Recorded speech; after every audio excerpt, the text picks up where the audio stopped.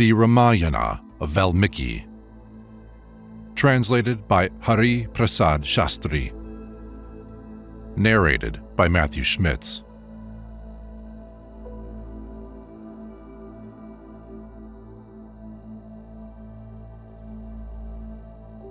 Introduction. Western culture is only just beginning to look beyond the Roman and Greek civilizations for new inspiration. Even so, it is a little surprising that, although the mighty epics of the Iliad and the Odyssey are widely known and loved, only a few scholars have studied their Hindu counterparts, known as the Ramayana and the Mahabharata.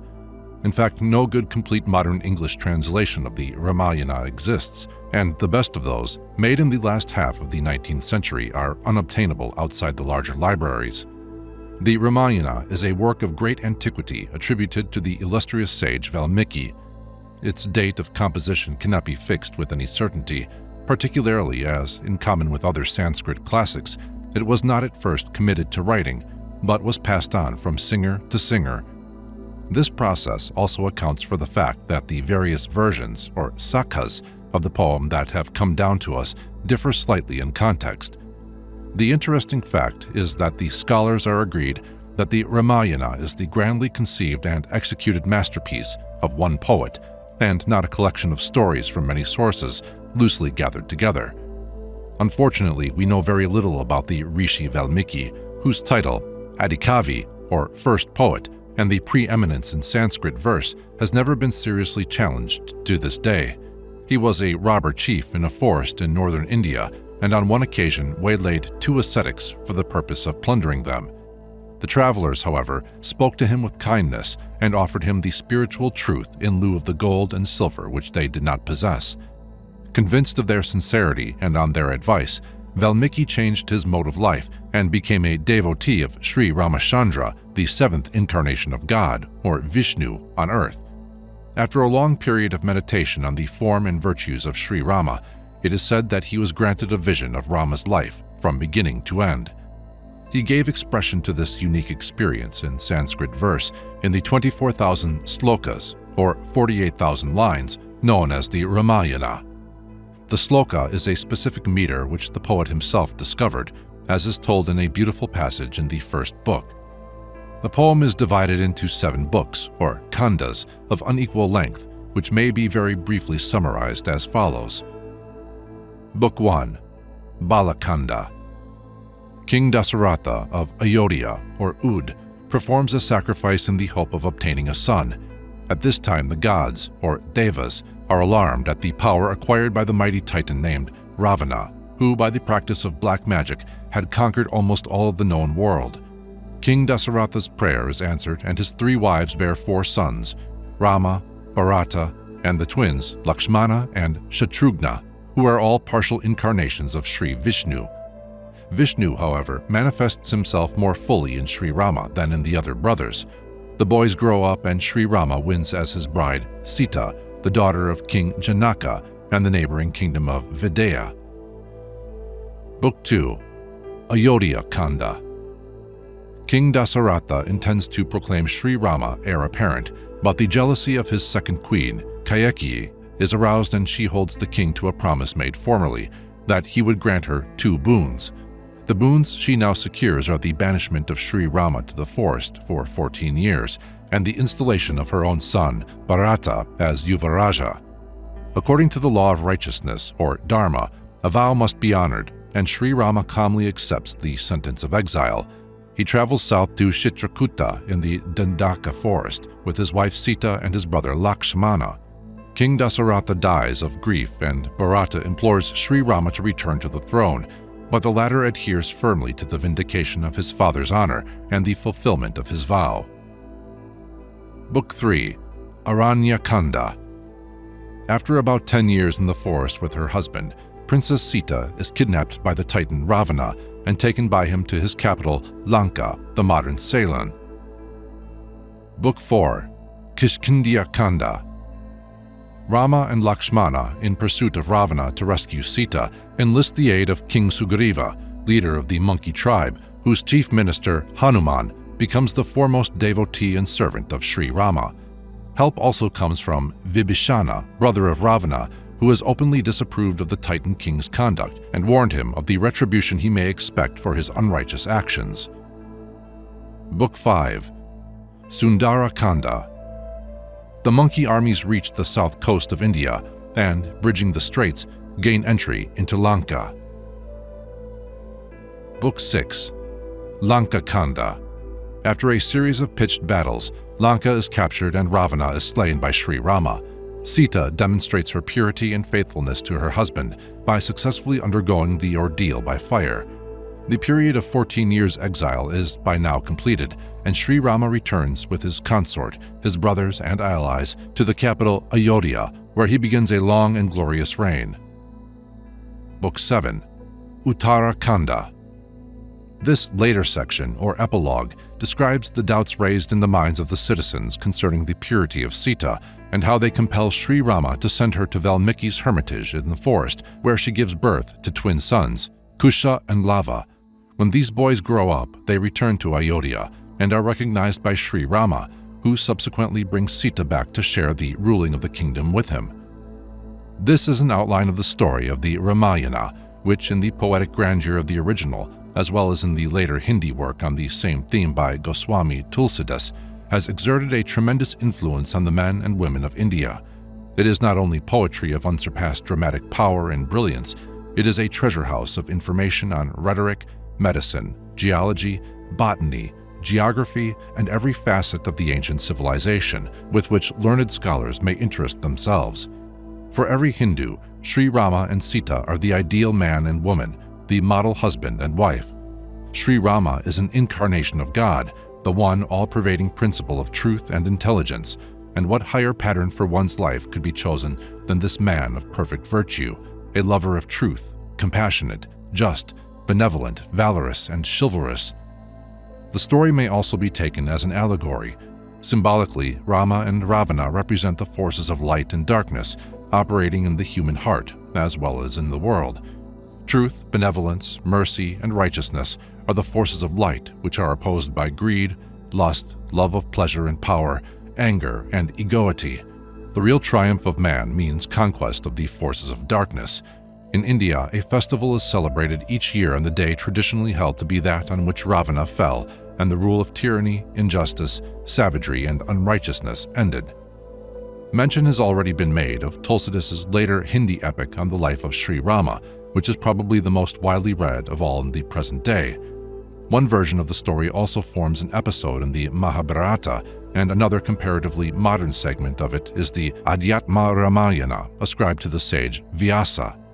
The sage Valmiki himself wrote a long metaphysical classic known as the Maharamayana, or Yoga Vasishta, which deals with the inner development of Sri Rama as opposed to his outer deeds, and which remains one of the most authoritative and respected philosophical treatises of Vedanta.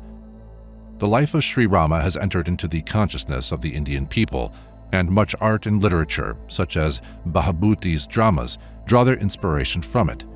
The words of Brahma in the Ramayana have proved so far to be no idle boast. So long as mountains and rivers have place on the earth, the story of the Ramayana will be told in the world. The aim of the translator is to make the story known to English readers in a complete form, the first part of which is published in this volume. Although it is not possible to reproduce the beauty of the original poetic form, the true spirit of Valmiki's masterpiece is here preserved, and for those who have vision, the whole significance of its spiritual purpose will be apparent. Book 1. Bala-Kanda. Chapter 1. Sri Narada relates to Valmiki the story of Rama.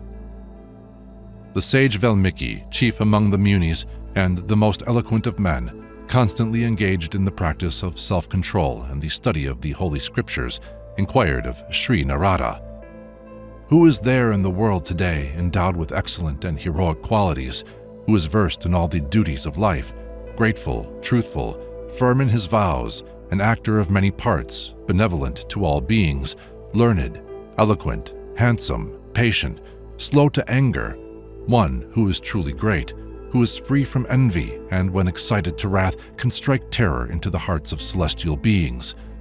O sage, I would hear of such a man from thee, who art able to describe him to me." Narada, acquainted with the past, the present, and the future, pleased with the words of the sage Valmiki, answered him, saying, "Rare indeed are those endowed with the qualities thou hast enumerated, yet I can tell thee of such a one. Born in the family of Ikshwaku, he is named Rama, one renowned, fully self-controlled, valorous, and illustrious, the Lord of all.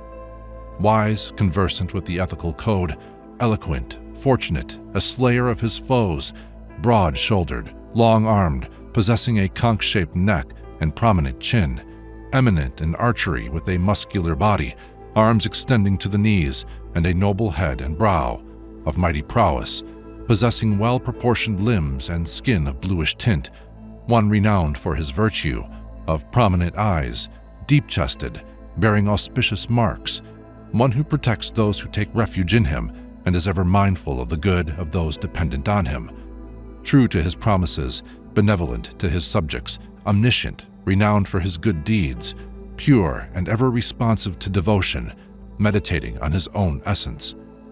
Equal to Brahma, the protector of his people, pleasing to look upon, supporting the universe, the destroyer of those who contravene the moral code, the inspirer of virtue, the giver of special grace to his devotees and to those who duly observe sacrificial rites and are charitable, conversant with the essence of the Vedic philosophy, an adept in the science of warfare, skilled in the scriptural law, of infallible memory, beloved of all, of courteous disposition, incapable of cowardice, acquainted with the laws of this world, as also of the other worlds. As the rivers hasten to the ocean, so do men of virtue ever approach him. Equal to Vishnu in valor, grateful to the sight as the full moon, when stirred to righteous anger, resembling all-consuming death, in patience like the earth, in generosity like Kuvera, in truthfulness the personification of virtue. Such are his great qualities. Rama, the beloved heir of King Dasaratha, possessing every excellent attribute, benevolent to all, devoted to the welfare of every living being. His father, King Dasaratha, made preparations to install him as his regent, but the queen Kayekyi, claiming the boons formerly promised to her, demanded the exile of Rama and the enthronement of her own son, Bharata. The king, held by his promise and by the ties of honor, sent his son Rama, whom he loved as his own life, into exile. Obeying the command of his royal sire, and in order to gratify Kayekyi, Sri Rama went to the forest. The son of Queen Sumitra, Prince Lakshmana, inspired by affection and humility, followed his brother Rama into exile. The daughter of King Janaka, an incarnation of Lakshmi, endowed with the highest feminine virtues, seeing Prince Lakshmana accompanying Rama, obedient to her lord, followed him as Venus follows the moon. Accompanied for some leagues by King Dasaratha and his people, Rama dismissed the chariot on reaching the town of Sringavara on the banks of the Ganges and commanded the minister Sumantra to return to the capital. Here the prince met his beloved Guha, the chief of the Chandalas, accompanied by whom, with Lakshmana and Sita, he crossed the river Ganges and entered the forest, arriving at length at the Chitrakuta mountain described by the sage Bharadwaja. Rama, Lakshmana, and Sita dwelt happily in the forest like devas or Gandharvas. Overwhelmed with grief at the separation from his sons and lamenting their absence, the king departed this life, while Rama was dwelling on the Chitrakuta mountain. The holy sages offered the throne, left vacant on the death of King Dasaratha, to Prince Bharata, who declined it, not desiring the kingdom. Setting forth to the forest where Sri Rama dwelt in order to propitiate him, he approached that hero of truth with humility and, directing his attention to the code of justice with which he was conversant, requested Rama to return and govern the kingdom. The magnanimous, handsome, and mighty Rama refused to accept the throne, preferring to carry out the command of his sire, and, presenting Prince Bharata with his sandals as a symbol of authority, repeatedly exhorted him to return to the capital. Sri Bharata, touching the feet of Rama in submission, departed and began to rule the dominion from the town of Nandigrama, while eagerly awaiting the return of his brother. The sages and hermits who dwelt in the forest, constantly harassed by asuras, approached Sri Ramachandra to ask for his protection. Sri Rama agreed to slay the evil asuras in order to preserve the sages who had sought his help. The holy men, whose appearance equaled the fire in luster, heard of Sri Rama's resolve and were assured by him of his protection. The female Asura, Shurpanaka, who could assume various forms at will, was overpowered and disfigured by Rama and Lakshmana. All the wicked Rakshasas came led by Kara, Dushana, and Trishira to engage in combat with Sri Rama and were slain by him. Sri Rama slew 14,000 Rakshasas who dwelt in that forest. Hearing of the slaughter of the Rakshasas, King Ravana, transported with rage, took with him Maricha, a demon like himself. Maricha, knowing the superior strength of Rama, sought to dissuade Ravana from entering into combat with him. But Ravana, who was marked down by destiny, disregarded the advice and went with Maricha to Sri Rama's abode. There Maricha lured Sri Rama and Lakshmana away from the hermitage, and Ravana, having slain the vulture Jatayu, carried Sita away. Learning from the dying Jatayu of the abduction of the daughter of the king of Mithila, Sri Rama was overwhelmed with grief and began to mourn. Having performed the funeral rites of the vulture, while wandering in search of Sita, he encountered an Asura named Kabanda, whose form was menacing and terrible. Sri Rama slew him and then performed the funeral rites, whereupon his soul ascended to heaven. While passing to the celestial sphere, Kabanda spoke to Rama of Shabari, a female ascetic, and entreated him to visit her. Sri Rama, the ever-resplendent destroyer of his foes, came to where Shabari dwelt and was duly worshipped by her. On the banks of the lake Pampa, Sri Rama met the monkey Hanuman, who presented Sugriva to him. The mighty Rama related the whole of his story to him as far as the abduction of Sri Sita. Sugriva, having listened to Sri Rama, entered into the rite of friendship with him, witnessed by the fire. With full faith in Rama, Sugriva then recounted to him all the sufferings he had endured through his enmity with Bali and the great daring of the latter. Then Sri Rama vowed to slay Bali, but Sugriva, uncertain of Rama's prowess and desiring to test him, showed him the bones of the body of Dundubi, forming a heap as high as a mountain.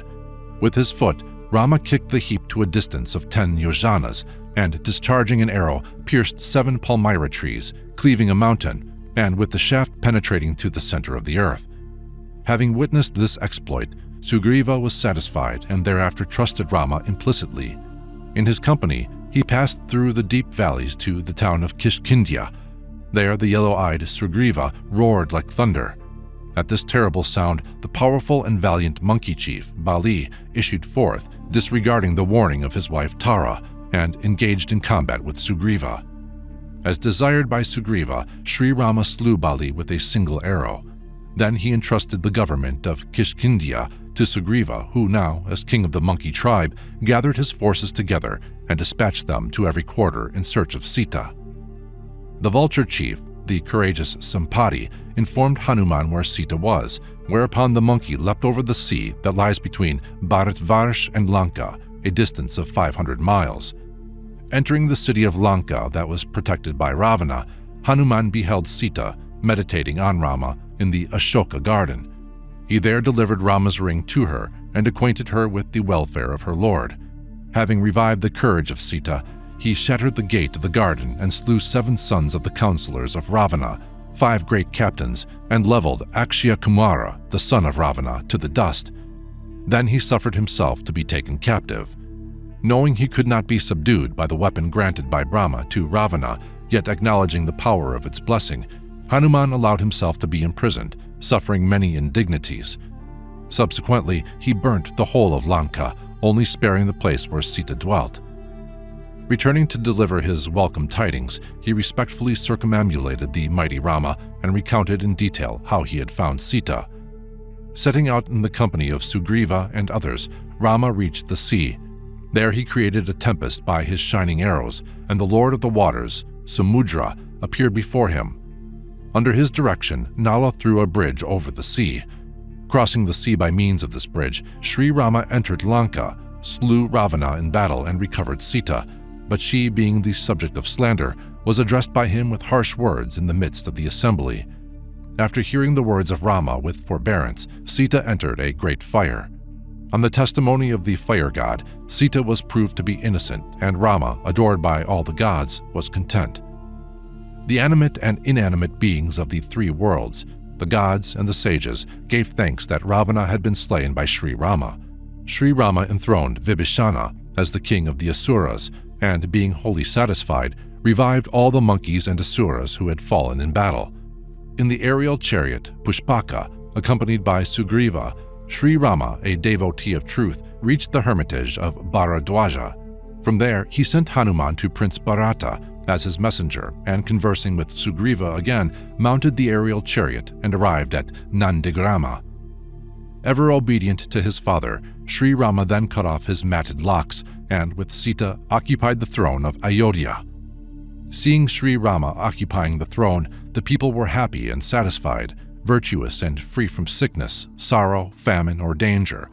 None witnessed the death of his son, no woman became a widow, and all were devoted to their husbands. There was no danger from tempests, none perished by water, nor was there any cause of fear from fire. Fever and plague were unknown. There was no want and no danger from thieves. Cities and villages were rich and prosperous. All lived happily, as in the Satya Yuga. Sri Rama and Sita observe countless Vedic sacrifices and have much gold and hundreds of thousands of cows in charity, thus preparing for themselves a place in the divine regions. Sri Rama added incalculably to the prosperity of the dynasty and bestowed immense wealth on the Brahmins. He employed his subjects in the duties of their respective castes and ruled for 11,000 years, after which he returned to his celestial abode, Vaikuntha. He who reads the story of Rama, which imparts merit and purity, is freed from all sin. He who reads it with faith and devotion is ultimately worshipped together with his sons, grandsons, and servants at his death. A Brahmin reading this becomes proficient in the Vedas and philosophy. A Kshatriya becomes a king. A Vaishya grows prosperous in trade. A Shudra, on reading this, will become great in his caste. Chapter 2. Sage Valmiki creates the metrical form for the story. The wise and eloquent Valmiki and his disciple Bharadwaja, having listened to the words of Narada, was filled with wonder and worshipped Rama in his heart. He offered obeisance to Sri Narada, who craved permission to depart, and on his request being granted, he ascended through space to the heavens. Narada, having departed, the great Muni Valmiki proceeded to the banks of the river Tamasa, which was close to the Ganges. Reaching that place and seeing the pure and limpid waters, Valmiki said to his disciple, "O Bharadwaja, behold how pure is the water of the holy river. Verily, it is clear and pleasant like the mind of a good man. O child, set down the water pot and fetch me my bark robe from the hermitage. I wish to bathe in the sacred stream. Delay not." Obedient to the command of his guru, the disciple brought the raiment from the sage's hermitage, and returning speedily offered it to him. Receiving the robe of bark from the hands of his disciple, the sage, with his senses fully controlled, girded it about him, and while bathing repeated the traditional prayers, offering libations of water to his ancestors and the gods. Then he wandered about in the forest, enjoying the beauties of nature, beheld a pair of krauncha birds fearlessly disporting themselves in love. Soon after, a fowler, stealing up unobserved, slew the male bird in the presence of the sage. The female bird, deprived of her yellow-crested companion, who but now had been spreading his wings in the act of love to please her, perceiving him bleeding and crying out in distress, began to mourn. The heart of the sage was filled with pity on seeing the bird struck down by the fowler. Touched by the lament of the female krauncha and incensed by the cruel act of the fowler, the sage said, "O fowler, having killed the bird in the midst of the enjoyment of love with its mate, thou shalt never attain prosperity. Do not visit the forest for many years, lest evil overtake thee." Reflecting on the words he had addressed to the fowler and realizing their implication, the sage said to himself, "What words are these that I have uttered, inspired by my compassion for the dying bird?" The wise and learned sage reflected a moment and then said to his disciple, "Grieving for the dying bird, I have recited this verse of 4 feet, each of equal syllables, which can be sung to the veena. May it bring me renown, and may no ill be spoken of me on account of this." With great delight, the disciple committed to memory the verse composed by his spiritual preceptor, who expressed his satisfaction at the skill of his pupil Bharadwaja. Bathing in the sacred river according to the prescribed ritual, the sage returned to his hermitage, pondering over the matter. The humble and learned disciple Bharadwaja followed the great sage, carrying his loshta filled with water. On entering the hermitage, the sage worshipped the Lord and performed other rituals, and having instructed his disciple in the tradition and the sacred history, passed into deep meditation. The creator of the world, the self-born, the four-faced and glorious Brahma at length appeared before the holy sage. Valmiki rose hastily, filled with astonishment, and welcoming the deity in great humility, offered obeisance to him. Leading him to a seat in profound reverence, he poured forth libations of water as enjoined in the tradition, making enquiries as to his welfare. The blessed Lord accepted the homage offered to him and commanded the sage to be seated. Sri Valmiki occupied the place designated by Brahma and once more recollected his grief over the incident of the wicked fowler, who ruthlessly slew the bird that was so happy and cooing with delight. He recalled the grief of the female bird and read and reread the lines. By the ignorant and wicked fowler, grief is born, for he has wantonly slain the melodious Karauncha. Sri Brahma, seeing the sage afflicted and sorrowful, said to him, "O great sage, let these words spontaneously uttered by thee, inspired by the death of the Karauncha, be poetry. Do thou describe the whole story of Rama, who is the essence of virtue and full of the highest attributes, in accordance with what thou hast heard from Sri Narada. Do thou narrate all the known and hitherto unknown deeds of Sri Rama, Sita, and Lakshmana, and the Asuras. Whatever relates to King Dasaratha, his wives, city, palace, sayings, conduct, and what he accomplished will be revealed to thee by my favor. None of thy words will prove false. Do thou render into verse the sacred and delightful deeds of Rama. O sage, as long as the mountains and rivers remain on the earth, so long will the story of Sri Rama endure. So long as the story of Rama endures, so long shalt thou abide in the higher regions." Having uttered these words, Sri Brahma pondered a while within himself and then vanished from sight. The great sage and his disciple were filled with amazement at this event, and reading the stanza again and again, their delight grew. Repeatedly reciting the couplet, composed by Valmiki, they realized that the holy sage had expressed his sorrow in poetic form. Then Sri Valmiki meditated on the Lord within his soul, and it occurred to him to relate the story of Rama in similar verse. For the good of the world, the illustrious and holy sage, therefore, began composing the life of Sri Rama in verse. That Rama, worthy of worldwide renown, who is both generous and charming. Sri Valmiki composed the story of the life of Rama and of the slaying of Ravana in beautiful and measured stanzas, a work of infinite merit. Chapter 3.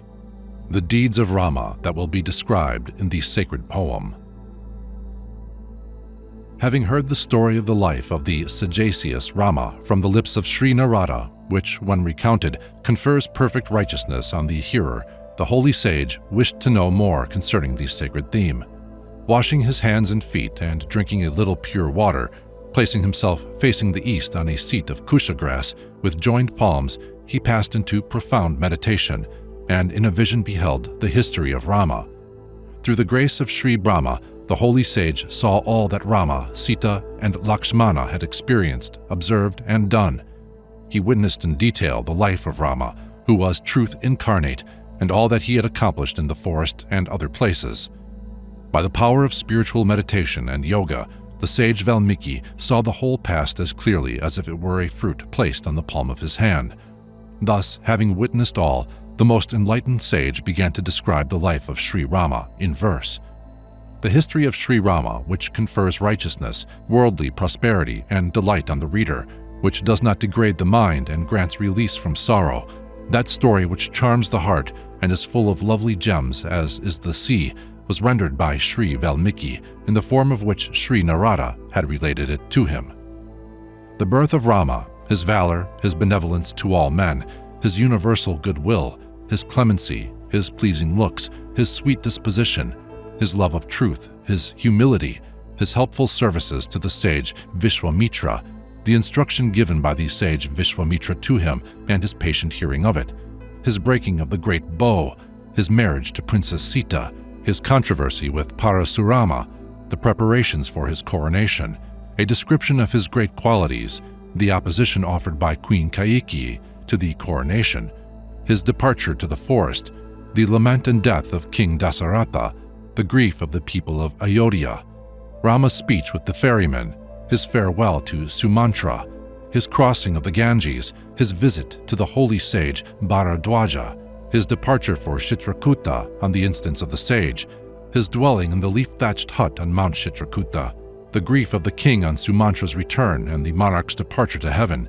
the arrival of Sri Bharata at Chitrakuta to persuade Rama to return to his kingdom, his stay at the hermitage, his interview with Rama, the funeral rites of his sire, Rama's refusal to return, the receiving of Rama's sandals by Bharata as a symbol of authority, Bharata's installation of the symbol, and his ruling of Ayodhya from Nandagrama, Sri Rama's visit to the Dandaka forest, his slaying of the wicked Viroda, his interview with the sage Sharabanga, his arrival at the hermitage of Sutikshna, the meeting of Anasurya with Sri Sita and the imparting of teachings to her, the visit of the sage Agastya, his residence at Panchavati, the meeting with Jatayu, the appearance of Shurparnaka, the conversation of Rama and Lakshmana with her, Shuparnaka's mutilation, the slaying of Kara, Dusana, and Trishira, the arrival of Ravana, the slaying of Maricha, the abduction of Sita,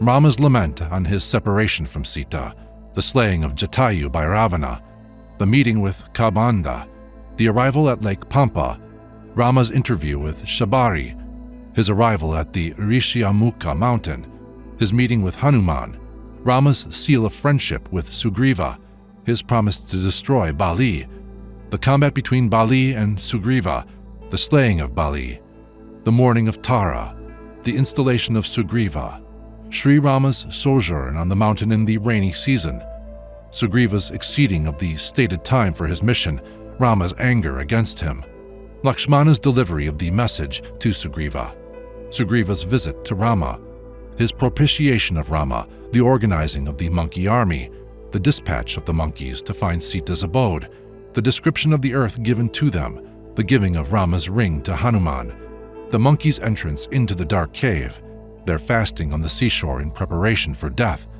their interview with Sampati, the king of the vultures, his information respecting Lanka, Hanuman's leap and his crossing of the sea, the emergence of the Minaka hill from the ocean, the slaying of the wicked female demon Singika, who imprisoned her victims by capturing their shadow, the appearance of Lanka by night, the entry of Hanuman into Lanka and his lonely reflections, his seeing of the wicked Ravana and his aerial chariot Pushpaka, Hanuman's entry into the inner apartments where Ravana is drinking, surrounded by women, Hanuman's search for Sita and his beholding of the princess in the Ashoka garden, Ravana's entry into the garden and his solicitation of Sita, her reproaches, the threatening of Sita by the female Asuras, Trijata's description of her dream concerning the delivery of Sri Rama's ring to Sita by Hanuman, the conversation on this matter, the gift of the jewel to Hanuman by Sita, the destruction of the grove by Hanuman, the flight of the women Asuras,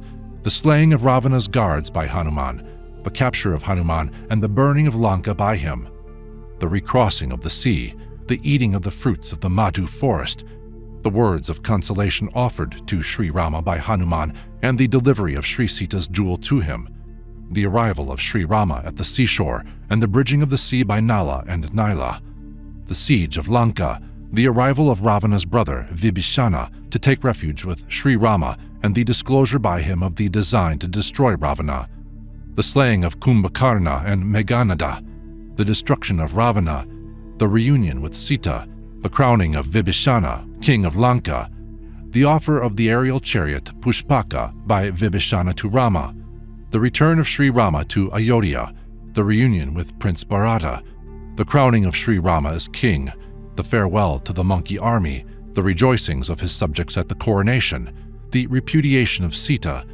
These and all the other deeds of Rama on earth have been described in the sacred poem, written by the blessed Valmiki himself.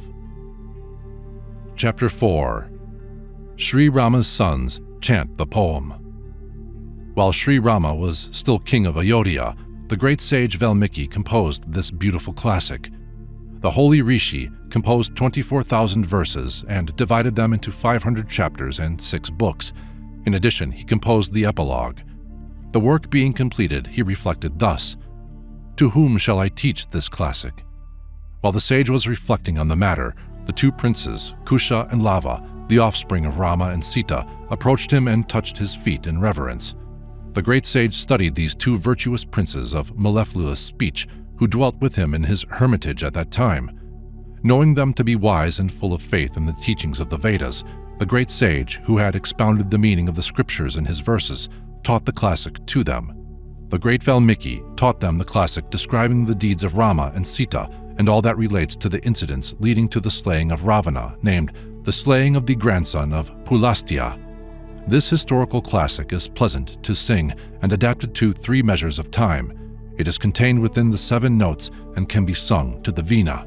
It expresses the various moods of love, courage, disgust, anger, terror, compassion, wonder, laughter, and serenity. The two princes were skilled musicians, proficient in rhythm and melody, and had sweet voices. They were as comely to look at as Gandharvas. Endowed with godlike beauty, the two sweet singers, the reflected images of Sri Rama himself, constantly repeated the holy classic and committed it to memory. The two adorable and charming princes skillfully recited the holy classic, the Ramayana, which extols virtue before the sages, the learned Brahmins, and the ascetics, as they had been instructed to do. On a particular occasion, the two princes, great-souled, fortunate, and equipped with all good qualities, chanted the great epic in Sri Rama's assembly. The listening sages were visibly moved and shed tears of delight. Being overcome with wonder, they cried, "Excellent! Excellent!"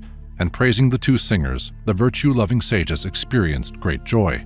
Showering praises on the brothers, they cried, "How melodiously you sing! How exquisite is the divine poem, the story of Rama!" Being pleased with the sweet singers, one sage presented them with loshtas, another with delicious fruits, a third with robes of bark, and another with antelope skins. Some gave sacrificial thread, some vessels for collecting alms, others gave loincloths, kusha grass, garments of yellow cloth, scarves and thread for binding the hair, sacrificial vessels, rosaries, and axes. Others bestowed their blessings upon them, saying, "May you live long," and all acclaimed the author of the marvelous poem. They said, "This meter will be the foundation of the verse of future poets. It is composed according to specific rules. The two princes have sung this wonderful poem with great art. It will promote wisdom in those who listen to it and grant them longevity and health. It is truly able to charm the heart." While the sages were thus praising the two princes, Sri Ramachandra, passing that way, took them to his royal palace. Occupying his golden throne, Sri Rama, the destroyer of his foes, offered hospitality and reverence to the two worthy princes. In the assembly, surrounded by his ministers and brothers, Sri Rama looked approvingly on those handsome and learned youths and addressed the princes Lakshmana, Shatrughna, and Bharata, saying, "Hear the historical poem which these two celestial and brilliant minstrels sing, this poem which portrays incidents of wonderful meaning." Then Sri Rama commanded the two musicians to sing, and the princes tuned their veenas and chanted the poem they had learned, sweetly and clearly. The whole assembly listened to the music, which was wholly gratifying to the mind and heart. Sri Rama said, "I admire the music and the verse sung by these two minstrels who appear to be endowed with royal attributes." In this way, praised and encouraged by Sri Ramachandra, the two brothers, demonstrating their skill in music, sang on. Listening to them in the royal assembly, Sri Ramachandra was charmed. Chapter 5. King Dasaratha's Kingdom and Capital. The earth, consisting of 7 islands, has been under one ruler since the time of those kings descended from Manu, who were ever victorious. Among those mighty monarchs was Sagara, followed by his 60,000 sons who hollowed out the ocean. This classic, Ramayana, contains the history of the house of Sagara, founded by Ikshwaku. This Ramakatha will be recited from beginning to end. Let all listen to it with faith. On the banks of the river Sarayu, there was a great and prosperous country named Koshala, inhabited by contented people. It was in the city of Ayodhya, famous in the 3 worlds, founded by the renowned Manu, a lord among men. The city's thoroughfares extended for 60 miles. Its beauty was enhanced by streets admirably planned, the principal highways being sprinkled with water and strewn with flowers. King Dasaratha protected the city as Maghavan protects Amaravati. He dwelt there in splendor as Indra in heaven. The city had beautiful and massive gates and charming markets. Its fortifications were planned by skillful engineers and artificers. There were bards, ballad singers, and public musicians in the city. The inhabitants were wealthy and had spacious houses with high-arched porticos, decorated with flags and banners. It was filled with extensive buildings and beautiful gardens, and surrounded by mango groves. Tall trees enhancing the outskirts of the city, giving it the appearance of a beautiful girl wearing a girdle of greenery.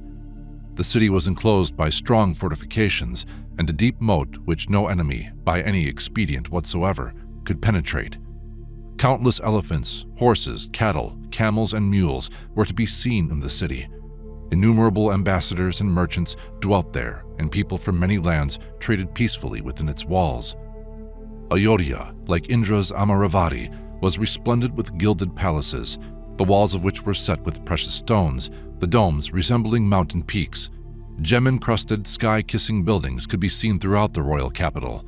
Dwelling houses, tall and fair, stood in well-placed sites and resounded with delightful music. There were lovely dwellings occupied by men of noble birth, resembling the aerial chariots that carry those of pure life and spiritual perfection to heaven. The warriors living in that city were of those who do not slay a fleeing foe. They were skilled archers, able to pierce a target by sound alone. Many had slain tigers, lions, and wolves wandering near their homes, either in single combat or with different kinds of weapons. This great city, which harbored thousands of chieftains, was built by King Dasaratha. In Ayodhya lived countless learned men engaged in the observance of rituals. There were also artists and craftsmen, men deeply read in the Veda, and those endowed with every virtue, full of truth and wisdom, as well as thousands of seers and sages versed in the mystical science of yoga. Chapter 6. The City of Ayodhya. There dwelt in that city King Dasaratha, a follower of the tradition of the illustrious Emperor Manu. The king was learned in the interpretation of the Vedas. His chief wealth was preeminence in truth and virtue. He was one who never broke his word, who was ever prudent, majestic, and beloved of his subjects, a great charioteer, a worthy descendant of the dynasty of Ikshwaku, an observer of many sacrifices, one who ever delighted in the practice of righteousness, in full authority over his people, equal to a great sage, a royal seer, renowned in the three worlds, triumphing over his enemies, a friend to all, having perfect control of his senses and appetites, in prosperity equal to Indra, in wealth equal to Kuvera. That truth-loving monarch, striving to acquire perfection in virtue, worldly prosperity, and happiness, ruled the city as the celestial monarch Indra rules Amaravati. The people in that city were happy, virtuous, learned, experienced, each satisfied with his state, practicing his own calling, without avarice and of truthful speech. None was indigent or dwelt in a mean habitation. All lived happily with their families, possessing wealth, grain, cattle, and horses. In that city of Ayodhya, none was a miser or a swindler. None was mean-spirited, proud, rash, worthless, or an atheist. Men and women were of righteous conduct, fully self-controlled, and in their pure and chaste behavior, they equaled the great sages. None lacked earrings, coronets, and necklaces. They bathed daily and rubbed their bodies with oil, using attar of roses and sandal paste. None ate impure food. None allowed his neighbor to suffer hunger. All possessed ornaments of gold, and there was none who had not learnt to subdue his mind. No one in the city neglected to offer butter and fragrant objects in the sacrificial fire. No one was mean, impious, or failed to discharge his duties. There were no thieves, and none were born of mixed castes. The Brahmins were devoted to their respective duties, firm in self-control and authorized to accept gifts. None denied the existence of God, none uttered falsehood or were enamored of worldly pleasure, and none was guilty of slander. No Brahmin was unversed in the 6 systems of philosophy, nor did any neglect to fast at the full moon or on other appointed days. There were none who suffered from mental or physical infirmities, and none were unhappy in that city. Among the inhabitants there were no revolutionaries, and none who were not loyal to king and state. Those who dwelt there worshipped the gods and the uninvited guest. They were both magnanimous and charitable. All attained a ripe age as virtuous and truth-loving people. Their homes were filled with children, grandchildren, and virtuous women. The warriors were subject to the learned Brahmins, and the merchants to the warrior caste. In accordance with their caste, the people served the Brahmins, the warriors, and the merchants. In the administration of the empire, the Emperor Dasaratha followed the example of the first ruler, Manu, who was supreme in wisdom and a god among men. Ayodhya abounded in warriors, undefeated in battle, fearless and skillful in the use of arms, resembling lions guarding their mountain caves. There were horses in the city from Kamroja, Vanaya, Nudi, and Vali, and elephants from the regions of Vindu and Himavat. The city of Ayodhya was full of courageous and noble men belonging to the races of Bhadra, Mula, Mriga, inhabitants of the regions of Binchakala and the Himalayan ranges. The city possessed mighty elephants like great hills. That capital was truly worthy of the name Ayodhya, which means the city none can challenge in warfare. Dwelling there, the Emperor Dasaratha, ruling the kingdom, resembled the moon in the midst of countless stars.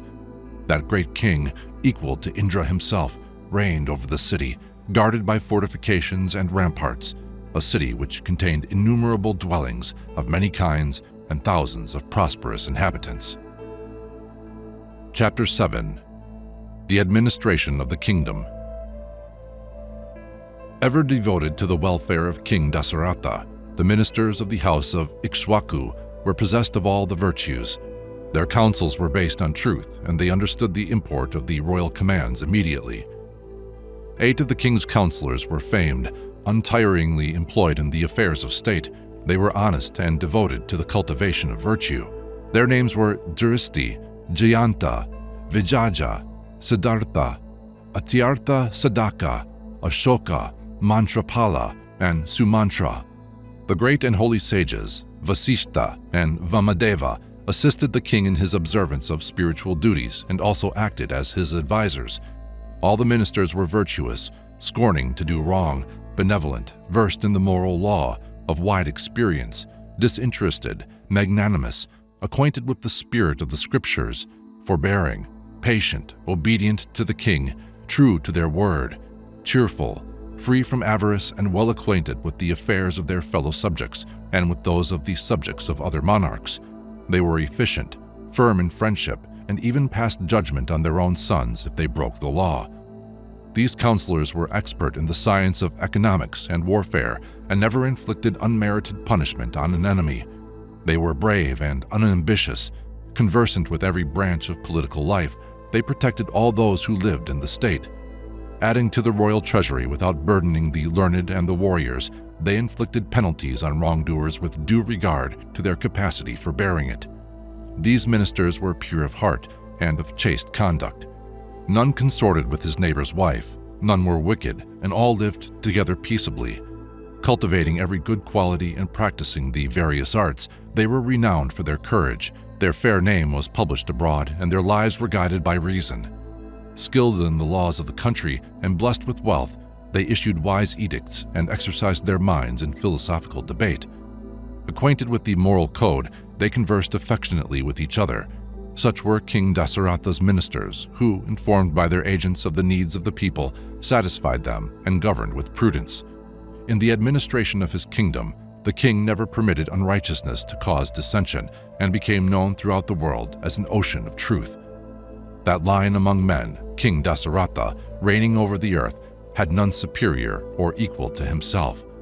Honored by his feudal lords, surrounded by friends, King Dasaratha, like Indra, reigned in majesty. Benevolent, powerful, accomplished, and gracious, King Dasaratha protected Ayodhya and shone in splendor like the sun illumining the world. Chapter 8. The king desires to perform a sacrifice for the birth of a son. King Dasaratha, that glorious and righteous king, though performing great austerities, was without an heir to the throne. Then the wise and great-souled monarch said to himself, "I will perform the horse sacrifice, Aswamedha, in order to have a son." Having thus decided, the supremely sagacious sovereign convened a meeting of his counselors and, addressing his chief minister, Sumantra, commanded him as follows: "Send speedily for the spiritual preceptors and priests." Quick to act, Sumantra at once summoned those highly learned preceptors and brought thither Suyagna, Vamadeva, Javali, Kasyapa, and Vasishta, together with the other eminent priests and Brahmins. Having offered salutations to these holy men, King Dasaratha, speaking in gracious accents, uttered words full of truth and purpose. He said, "O sages, I have practiced virtue, and yet I have not had the good fortune to be blessed with a son. It is therefore my intention to perform the horse sacrifice. I wish to act according to the injunction of the scriptures. You, O holy men, advise me after due deliberation as to how I can be successful in the proposed undertaking." The learned Brahmins, led by Sri Vasistha, praised the king's intention and said, "Thou hast decided on the proper course, O king." Highly pleased, they commanded those things requisite for the sacrifice to be assembled and the horse loosed. They said, "O king, let a place of sacrifice be chosen on the north bank of the river Sarayu. O king, this holy resolve, formed by thee, for the sake of an heir, will assuredly bring thee fulfillment of thy desire." Hearing the words of the Brahmins, the monarch rejoiced and commanded his ministers to bring the sacrificial appointments and release the horse under the protection of the warriors. They were also directed to erect a sacrificial pavilion on the bank of the river Sarayu. He further decreed the adoption of those measures which would diminish the possibility of hindrance to the sacrifice, for even for kings, the horse sacrifice was not easily performed. The king said, "Let it be remembered that during the observance of the sacrifice, no suffering must be inflicted on any, lest some perverse and crafty Brahmin should cause obstruction in the proceedings. By carrying through the ritual without regard for scriptural injunctions, it comes to naught. Therefore, bring the sacrifice to a successful conclusion. I depend on you and expect you to carry the sacrifice through to a successful issue." The counselors replied, saying, "O king, be it so." Blessing the monarch, the learned Brahmins retired, and the king addressed his ministers, saying, "Prepare the sacrifice as the officiating priests have instructed you, and accept responsibility for its final success." Then the illustrious sovereign left the court and entered his private apartments, where the queens dwelt, who loved the king from the depths of their hearts. King Dasaratha addressed them, saying, "I intend to observe a sacrifice for the sake of obtaining a son. Do you all follow the prescribed discipline?" The queens rejoiced to hear these words from the lips of the king, and their lotus-like faces brightened like flowers on the departure of the cold season. Chapter 9. Sumatra relates a tradition that a son will be born through the help of the sage Rishi Asringa. Sumantra, having heard of the preparations for the sacrifice, obtained a private audience with his sovereign and said, "I have heard of a tradition formerly related to me by the august Brahmins. O king, in ancient days, the blessed Sanat Kumara predicted to the holy sages around him that a son would be born to thee. It was prophesied that a son of Kasyapa, named Vibindaka, would have a son called Rishyaringa, and that he should dwell in the forest alone with his saintly father, unknown to any other man or woman. This sage would keep the twofold vow of Brahmacharya, enjoined by the sages. In this way he would pass a long time worshipping God through the fire sacrifice and the service of his sire. In the country named Anga, a famous king named Lampada would oppress the people by his evil way of life and thus cause a drought. On account of this, the king would suffer great affliction, and summoning the Brahmins would say to them, "O wise men, acquainted as you are with the customs of the world and also the divine laws, tell me what ritual of purification and repentance I can adopt to expiate my evil deeds, which have brought about this drought." Then the Brahmins, learned in the Veda, would answer the king thus, "O king, exert thyself by every means to bring the son of the sage Vibindaka hither. Having with due reverence conveyed him hither, do thou confer thy daughter Shanta on him in marriage." The king, having listened to their words and reflected on how he should bring that excellent sage to the court, would then request his ministers and priests to approach the sage, but they would declare their unwillingness to undertake the mission, being afraid of the rishi's power. In order to avoid the monarch's displeasure, however, after deliberating on the method by which the sage could be brought to the court, they would make the following proposal. By the courtesans can the sage be persuaded to come to the king's court. The rains will then follow, and the drought will be at an end. Then will the king join his daughter in marriage to the sage. By pouring oblations into the sacrificial fire, the illustrious sage, Rishyaringa, will, by his grace, obtain the desired son for King Dasaratha. Thus spoke the illustrious Sanat Kumara in the midst of the sages, and I have now recounted it to thee. King Dasaratha was delighted to hear these words and requested the minister to describe further how King Lomapada brought the sage to his court. Chapter 10. He describes how Rishyaringa was brought to King Lomapada's court. Thus requested, Sumantra began to narrate the story in detail and said, "O great king, hear how the ministers brought the sage Rishyaringa to the court." The ministers addressed King Lomapada, saying, "We have a plan whereby the young sage may be conveyed hither successfully. He resides in the forest, devoted to holy study, spiritual practices, and asceticism, and is wholly unacquainted with the pursuit of pleasure. By the means of those things gratifying to the senses, we shall most certainly be able to bring the sage to the court. Let beautifully attired and lovely courtesans go there, and by their acts charm him and bring him hither." The king approved the plan and commanded his ministers to carry it out.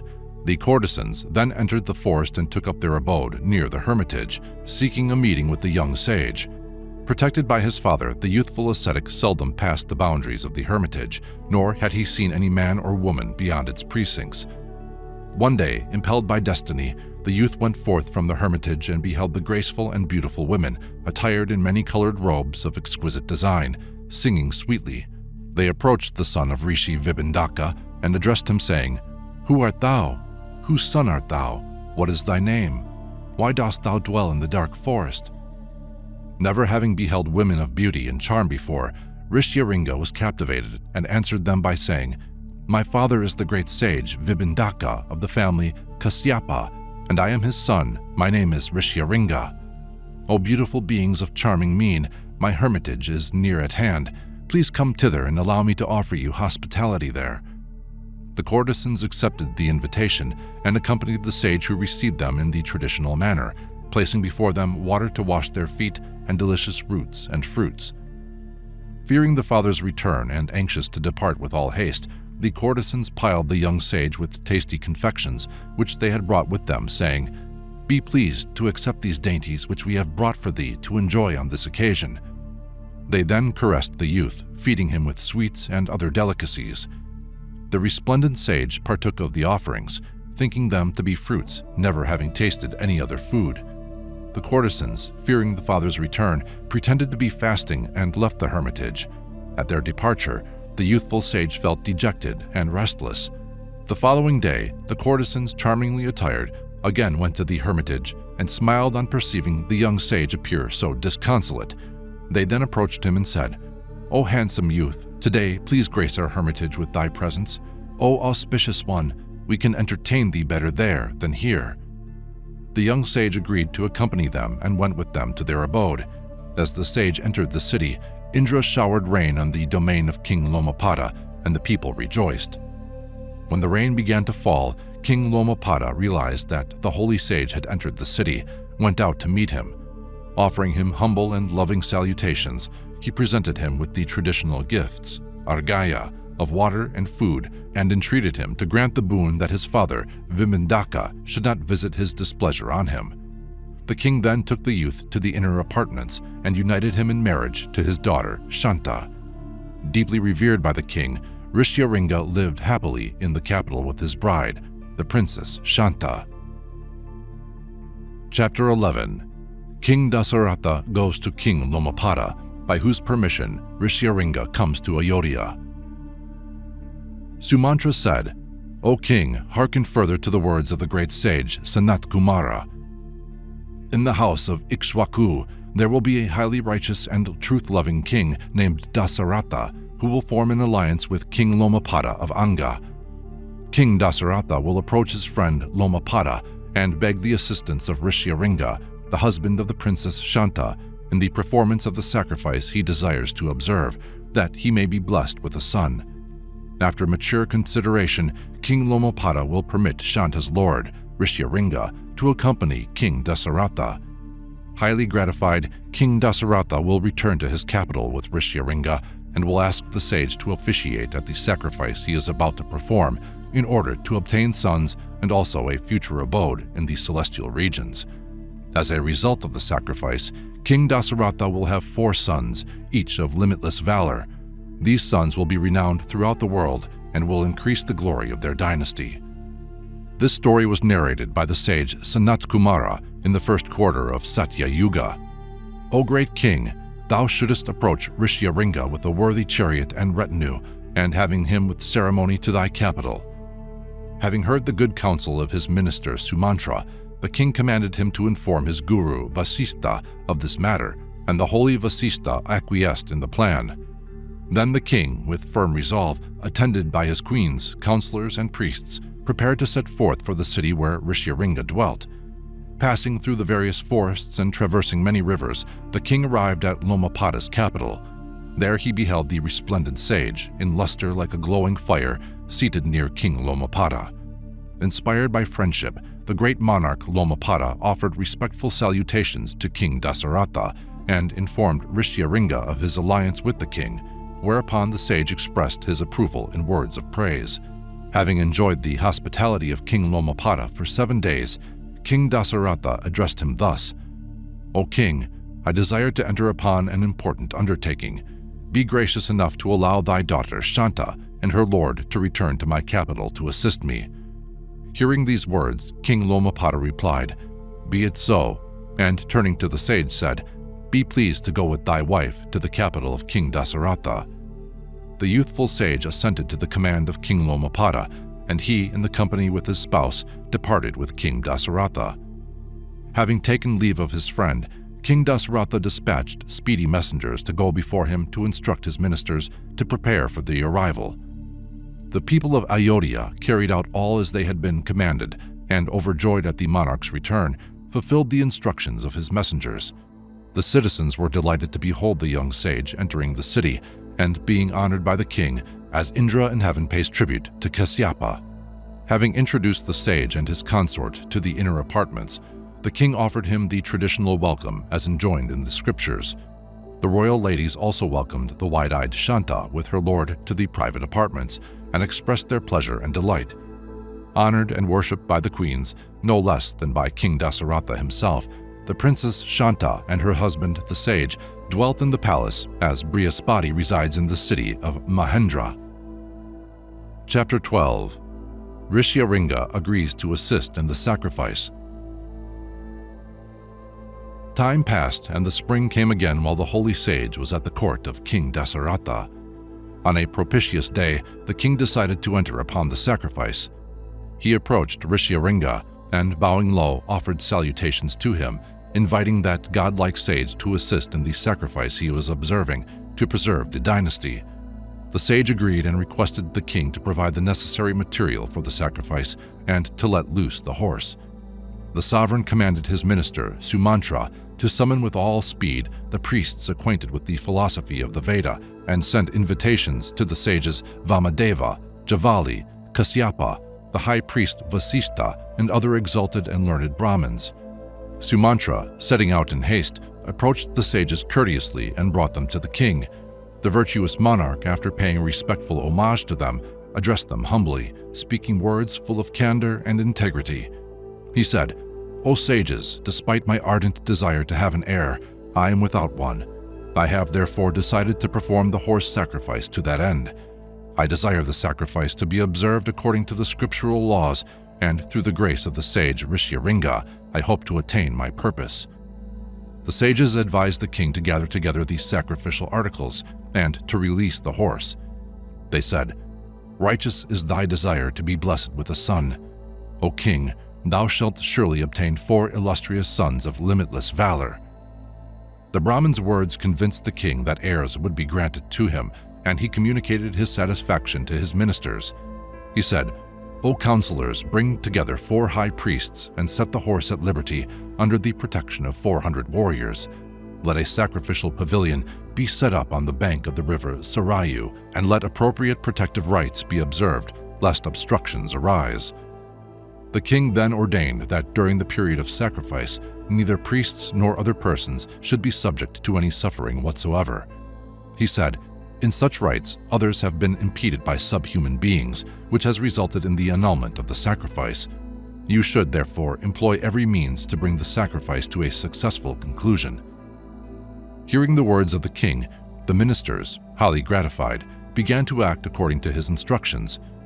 Then the Brahmins assured the king that the sacrifice would be accomplished without hindrance, and offering him obeisance, returned to their homes. The Brahmins having departed, the king bade farewell to his ministers and entered his private apartments. Chapter 13. The sacrifice is commenced. The following year, spring having returned once more, the king, desiring to complete the sacrifice for the sake of an heir, paid homage to Sri Vasistha, offering him humble salutations according to the prescribed ordinance, and addressed that great Brahmin with submission, saying, "O great sage, be pleased to complete the holy ceremony according to the sacred tradition. Let it be so undertaken that no interference may take place. Thou art compassionate, and thy heart is inclined towards me. Thou art also my guru. The burden of the sacrifice must be borne by thee." The most excellent sage replied, "Be it so, I will do as thou desirest." Hereafter, Sri Vasistha summoned those Brahmins able to perform the holy rituals, and also artificers, architects, writers, actors, and dancers. Addressing the learned priests, he said, "At the king's command, inaugurate the great sacrifice, cause bricks in thousands to be brought hither with all speed, and erect many kinds of dwellings, well arranged, furnished with food, and every comfort to accommodate royal and other guests. Prepare hundreds of beautiful houses on suitable sites, together with provisions and all things needed by Brahmins. Erect also large buildings for the people of other lands, and store food and articles of comfort where it is best to do so. Fine and well-equipped houses should be built for villagers. Ensure that hospitality in the form of food and refreshment be given with courtesy and kindness. Those attending the sacrifice should be entertained with respect and consideration, being received in a becoming manner according to their caste. Let no affront be offered to any through greed, anger, or lust. Let craftsmen and servants be suitably regarded, so that their hearts be set on their task, and let no one act disruptively. Treat all in a spirit of goodwill and courtesy, so that the work may be successfully accomplished." The people listened to the holy sage and answered, "We will act according to thy instructions, O sage. Nothing shall be omitted." Sri Vasistha then summoned the chief minister Sumantra and said, "Send out invitations to the sacrifice to all the righteous kings of the earth, and also the Brahmins, Kshatriyas, Vaishyas, and Shudras of every country, but go first to the great sovereign of Mithila, the heroic Janaka, eminent in truth, the greatest of warriors and knower of the Veda, since he is an ancient ally of King Dasaratha. Therefore, bring the ever-truthful king of Kashi, of exemplary conduct, equal to a god, and then the aged and virtuous king of Kaikya, our sovereign's father-in-law, and invite his son also. Call the fortunate king Lomapada of Anga, the intimate friend of the king, and bring hither with respect Koshala, the king of Magadha. Thereafter, send messengers to the kings of the eastern countries of Sindhu, Soriva, and Surashtra, and the monarchs of the south with other great kings of the earth. Let them come with their brothers, relations, retainers, and servants." Having heard the words of Sri Vasistha, Sumantra carried out the instructions given by him, dispatching invitations by special messengers of the monarchs of many lands, himself going forth to escort some of the great kings. Sumantra having departed, all the workers employed in the sacrifice informed the holy sage of their progress, and he advised them further, saying, "Let nothing be presented to any without due respect, even in jest. Gifts given with contempt lead to the destruction of the giver." A few days later, the kings from afar arrived at the sacrificial pavilion, bearing gifts of gems. Then Sri Vasistha, being pleased, said, "O king, at thy command, all the kings have come and have been received by me with due hospitality. The preparations for the sacrifice are now completed. Be pleased to enter the sacrificial pavilion and inspect the articles needed for the ceremony. see how well thy servants have furnished everything requisite and have gratified thy every wish." On the recommendation of the sage Vasishtha and Rishyaringa, King Dasaratha went to the sacrificial ground at an auspicious time when a propitious star was in the ascendant. Then the learned Brahmins and Sri Vasishtha elected Rishyaringa as chief priest. The sacrifice began in accordance with the ancient ordinance, and the king, with his queens, engaged in the preliminary initiations. Chapter 14. The ceremonies are performed with the appropriate rites. Having ranged far and wide during a year, the horse returned, and on the bank of the river Sarayu, the sacrifice of King Dasaratha continued. The chief priests, under Rishyaringa, assisted the king in the observance of the rituals. Brahmins learned in the ancient science also officiated and assisted the king according to the instructions laid down in the Kalpa Sutra. The two special portions of the sacrifice, Pravargaya and Upasada, were duly observed. Then the Brahmins worshipped the gods with joy. The illustrious sage performed certain rituals and offered Indra the part of the sacrifice due to him. Thereafter, all partook of the soma juice, which destroys every sin. The high-souled king duly undertook the third portion of the ceremony with the assistance of the holy Brahmins. In the sacrifice, no oblation was omitted and none wrongly offered in the sacred fire. All that was done was correctly carried out under the supervision of the sages. During the period of sacrifice, no Brahmin experienced hunger or thirst. Countless priests were present, and each was attended by hundreds of disciples. Workers, servants, and other classes were feasted like the Brahmins, and monks and ascetics were provided for abundantly. The aged, the children, and the women were served with all they cared to eat, and those who attended on them were willing and pleasant. By the king's command, apparel, money, and other gifts were freely distributed with immeasurable generosity. Mountains of cooked and uncooked foods were to be seen, and each could have what he required to suit his needs. Men and women from many lands were daily entertained with food and drink. From every side, the king heard the exclamations, "How delicious is the food! We are well content." Servants and retainers, gorgeously clad and wearing golden earrings, attended on the Brahmins, while others adorned with jewels served other castes. In the interval between the two parts of the sacrifice, eloquent and learned pundits debated metaphysical problems and vied with each other in the display of wisdom and acumen. Day by day, these sacrificial ceremonies were carried out by learned and holy priests. There were none assisting at the holy ritual who were illiterate or unacquainted with the Vedas. Each attendant of the king was inspired by exalted principles, and all were highly eloquent and deeply versed in the scriptures. 18 pillars of wood were set up in the place of sacrifice, each made of a different kind of timber. Priests, skilled in the art of sacrificial rites, overlaid them with gold. Each of the 18 columns was 21 feet in height, polished and of octangular shape, and all were firmly fixed in the earth and covered with embroidered cloths. In addition, they were adorned with sandalwood and flowers and looked as beautiful as the constellation of the 7 sages in the sky. Sacrificial pits were constructed by master masons and the fire kindled by Brahmins. The sacrificial pit prepared for King Dasaratha was formed like a great eagle in gold, its wings set with gems. The beasts to be sacrificed to each particular deity were bound according to scriptural injunction. There were birds, snakes, and horses, and according to tradition, the chief priest bound the aquatic animals, such as turtles, in the sacrificial pavilion. 300 beasts and the horse which had roamed over the earth were assembled.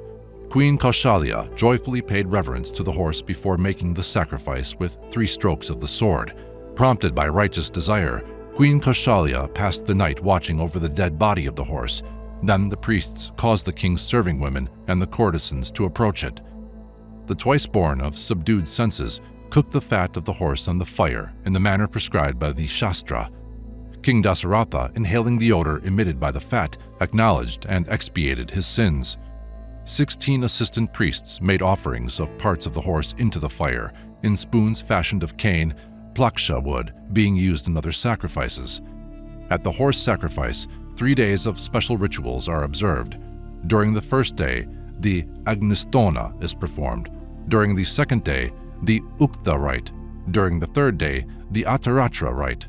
The great sacrificial acts named Jyotishtoma, Agnistoma, Ataratas, Abhijit, Vishnajit, and Aptarayama are also observed. King Dasaratha, the promoter of his dynasty, on the conclusion of the sacrifice, gave away 4 parts of his kingdom as dakshina to the 4 priests. The king distributed alms following the great example of Swayambhumanu of old.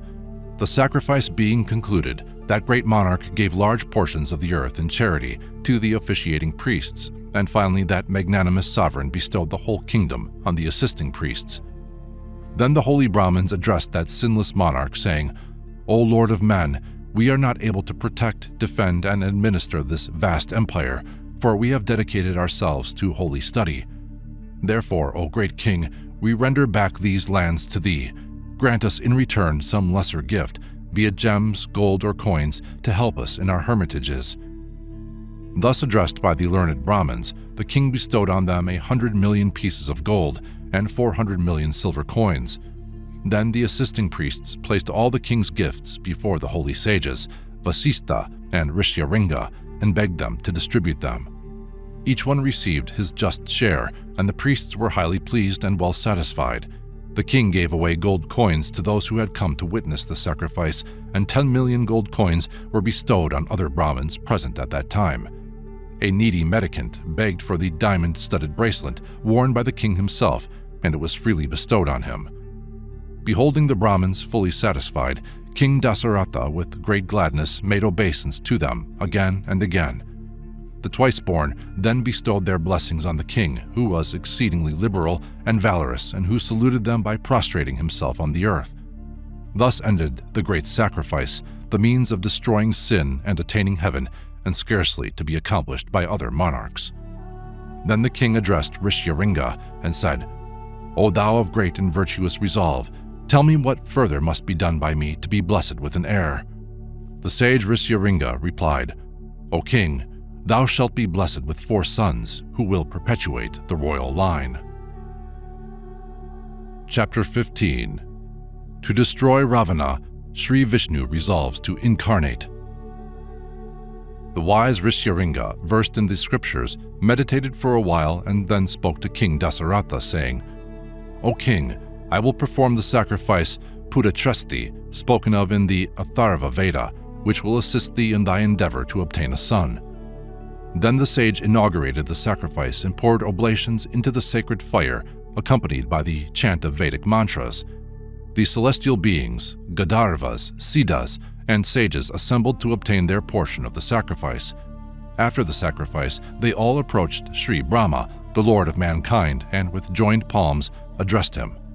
They said, "O blessed Lord, having been favored by thee, the Asura Ravana perpetually troubles us who are helpless, since thou hast granted great boons to him, and we are forced to bear his fearful oppression. This lord of Rakshasas has persecuted the 3 worlds, and having overthrown the guardians of the earth, he has even humbled Indra himself. Provoking the sages, contemplatives, Brahmins, and the gods, he even controls the sun's rays and the wind's power. Even the ocean in his presence is still. At his approach, O blessed Lord, we are terrified. O giver of boons, be pleased to bring about his destruction." Hearing these words, Brahma reflected for a while and answered, "I have devised a plan for slaying this wicked tyrant. It was granted to Ravana that no Gandharva, Yaksha, or Deva should be able to slay him, but thinking man to be of no account, he did not ask to be made invulnerable in regard to him. Therefore, none but man can destroy him." These words, uttered by Sri Brahma, filled the celestial and other beings with joy. At this time, the immortal Vishnu, with conch, disc, and mace, the overlord of the whole world, clad in a yellow robe, appeared at that place. Adored by the gods, he drew near and took his seat by Sri Brahma. Then all the gods addressed him, saying, "O Madhusadana, for the good of all beings we entreat thee, to be born as heir to the supremely righteous, charitable, and illustrious sage Dasaratha. Appear, O Lord, in the form of 4 sons to the 3 consorts of that great king. Descending into a human body, do thou slay Ravana, the scourge of the universe, whom we are unable to destroy. That ignorant Ravana, by his power, afflicts the Devas, Siddhas, and sages. O Lord, that wicked Asura, sporting in the garden of Indra, has slain countless nymphs and Gandharvas. In company with the sages, we approach thee so that we may be released from this oppression. We take refuge in thee. Thou art our only asylum. O Lord, we beseech thee to take birth as man in order to destroy the enemy of men and gods. Thus did the gods appeal to Sri Vishnu, and he, adored by the world, answered them who had taken refuge in him. O Devas, fear no more, peace be with you. For your sake I will destroy Ravana, together with his sons, grandsons, counselors, friends, and relatives. Having slain that cruel and wicked Asura, a cause of fear to the divine sages, I will rule in the world of mortals for 11,000 years. Thus did Sri Vishnu grant a boon to the gods, and then reflected as to where on the earth he should take birth as man. Then the lotus-eyed Lord resolved to become incarnate as the 4 sons of King Dasaratha. The celestial sages, the heavenly musicians, and the nymphs praised the Lord, saying, O universal sovereign, destroy the wicked Asura, who is arrogant, powerful, and vain, the enemy of Indra and the scourge of the ascetics and pious men, one who strikes terror into every heart, causing universal lamentation. Destroy, O Lord, this mighty being, together with his army, generals, relatives, friends, and followers. Remove the cause of the world's woe, and then return to thy perfect abode. Chapter 16. He decides to incarnate as the 4 sons of King Dasaratha. The omniscient Lord, Sri Narayana, listened to the praise offered by the gods and, honoring them, uttered words of pleasing import to them. He said, O Devas, by what means may the king of the Asuras be slain, that thorn in the side of holy men? The gods with one accord answered the imperishable Lord, crying, Do thou become incarnate in the form of man, and slay him in open fight. O conqueror of thy foes, Ravana has long practiced austerities, by means of which he has won the favor of the world-revered Brahma. That deity has granted him a boon, by which he is rendered invulnerable to all but man. Considering man of no account, he does not fear him. The boon bestowed on him by Sri Brahma has made him arrogant, and he is bringing destruction to the 3 worlds and carrying off women by violence. Therefore, O Lord, man alone can bring about his death. Hearing the words of the gods, Sri Vishnu resolved to choose King Dasaratha as his sire. At that time, the illustrious King Dasaratha, the slayer of his foes, began to observe the sacrifice in order to obtain an heir. Sri Vishnu, having formed his resolution to appear in human form and concluded his deliberations with Sri Brahma, vanished. Forthwith, there issued from King Dasaratha's sacrificial fire, to the sound resembling the beating of a drum, a great being of limitless splendor, of glowing countenance, clad in red and hairy as a lion. Bearing auspicious marks and adorned with beautiful ornaments, his height was equal to the peak of a mountain. Striding boldly like a lion, his form shone as fire. In both hands he carried, as would a beloved spouse, a vessel of gold with a silver cover, filled with payasa. This great being addressed the king, saying, O king, I come from Prajapati. The king, bowing down with joined palms, answered, Thou art welcome, O Lord. What orders hast thou for me? Then the being replied, Receive the fruit of thy sacrifice. O chief of men, accept this dish of payasa prepared by the gods. It will bring thee sons and increase thy power. Let it be eaten by thy consorts. They will then present thee with the heirs for whose sake thou hast performed the sacrifice. The king received the food contained in the golden vessel prepared by the gods and reverently raised it to his forehead. Having received the divine repast, he rejoiced as a penniless man on obtaining wealth. Forthwith, that wonderful and resplendent being vanished, having offered the consecrated food to the king. The tidings of this great event caused the consorts of King Dasaratha extreme delight, and they appeared as radiant as the beams of the moon irradiating the autumnal sky. Entering the private apartments, the king addressed Queen Kaushalya, saying, Receive this food and partake of it, that thou mayest have a son. Thereafter, the monarch gave half of the dish to Queen Kaushalya and 1/3 to Queen Sumitra. Then he gave the 1/8 of the payasa to Queen Kaikeyi, and after reflection the remainder to Queen Sumitra. In this way, the king divided the dish of payasa among his 3 queens. On partaking of the food, the beautiful queens were overjoyed and considered themselves most fortunate. Having consumed the payasa presented to them by the king, the queens soon became pregnant, their wombs glowing like the fire in the sun. The illustrious sovereign, perceiving that the wombs of his consorts were quickened and that his great desire was about to be fulfilled, was filled with supreme joy, as is Sri Vishnu when worshipped by the gods and perfect beings in the celestial region. Chapter 17. To assist Sri Vishnu, celestial beings incarnate as warriors of the monkey tribe. Sri Vishnu having become the sons of King Dasaratha, the divine Brahma thus addressed the gods. The blessed Lord Vishnu, the ocean of truth, is engaged in a just undertaking for the good of all. You should therefore support him by becoming incarnate as great beings in the monkey tribe, skilled in the arts of magic, swift as the wind, conversant with the dictates of virtue, wise and equal in might to the Lord, invincible, endowed with celestial bodies, and skillful in the science of warfare. Some among you should assume the forms of nymphs, Gandharvas, and female ascetics who will give birth to heroes in the monkey tribe. In the past, when I yawned, the great bear, by the name of Jambavan, issued from my mouth. Thus the gods, instructed by the blessed Lord, caused warriors to be born in the monkey tribe from the wombs of countless celestial beings. Indra created Bali, the sun created Sugriva, Brihaspati created the wise Tara, Kuvera begat Ganda Madana, Vishwakarma begat the mighty ape Nala, Agni begat Nila, who was as resplendent as fire and in valor surpassed his father. The Aswini Kumaras produced Minda and Divivida. Varuna begat Suchena. Megha was the father of Sharabha, the mighty. Pavana begat the warrior called Hanuman, whose body was as hard as a diamond and whose speed equaled an eagle's. He excelled all the other warriors in wisdom and power. There were thousands of warriors born in the monkey tribe, ready to destroy Ravana. All the bears, monkeys, and chimpanzees resembled the god that had produced them in characteristics, habits, and prowess, and many were of outstanding valor. The female chimpanzees and bears gave birth to great beings of divine nature. They produced hundreds and thousands of healthy progeny. These dwellers of the forest were imposing in form and in strength, and fearlessness resembled lions and tigers. All were able to cleave rocks and mountains and fight with their nails and teeth. Skilled in every kind of weapon, they could shake great peaks, uproot the stoutest trees, and by their velocity even put the sea god to shame. Able to tear up the earth with their feet and cause the ocean to overflow, they could fly in the air and even seize the clouds. These beings of the monkey tribe wandered in the woods, making captive the elephants, and by their shouts causing the birds in flight to fall to the ground.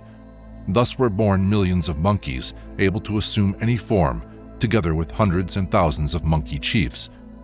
These chiefs begot other brave and powerful beings, some of whom dwelt on the mountains while others inhabited the valleys and forests. The two brothers, Sugriva, the offspring of Surya, and Bali, the son of Indra, became the leaders of all the monkeys. Others lived under the command of group leaders such as Nala, Nila, and Hanuman. They were as strong as eagles and skilled in every sort of warfare. Wandering about the forest, they slew lions, tigers, and poisonous snakes. The powerful long-armed Bali protected the monkeys, bears, and chimpanzees by his prowess.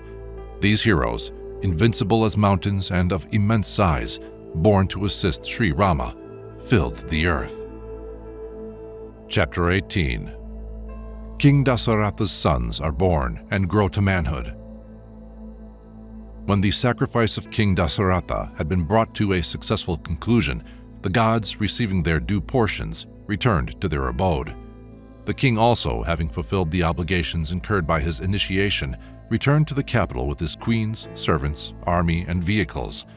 The royal guests, to whom the hospitality had been shown, made obeisance to the sage Vasishtha and returned to their homes. When they departed, ornaments, apparel, and gifts were distributed to their armies, who set out for their own cities with joy. King Dasaratha attended the departure of his guests and then re-entered the capital in a procession preceded by the holy Brahmins. Rishyaringa, with his wife Shanta, then took leave of the monarch and departed to his own city, King Dasaratha accompanying him for some distance. Then the king, expecting to be blessed with an heir, dwelt happily in Ayodhya. 6 seasons after the completion of the sacrifice, in the 12th month, On the 9th day of the moon of Chaitramas, the star Punarvasu was in the ascendant, and the planets, the Sun, Mars, Saturn, Jupiter, and Venus were exalted, and those signs of the zodiac, such as the ram, the fishes, and the scales in auspicious aspects, the moon and Jupiter being in conjunction at the period called Karka. Then the world-honored Lord of the world, endowed with divine attributes, Sri Ramachandra, was born of the womb of Kaushalya. The promoter of the glory of the house of Ikshwaku, the blessed Lord Vishnu, was born as a son of Queen Kaushalya. When this child of limitless splendor was born, the queen looked most beautiful, like a deity of old, favored by Indra. The hero of the realm of truth, Bharata, was born of Queen Kaikeyi. Possessed of every grace, he was endowed with a quarter of the glory of Sri Vishnu. Sumitra gave birth to Lakshmana and Shatrughna, heroes skillful in the wielding of weapons and also partaking of Sri Vishnu's glory. Bharata was born when the star Pushya was in the ascendant in the Lagna Meena. During the ascendance of the star Shlasa in the Lagna Karka, at the time of sunrise, Shatrughna was born. Each of the sons of the king had special attributes and were endowed with great qualities. They were as resplendent as the Purva, Uttara, and Vajrapata stars. At that time, Gandharvas played divine melodies, nymphs danced, celestial drums were heard, and the gods showered flowers from the sky. Everywhere in the capital, signs of rejoicing were apparent. The streets were filled with actors and dancers and those who sang or played on various instruments. The king gave gifts to the bards and ballad singers and conferred wealth and cows on the Brahmins. The 4 children were named on the 12th day. The eldest son received the name Ramachandra, and the name given to the son of Queen Kaikeyi was Bharata. The sons of Queen Sumitra were called Lakshmana and Shatrughna. The ceremony was performed by the holy sage Vasishtha with great joy. After this, the Brahmins of the capital and the country were feasted and presented with gifts and precious gems. Resembling the deity Sri Brahma, the king showed universal benevolence. The princes grew in the knowledge of the Veda, in courage and active goodwill to all. Though each was wise, learned, and possessed of every virtue, yet Sri Ramachandra excelled them in truthfulness and energy and was beloved of all, like the flawless orb of the moon. Expert in mounting the elephant, the horse, and the chariot, he was skillful in archery and devoted to the service of his parents.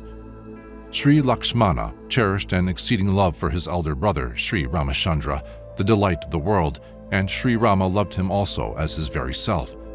Sri Ramachandra loved Lakshmana, who was endowed with every excellent quality, as his own life, and neither slept nor partook of any nourishment without the other. When Raghava, mounted on horseback, engaged in the chase, Sri Lakshmana followed with bow and arrows to protect him.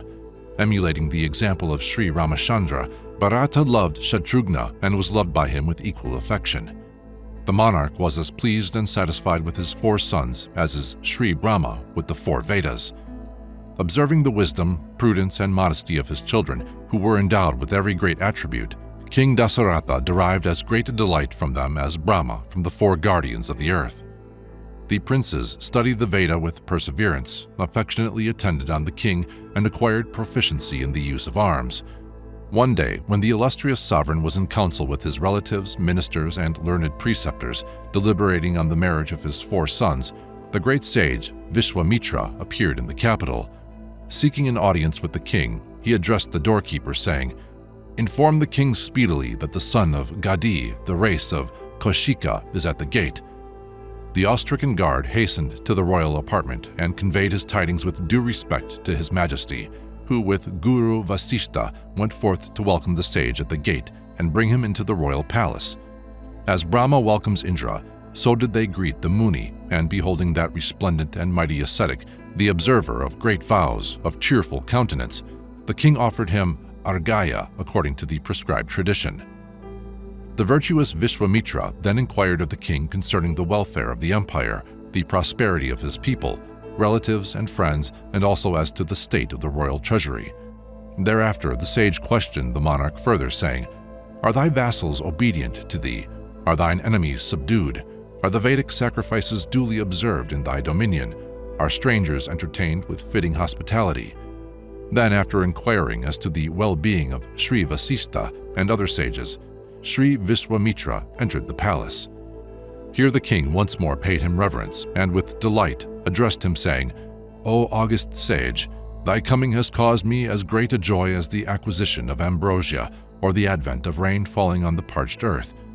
O sage, thy approach is as grateful to me as the birth of a son to one without an heir, or the recovery of his wealth to one who imagined it to be irretrievably lost.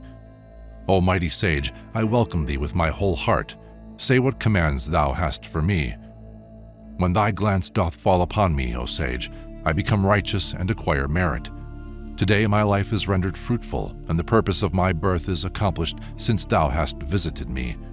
O auspicious one, formerly thou wast a warrior sage, illustrious by virtue of thy sacred practices, but now thou art become a Brahmin, and art worthy of supreme worship by me. Thine advent has conferred purity and blessing on me, and by thy sacred presence both the kingdom and I have been purged of every offense. Be pleased to tell us of the purpose of thy coming. I desire to manifest my gratitude to thee by rendering thee service. O Kaushika, do not hesitate to speak thy will. I am ready to do anything for thee. Thou art to me as a god. O Brahmin seer, by beholding thee, I have acquired the great merits of a pilgrimage." Hearing the words of King Dasaratha, sweet-sounding and in accordance with the scriptural injunctions, the great sage, the repository of all excellent qualities, was highly gratified. Chapter 19. Vishwamitra's Request. Hearing the laudatory and admirable words of that line among kings, Dasaratha, the great sage Vishwamitra, answered, "O great king, who in the world save one of the house of Ikshwaku, instructed by Sri Vasista, could give tongue to such utterances? O illustrious monarch, I will now unfold my purpose. Do thou fulfill it and prove the truth of thy words. O chief of men, when I undertake the observance of sacred sacrifices to enhance my perfection, two Rakshasas, adepts in magic, create great impediments. When, after long effort, the sacrifice approaches consummation, then these two Rakshasas, Maricha and Suvahu, destroy the rite and defile the altar with blood and flesh. My holy endeavors being thus frustrated, I become despondent and leave the place of sacrifice. O king, it is not permitted to me to show wrath when engaged in sacrifice, and I therefore refrain from crushing them. Do thou lend me the services of thy son, Sri Ramachandra, the truthful, the brave, that hero whose locks fall on his cheeks. Under my protection he will destroy those mischievous Rakshasas, and I will confer great blessings on him. I will instruct him for his good in many sciences, and he will become famous in the three worlds. The Rakshasas will not be able to stand against Rama, and no one else can destroy them. They are proud and powerful, but now, owing to their sins, their destruction is imminent, and they will not be able to withstand Sri Ramachandra. Do not allow a father's affection to overcome thee. I assure thee that in the presence of Sri Ramachandra, the Rakshasas are as good as slain. Rama's virtues are known to Sri Vasista and other ascetics. O king, if thou seekest everlasting renown and merit in this world, then let Sri Rama go with me. Seek the advice of Sri Vasista and thy counselors, and if they approve the project, give me Ramachandra. Be pleased, O king, to give up thy beloved son for the space of 10 days, so that I may complete the sacrifice. O king, help me in furthering my sacrifice, and do not let the allotted time pass in vain. Do what is auspicious, do not grieve." The upright and resplendent sage Vishwamitra, having uttered these righteous words, became silent. The words of Sri Vishwamitra filled the king with anxiety, and he became distraught. Because of these inexorable words, the monarch trembled and fell unconscious from his seat, overcome with grief. Chapter 20. The king's reluctance to allow Sri Rama to contend with Maricha and Suvahu. For some time the king lay insensible. Then regaining consciousness, he said, "My lotus-eyed Rama is but 15 years old. I cannot believe he is capable of contending with the Rakshasas. I possess a large and well-equipped army, and will myself lead it against the demons. My seasoned warriors, who are courageous and skilled in bearing weapons, and who are suitably remunerated by me, are fit to fight the Rakshasas in battle. Therefore do not ask for Rama. I myself, bearing my bow and arrows, will lead the army in the field and fight to my last breath." With this protection, thy sacrifice will come to a successful conclusion. I will go thither in person. Do not take away Sri Ramachandra. Sri Rama is still a child without military experience. He cannot estimate the strength or weakness of the enemy. He has not yet acquired proficiency in warfare. Thou knowest well, O sage, how crafty are the Rakshasas in combat. Sri Ramachandra is not capable of opposing them successfully. I cannot bear the thought of Ramachandra contending with them. O sage, I shall not live, even for a moment, if Sri Rama be separated from me. Therefore I entreat thee, do not ask for him. Shouldest thou insist on Rama accompanying thee, then take my forces also with thee. O august Vishwamitra, recollect, I pray thee, that I am now 9,000 years old, and have begotten these sons with great difficulty. These princes are dearer to me than life itself, and Sri Ramachandra is the dearest of them all. Excelling in virtue, he is my eldest son. Therefore do not take him from me. O great sage, how powerful are these Rakshasas? Who are their supporters, and how dost thou imagine Sri Rama can destroy them? O blessed Lord, say if thou deemest that I and my army may successfully oppose those Rakshasas who are skilled in magic. Sri Vishwamitra answered, O king, Ravana, born of the great family of Pulastya, having been favored by Brahma with a boon, is oppressing the three worlds. He is exceedingly powerful and supported by many Asuric followers. It is said that this great warrior Ravana is the king of Asuras. He is the brother of Kuvera and the son of the sage Vishravas. He does not obstruct the lesser sacrifices in person, but two mighty Rakshasas named Maricha and Suvahu, prompted by him, disrupt the sacrificial rites. The king listened to the Muni's words and then spoke. I am not able to oppose that evil-souled Asura. O knower of the law of righteousness, I am but a wretched man, and thou art worthy of my worship. Thou art verily a god, and also my spiritual preceptor. Since the gods, the Danavas, Gandharvas, Yakshas, birds, and snakes cannot destroy Ravana, how can man do so? In battle, Ravana is able to defeat the mightiest warriors.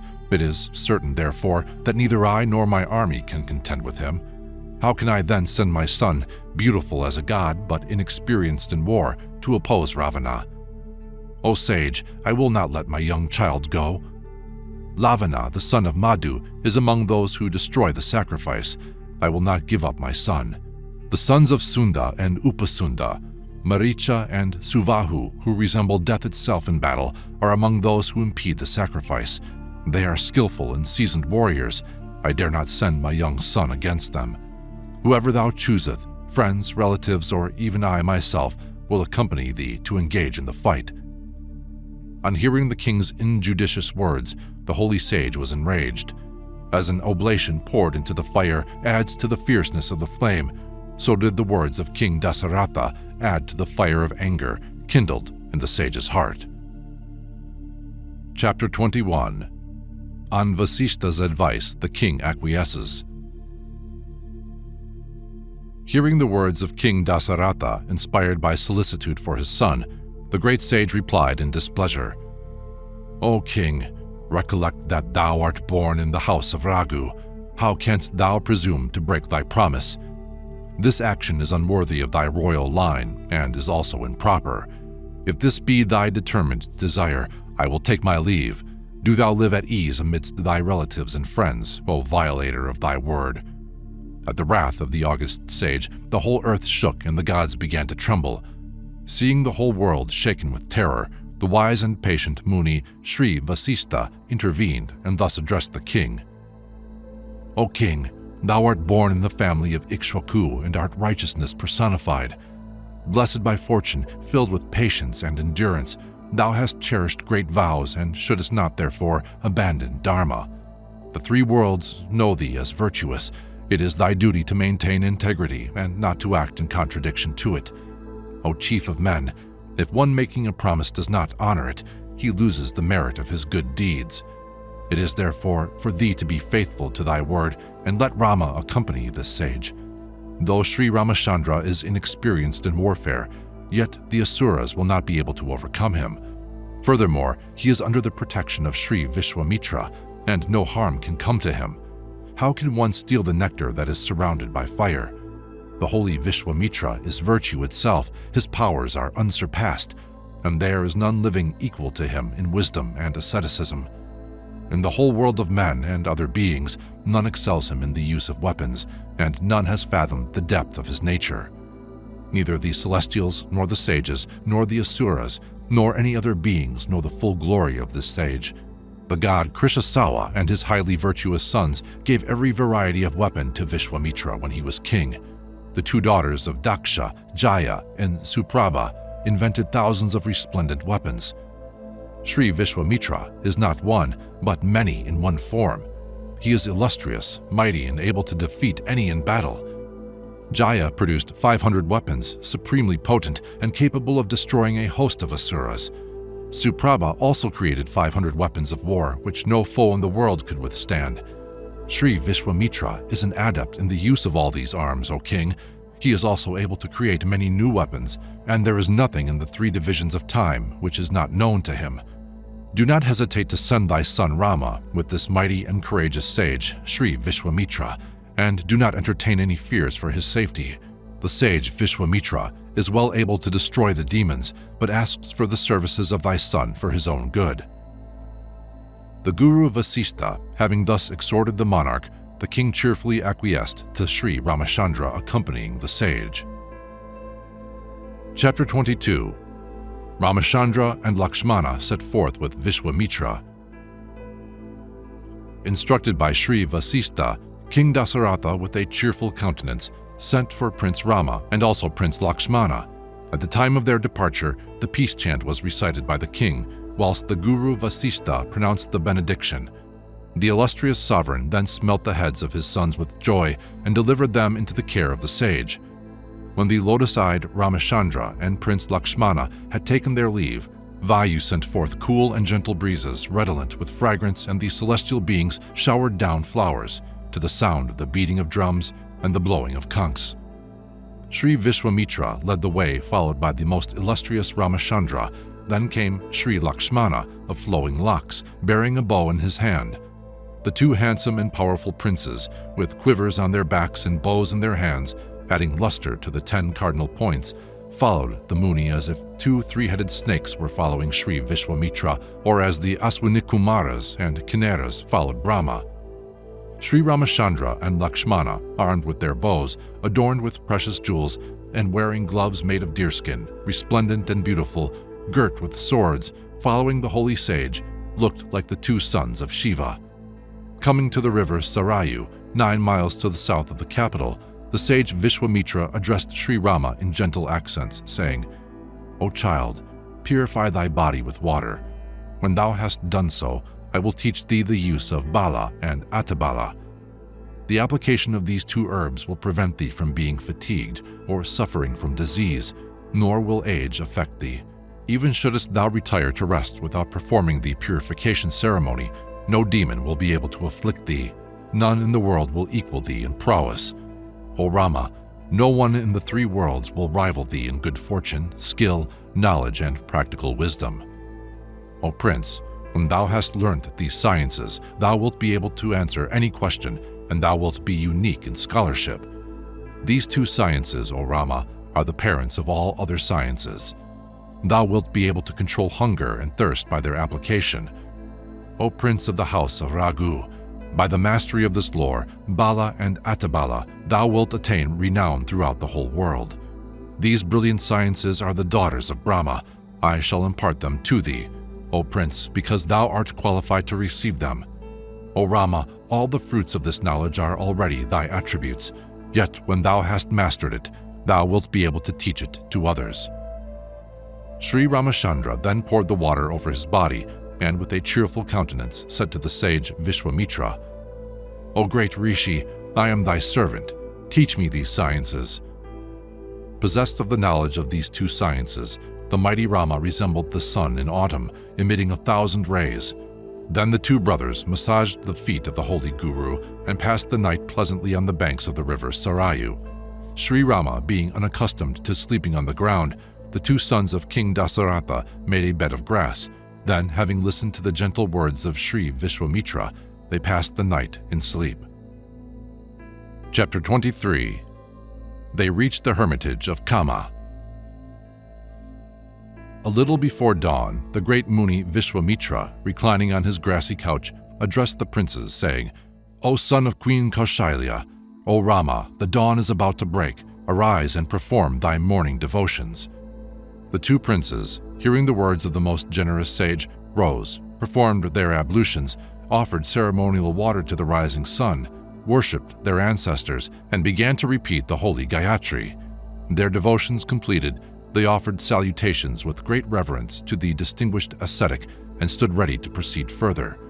In their company, the holy sage reached the confluence of the rivers where the Ganges unites herself with the Sarayu. There they beheld the holy ascetics in their sacred hermitage, where for a long time they had practiced yoga assiduously. Seeing the peaceful hermitage, Sri Ramachandra and Lakshmana were filled with delight and said to the sage Vishwamitra, "O blessed Lord, whose holy hermitage is this? Who dwells here? We are both eager to hear of this." The great sage smiled and answered Rama, saying, "Hear, my son, I will tell thee who formerly dwelt here.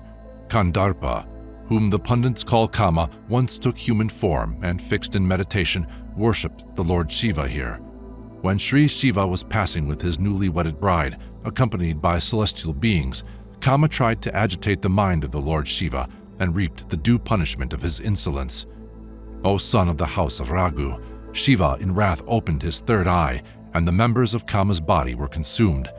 Since Kama was reduced to ashes by the god, he has been a disembodied being. O Rama, since that time he has been known to Ananga, bodiless, and the country where his limbs were strewn as he sought to flee is known as Anga. This hermitage belongs to the Lord Shiva, and the holy men who dwell here are his traditional devotees. They are both righteous and sinless. O Rama, thou of pleasing looks, this night I shall break my journey at this hermitage, and tomorrow we shall cross the sacred river and proceed further. O Rama, let us first purify ourselves by bathing and then recite the holy Gayatri silently, offering oblations into the sacred fire. We will thereafter pass the night in the hermitage." While Sri Rama and the sage were conversing, the holy ascetics dwelling in the hermitage knew by the power of their yoga that these great beings were approaching and were highly gratified. Having presented Arghya to Sri Vishwamitra, they then offered hospitality to Sri Ramachandra and Lakshmana. Entertained by those dwelling in the hermitage who regaled them with the holy traditions and philosophical discourses, they remained there for the evening devotion, and with great delight abode in the hermitage of Kama, the devout sages gathering round Sri Vishwamitra, who engaged them in pleasing converse. Chapter 24. The two princes with Vishwamitra behold the dark forest of Taraka. When the day dawned, the two princes performed their daily devotions and followed Sri Vishwamitra to the river. The keepers of sacred vows, the dwellers in the holy hermitage, accompanied them to the river bank and arranged for an excellent boat to take them across. They said to Sri Vishwamitra, "O great Rishi, do not delay. Please board the vessel with the royal princes now and thus avoid the heat of the day." Sri Vishwamitra paid reverence to the devout sages and proceeded to cross the sacred river. When the craft was in midstream, the roar of the waters was heard by Sri Ramachandra and his younger brother. They questioned the holy sage, saying, "O venerable Lord, what is the cause of this tumult?" In answer to Sri Ramachandra, Sri Vishwamitra described the cause of the sound in the following manner. "O Prince, on Mount Kailasha, Sri Brahma created a lake by the power of his thought, on account of which is called the Lake of the Mind, Manasarovara. The holy river Sarayu rises in the Manasa lake and flows through the capital Ayodhya. Here it joins the sacred stream Gunja, and this sound is produced when the two rivers unite. With concentrated mind, offer salutations to them." The two royal princes made obeisance to the rivers, and having reached the southern bank, left the boat and proceeded onward. Walking further, the two princes beheld a dark and terrible forest, and Sri Ramachandra again addressed the sage as follows, "O great sage, this forest looks dark and sinister. Above the ceaseless clamor of crickets and other insects, fearful beasts can be heard roaring. The forest resounds with their dread cries, while the harsh and discordant notes of birds echo through it. See, O sage, Boars, lions, tigers, and elephants abound there. It is overgrown with dara, ashwakarna, kujaja, patala, silea, and tinduka trees. It is indeed terrifying." The highly resplendent sage Vishwamitra, hearing these words, said, "My son, I will tell thee something of this dark forest. Formerly there were two cities named Malava and Kurusha. They were both prosperous and resembled the cities built by the gods. O Rama, in ancient times, Indra slew the wicked Vritrasura. Then, being hungry and thirsty, he went to an inauspicious and isolated place where he became distressed on account of the sin of having slain a Brahmin. The gods and holy sages bathed Indra in the sacred waters of the Ganges and purged away his sin by pouring jars of water charged with mantrams over him. In this way, the remorse of Indra was appeased, the pollution caused by slaying a Brahmin was washed away, and he was highly gratified.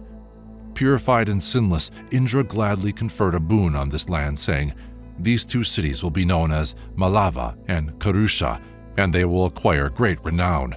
Their prosperity will be famed throughout the earth." When Indra thus favored these two cities, the celestial beings praised him and cried, "Be it so." These two places soon enjoyed great prosperity and fame. In the course of time, a perverse Yakshini was born here, possessing the strength of 1,000 elephants. Her name was Taraka, the wife of Sunda, and her son was the Rakshasa Maracha, who was equal in strength to Indra himself. He possessed long arms, an enormous mouth, and a gigantic body. This terrible Rakshasa continually destroys the people of these two lands. O Rama, the wicked Taraka constantly plunders and devastates these two countries. Obstructing the road, she lives at 2 miles distance from here. Let us enter the forest of Taraka. By my command, O Rama, do thou slay the wicked Yakshini and set the country free. O Rama, none dares to come hither for fear of Taraka. Save this land from the dangerous demoness. This is why this forest is uninhabited, but thou canst restore it. This wicked Yakshini is unceasingly bent on her evil designs. Chapter 25. Vishwamitra seeks to convince Rama that it is his duty to slay Taraka. Hearing the words of Sri Vishwamitra, Sri Rama of limitless power and influence uttered the following auspicious words. "O great sage, it is said that the Yakshinis have little power. Then how is it that Taraka has come to possess the strength of 1,000 elephants?" The Mahatma listened to Rama's words and said, "O Prince, I will relate the story to thee. This female demon has acquired her great strength by virtue of a boon which she received. In the past, a powerful Yaksha by the name of Suketu, who was virtuous but childless, performed many yogic practices which pleased Sri Brahma, who promised him a daughter by name of Taraka and conferred on her the strength of 1,000 elephants. But the most illustrious Brahma did not grant a son to that Yaksha. When the daughter grew up and possessed both the charm of youth and great beauty, her father gave her in marriage to Sunda, the son of Jamba.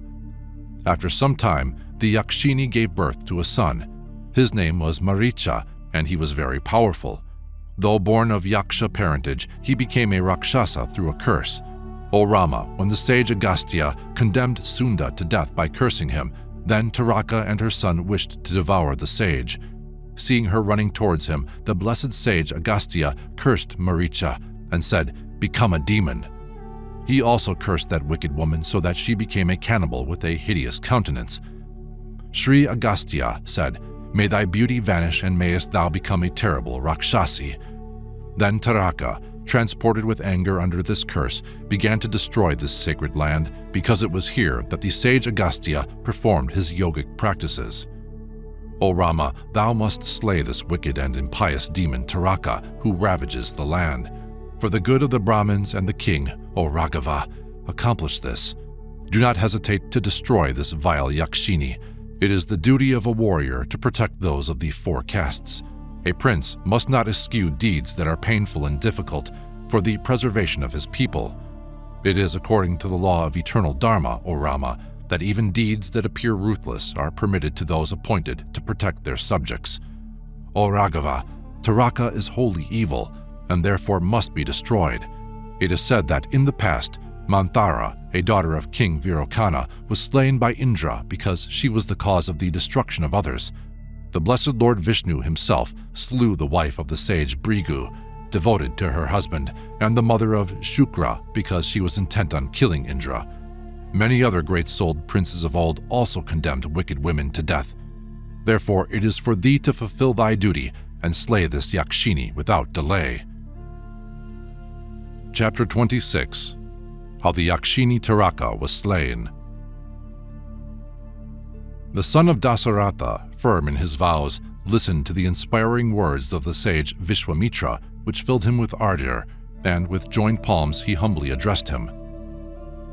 To fulfill the commands of my royal sire, and to honor his promise, I deem it my duty to act according to thy instructions without hesitation. My father, the emperor, at the time of my departure from Ayodhya, bade me carry out thy injunctions. O Muni, I shall honor them.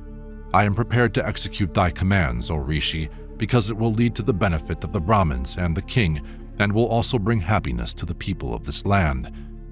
Having spoken thus, Sri Rama grasped his bow and, twanging the string, filled all the cardinal points with the sound. The denizens of the forest were terrified, and Taraka was overcome with helpless rage. Full of wrath, that Yakshini ran in the direction from which the sound came, and Sri Ramachandra, beholding that gigantic and misshapen monster, was incensed and said to Lakshmana, "O brother, behold this fearful Yakshini of formidable size, whose very aspect would strike terror into timorous hearts. See, O Lakshmana, how I shall cut off her ears and nose and put her to flight. She is horrible, versed in black magic and hard to subdue, but it is not proper to deprive a woman of her life. A woman is worthy of protection. Therefore I shall incapacitate her by depriving her of the power of motion, thus preventing her from doing further mischief." When Sri Rama was still speaking, the dreadful Taraka ran towards him, roaring with uplifted arms. The rishi Vishwamitra, approaching her, encouraged Rama with a shout, crying, "Jai to the descent of Raghu!" Notwithstanding, Taraka raised a thick cloud of dust, and for a while Sri Rama and Lakshmana could see nothing. Then the Yakshini, by the power of magic, caused a shower of rocks to rain on the two brothers, and Rama was now filled with wrath. Parrying the rain of rocks and advancing towards her, he cut off both her hands. Then Sri Lakshmana severed the nose and ears of the Asuri, who had already been deprived of her hands. Assuming various forms, she tried to deceive the princes by vanishing away. Then, from her hiding place, she showered heavy rocks on them, and a rain of stones fell on every side. Sri Vishwamitra, who stood watching the combat, now cried, "Enough! She does not deserve further mercy. Shouldst thou spare her, she will gain strength through her magic powers and will again break up our holy rites. The evening is approaching, and in the evening, Rakshasas are overcome with difficulty. Slay her, therefore, without delay." Then Sri Vishwamitra pointed out the concealed Yakshini to Rama, who drew from his quiver arrows capable of following sound and surrounded her with them. The powerful female demon, an adept in occult powers, encompassed by the rain of arrows, advanced roaring towards the princes. With an arrow, Sri Rama pierced the heart of the wicked Yakshini, who fell to the ground and expired. Seeing the terrible Yakshini slain, Indra and other celestial beings worshipped Sri Rama, crying, well done, O holy Rama!" While the gods, filled with joy, said to Sri Vishwamitra, "O Muni, may prosperity attend thee. Indra and the gods are gratified with Sri Ramachandra's feat of arms. Show thy special favor to him and deliver to him the two kinds of weapons, natural and supernatural, belonging to Krishashwa. Present Sri Ramachandra, who is worthy to receive them, with all the other mighty weapons, he who is wholly devoted to thee. These two princes are destined to achieve great things." Having uttered these words, the gods bowed down to the sage Vishwamitra and returned to their abode. Evening fell, and the holy sage, gladdened by the slaying of the wicked Taraka by Sri Rama, smelt the head of the prince and addressed him thus, "O Rama, this night we will remain here, and tomorrow morning proceed to my hermitage." Sri Rama rejoiced to hear the Muni's words and rested happily during the night in the forest. On the day that Taraka was slain, the forest, freed from the curse, adorned with champaka, ashoka, mango, and other trees, looked as charming as the forest of Chitraratha. Sri Ramachandra, whom the Siddhas praised for slaying Taraka, passed the night in the forest, awaiting the dawn. Chapter 27. Sri Rama is given the celestial weapons. Having passed the night resting in the forest, the illustrious sage Vishwamitra spoke to Rama smilingly in sweet accents. "O Prince of great renown, I am entirely satisfied with thee and am happy to give thee these weapons, by means of which thou shalt be able to conquer and subdue all thine enemies, whether devas, asuras, or nagas. Accept these divine weapons, O Rama. Here is the great celestial disc and the Dunda weapon, the disc of Dharma, the Kala weapon, the disc of Vishnu, and the irresistible weapon of Indra. O great prince, here is the mace and the spear of Mahendra, the Brahmashira, and the Ishika. O mighty armed one, take the Shankara weapon and the two great maces, Kaumuduki and Lohitamukhi. O great prince, receive also the mighty Dharma Pasha, the Kala Pasha, and the Varuna Pasha, and two other maces called Shoshka and Ashani, the Pinaka weapon, the Narayana weapon, and the fire-emitting weapon Agneya. O Rama, take this wind weapon, Vayuvya, and the horse-headed weapon Hayashira, also the Kraunka weapon. I give thee further two powers, and the weapons called Kankala, Mushala, Rapala, and Kinkini. O mighty prince, I confer on thee the two supernatural weapons named Vidyahara and Nandana, useful in fighting the Asuras. Take this jewel among swords which I give to thee, O mighty armed one, and another supernatural weapon named Gandharva. And here, O Rama, is one very dear to me called Manava. Here are Prashaman, Sura, Praswaprana, Darpana, and that which has the power of drying up, and the pain-inflicting weapon causing lamentation. I grant thee also the strength to bear the Mandana Astra, presented to me by Kandarpa, which creates in man unbearable sexual desire so that he is unable to fight. Here also is the Paisha Astra and the Mohan Astra. O illustrious prince, receive also the weapon that produces inertia and the great Saumana weapon. O great prince, here are the Samvarta, Mushalya, Satyastra, and Mayadara, and take the Tajaprabha, by means of which the strength and courage of the foe are withdrawn, and also the Shishira, which chills, and the Somastra and Twastra. O Rama, now thou art all-powerful and knowest the secrets of magic, yet take the Bhava, Shitesu, and Manava Astra also. O prince, receive the Paramodara Astra. Take all these weapons from me." Then the great Vishwamitra turned his face to the east and performed the purificatory rites with joy, conferring on Rama the mantrams for employing the weapons and instructing him in the methods unknown even to the gods. All these weapons did Sri Vishwamitra confer on Rama, and he, repeating the appropriate mantrams, caused their presiding deities to appear before him. Approaching with joined palms, they said, "O Prince of the house of Raghu, we are thy servants and will obey thy behests." Sri Rama, having surveyed and blessed them, answered, "Come and serve me when I summon you." Thereafter, Sri Ramachandra, offering salutations to the venerable sage Vishwamitra, said, "Let us proceed further, my lord." Chapter 28. He is instructed in their use.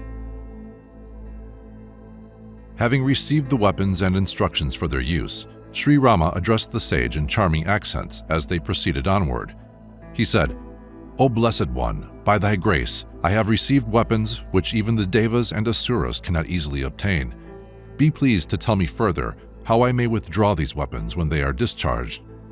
Then the supremely patient and holy sage taught Sri Ramachandra the method of withdrawing the mantra-propelled weapons and gave him more by the name of Satyavana, Satyakirti, Drishta, Raphasa, Parangmukha, Avangmukha, Lakshaya, Lakshya, Alakshya, Drirnaba, and Sunabhuka, Dasharsha, Shutavaktra, Dasha Shirsha, Shatodara, Dharmanaba and Mahanaba, Dundanaba and Swanabhuka, Jayotisha and Shakuna, and the two weapons Nirashaya and Vimala. Also the Yogandhara and Vinidra, Ditya and Pramantana, Shukavahu, Mahuvanu, Nishkali, Varucha, Sarchimali, Driti and Mali, Vritaman and Ruchira, Pitriria and Somanus Viduta and Makara, Karavira with Rati, Dana and Danya. The holy sage said, O Rama, receive also Kamarupa, Kamaruchi, Moha and Avarana, also Jirambala, Sarpanata with Sandana and Varuna. Receive from me, O Rama, the Krishashwa, which assumes any form. O Prince, mayest thou be triumphant, thou art worthy to possess these weapons. Sri Rama answered, May it be so, my lord. The holy rishi then placed the divine weapons before Rama, some of which shone like fire, others with the color of smoke, and yet others which resembled the sun and moon.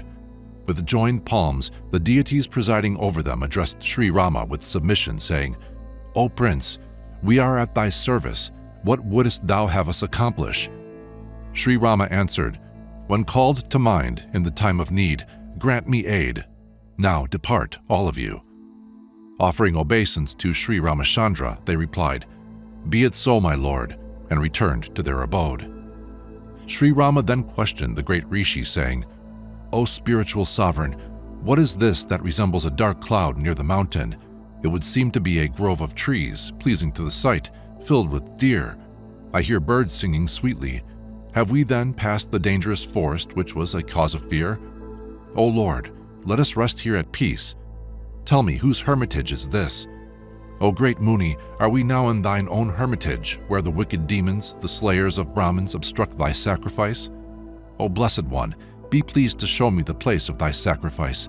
O Wise One, I will slay the meddlesome demons who hinder thy devotions. Be gracious enough to enlighten me in the matter, O sage. Chapter 29. Vishwamitra relates the story of his hermitage and commences the sacrifice.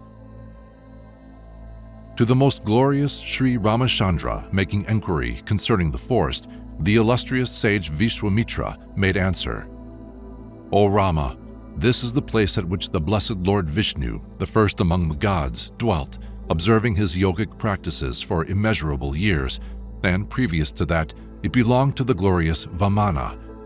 This spot is called Siddha Ashrama, for here the great souls practiced austerities with success. At that time, Bali, the son of King Virokana, conquered Indra and other devas, together with the deities of the wind, and he ruled over the three worlds. When Bali initiated a sacrifice, the devas, under the leadership of Agni, approached Sri Vishnu in this hermitage and said, O Lord, the son of Virokana, King Bali is observing a great sacrifice. While it is yet incomplete, come to our aid. The Lord grants the requests of those who seek his favor. Therefore, by the power of thy yoga, and for our own good, take the form of a dwarf, Vamana, and secure our welfare. Meantime, O Rama, the sage Kashyapa, resplendent as fire, who was endowed with supreme luster by virtue of his yogic practices, with his spouse Aditi, having completed 1,000 years' austerities, began to praise Madhusandana, the conferrer of boons, saying, O supreme Purusha, thou art adored through austerity, and thou dost grant the fruit of austerity. Thy nature is knowledge and asceticism. It is by virtue of austerity that I behold thee. O Lord, in thy body I see the whole world animate and inanimate. In thee, who art beginningless and indescribable, I take refuge. The blessed Vishnu was pleased with this prayer and said to the sinless sage, O Kashyapa, mayest thou see perfection, thou hast merited a boon. Ask what thou desirest. Then Kashyapa, the son of Marichi, answered, O blessed Lord, Aditi, the gods and I beseech thee to grant this boon. Become the son of my sinless wife and myself. O Lord, become the younger brother of Indra, and assist the sorrow-stricken devas. This spot, by thy grace, shall then be known as Siddha Ashrama, hermitage of the perfect ones. Upon this, the resplendent Vishnu was born of the womb of Aditi as the incarnation Vamana and disguised as a mendicant. He approached King Bali. Of him, he requested a piece of ground that could be covered by 3 strides, and having obtained what he asked, he covered the whole universe in 3 steps. This restful hermitage, formerly belonging to Vamana, whose devotee I am, is enjoyed by me. Here the Rakshasas wreak destruction. O lion among men, remain here and slay them. O Rama, today let us enter the Siddha Ashrama together. O friend, this hermitage is not only mine, but thine also." Accompanied by Sri Ramachandra and Lakshmana, the holy sage entered the hermitage, which appeared as beautiful as the autumn moon, attended by the planet Punavarsu. When the sages dwelling in the Siddha Ashrama perceived Sri Vishwamitra, they rose and saluted him with joy. Having duly honored the resplendent sage, they entertained the princes in a fitting manner. Having rested a while, the two princes humbly and respectfully addressed the holy sage, saying, "O great sage, inaugurate thy sacrifice today. May it be attended with good fortune. This place is the Siddha Ashrama. We wish thee success in thy undertaking." Thereupon the great sage, with due preparation, his mind subdued, began the sacrifice while the two princes kept vigil. Having passed the night in this manner, in accordance with the prescribed rules, they performed their ablutions, repeating the mantram silently. They then paid respect to Sri Vishwamitra and occupied their seats as do those performing a fire sacrifice. Chapter 30. Maricha and Suvahu obstruct the sacrifice and are slain by Rama. The two princes, knowing what was appropriate in respect to time and place and skilled in the art of conquering their foes, uttered words fitting to the place and occasion. They said, "O Blessed One, we desire to hear at what moment in the course of the sacrifice the two demons appear. It is essential for us to be acquainted with the matter to forestall their attack." The dwellers in the Siddha Ashrama, hearing the words of the princes and finding them eager to fight the demons, praised them, saying, "O princes, from now on keep watch over the sacrifice for 6 days. The sage Vishwamitra, having begun the rite, will observe a strict silence during that time." On this, the two illustrious princes kept watch in the Tapovana forest continuously for 6 days without sleeping. Armed with bow and arrows, they guarded the rishi and his sacrifice with firm resolve. 5 days passed without interruption, and on the 6th day, Sri Ramachandra said to Lakshmana, "Brother, be prepared today." As Sri Rama uttered these words concerning the approaching conflict with the demons, the altar fire blazed up suddenly. The officiating Brahmin, the priest, and Sri Vishwamitra, who were watching, beheld all the sacrificial implements set on fire. The sacrifice of the holy sage still proceeding, a great and fearful clamor resounded in the firmament. As in the rainy season, clouds cover the sky, so the demons, by the power of magic, began to course through the air. Maricha and Suvahu and other demons surrounding the altar let fall torrents of blood. Seeing the altar deluged with blood, Sri Ramachandra and Lakshmana were filled with anger and ran to discover the cause. Then they saw Maricha and other demons in the sky. Raghava, beholding the demons rushing towards him, said to Lakshmana, "O Lakshmana, see these evil flesh-eating demons. I shall destroy them with the Manava weapon, as the wind scatters the clouds." So saying, Sri Ramachandra hurled the shining Manava weapon at them, and striking the breast of Maricha, inflicted a wound. Thus smitten, the demon was flung into the sea, a distance of 100 miles. Perceiving Maricha reeling, struck senseless by the Manava weapon, Sri Ramachandra addressed Lakshmana, saying, "Behold the power of this great weapon created by the Muni. Yet though Maricha has been deprived of his senses, he is not dead. Verily, I shall now destroy those wicked, merciless, and sinful blood-drinking demons who obstruct the holy sacrifice." So saying, he seized the fire weapon and discharged it at the breast of Suvahu, who straightway fell to the ground and expired. On this, Sri Rama destroyed the remaining demons with the air weapon, Vayuvya. Thus, by slaying the obstructors of the sacrifice, did Sri Ramachandra bring delight to the hearts of the sages, and was worshipped by them as was formerly the victorious Indra.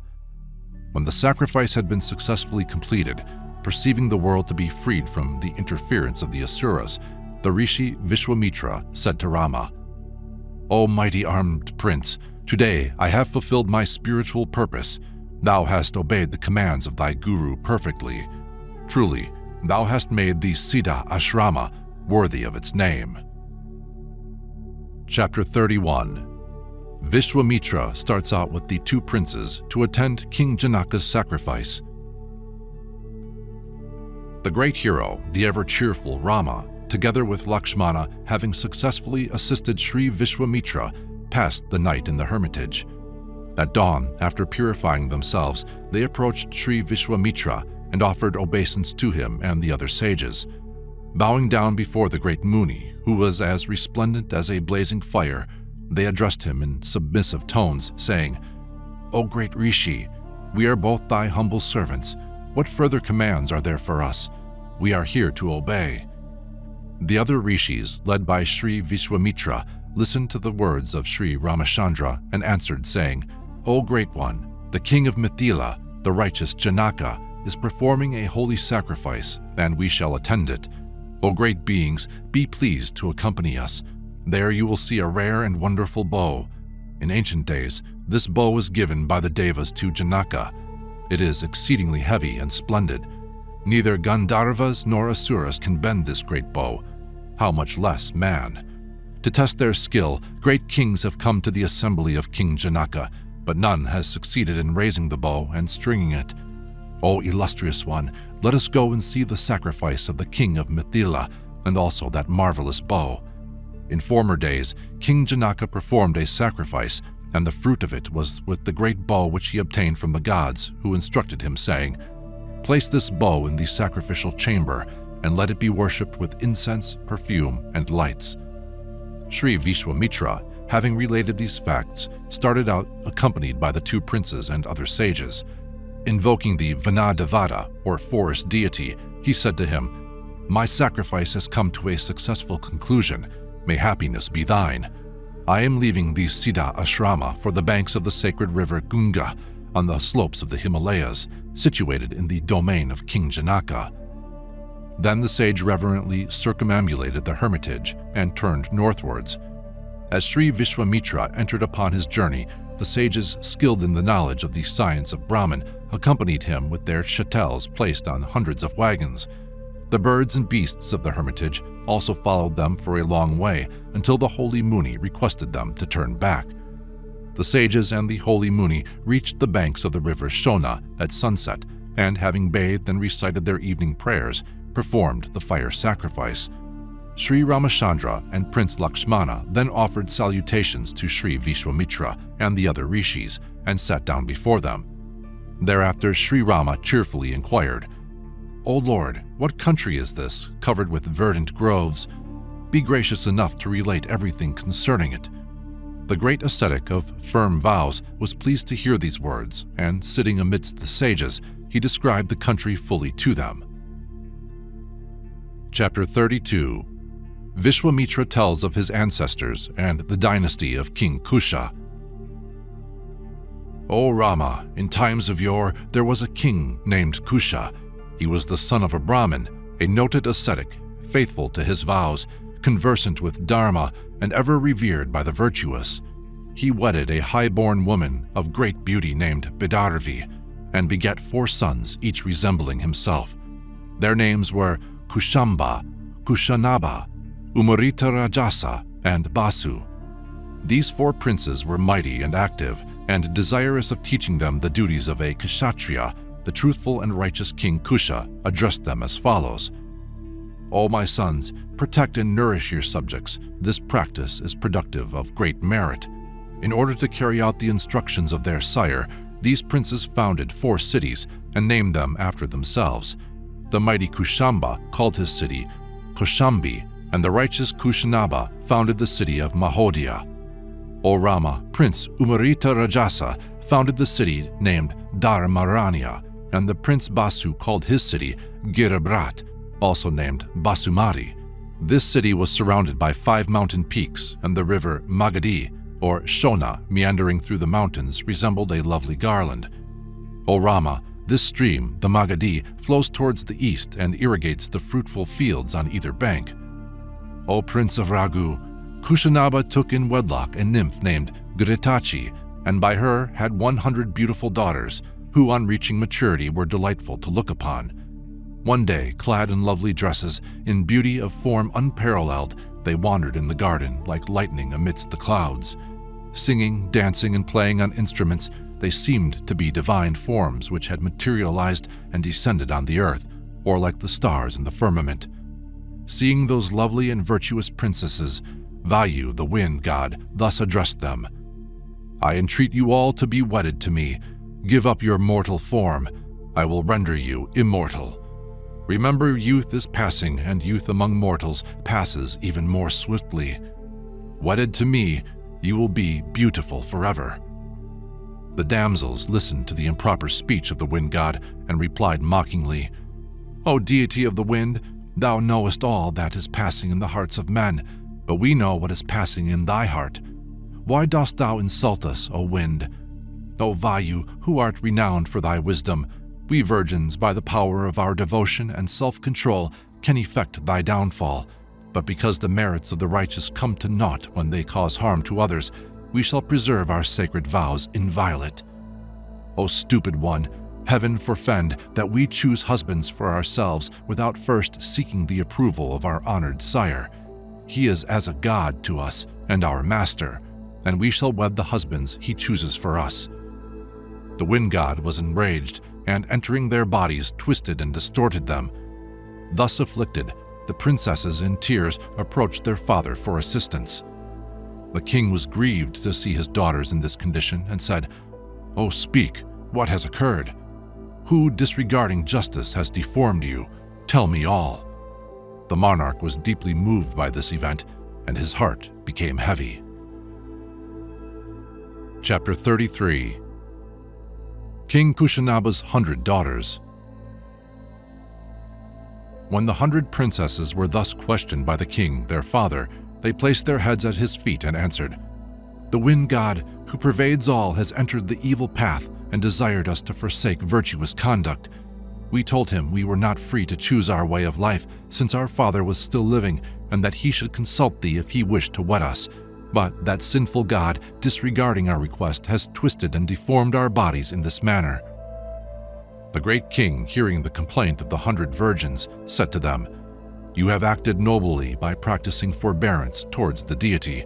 It is meet that the generous-minded should exercise forbearance. You have added to the honor of our dynasty. Forbearance is the chief ornament of both man and woman. You have achieved something rare. Few are capable of such forbearance.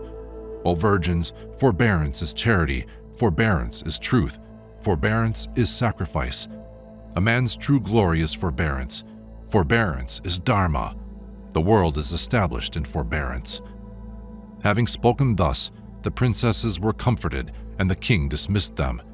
Then the monarch, mighty like a god, summoned his ministers and consulted them regarding the alliance of his daughters to suitable families at the proper time and place. Now a great Muni named Chuli, full of glory derived from prolonged celibacy and highly virtuous, was engaged in sacred austerities for the purpose of spiritual liberation.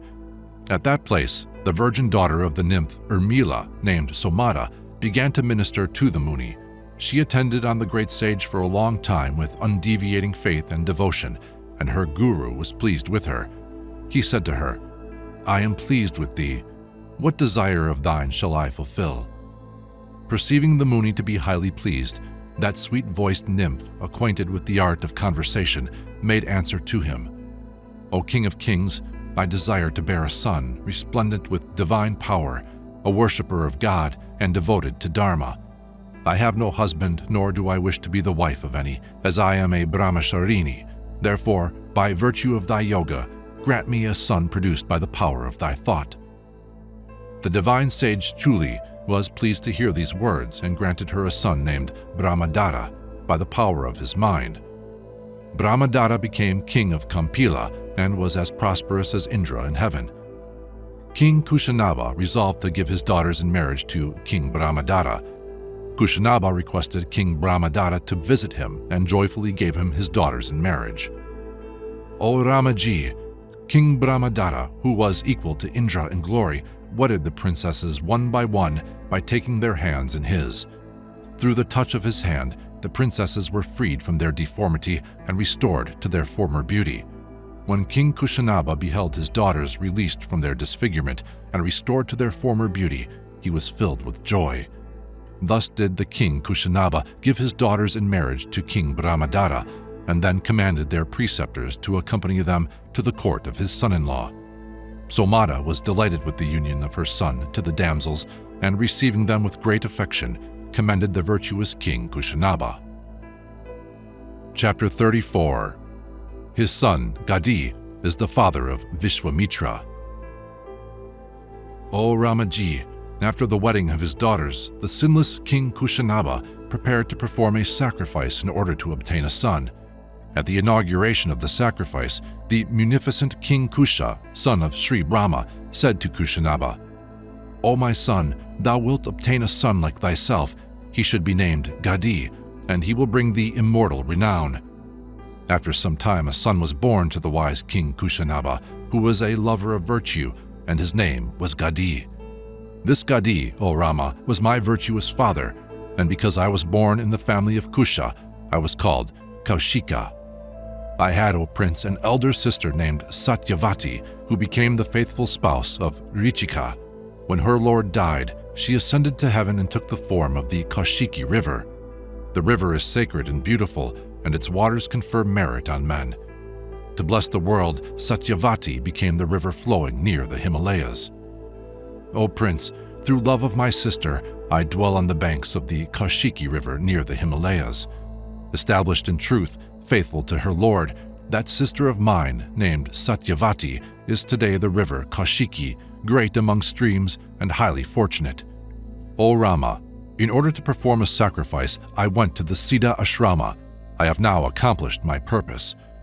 O Rama, at thy instance, I have told thee of my family and origin. The night is far spent in listening to this tale.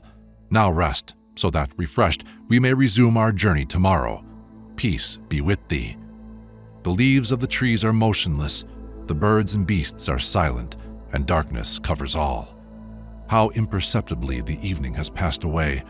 The sky is brilliant with stars, as if 1,000 eyes gazed down on us. The bright moon, with its cool beams, slowly rising higher and higher, dispels the darkness. Nocturnal wanderers and the terrible flesh-eating yakshas prowl about here and there. Having uttered these words, the great sage Vishwamitra became silent. The other munis praised him, saying, well spoken, O sage." They said, "The dynasty of Kusha has ever practiced righteousness, and the kings of this line have been eminent in virtue. Of this dynasty, thou, O Vishwamitra, art the most illustrious. The fame of this royal line has been enhanced by the beautiful river Kaushiki." Thus did the great sages praise Rishi Vishwamitra, who then withdrew to rest as the sun sets behind a mountain. Sri Ramachandra and his brother Lakshmana, full of wonder, also made obeisance to the holy sage and retired to sleep. Chapter 35. Vishwamitra begins to narrate the origin of the holy river Gunga. Having passed the night with the other munis on the banks of the river Shona, Sri Vishwamitra said to Prince Rama at daybreak, "Arise, O Prince, the day has dawned. May prosperity attend thee. Perform thy morning devotions and let us prepare for our journey." Sri Rama listened to the instructions of the holy sage, recited his morning prayers, and prepared to leave, saying, "O knower of God, the waters of the holy river Shona appear to be very shallow and rest on a sandy bed. Be pleased to instruct us where we should cross over it." The sage replied, "O Prince, I will show thee where the great rishis traversed it." Thereafter they forded the river and journeyed on, enjoying the many beautiful woods and forests through which they passed. After proceeding a great distance, late one afternoon they reached the holy river Ganges, beloved of the sages. On beholding the lovely river rendered beautiful by the presence of swans and cranes, Rama, Lakshmana, and the sages were filled with delight. They halted on the banks and bathed in the sacred river as prescribed by the holy ordinance. Then, lighting their sacrificial fires, they partook of the remains of the offerings. According to the tradition, they offered water to their ancestors and, spreading coverings, seated themselves by the holy Ganges. Sitting in the midst of the sages with the two princes before him, Sri Vishwamitra was questioned by Sri Rama in the following manner. "O Lord, I desire to hear the story of this holy river which traverses the three paths. How does the sacred Gunga, passing through the three worlds, merge at last into the ocean?" On this request, Sri Vishwamitra began to narrate the origin and genesis of the sacred river. O Rama, the great Himavat, lord of the Himalayas, the treasury of all precious metals, had 2 daughters who were unsurpassed in loveliness on earth. Their mother, Meena, the wife of Himakala, or Himavat, was the daughter of Mount Meru. Her elder daughter was named Gunga, and the younger Uma. The Devas, wishing to observe certain sacred rites, asked for Sri Gunga to promote the success of their undertaking, and with the permission of her father, took her away with them. Himachala, mindful of the good of all beings, gave his daughter Gunga, the purifier of the whole world, to the gods, thinking it to be his duty to do so. The gods, supremely gratified, took his daughter Gunga and, blessing all, left Himachala.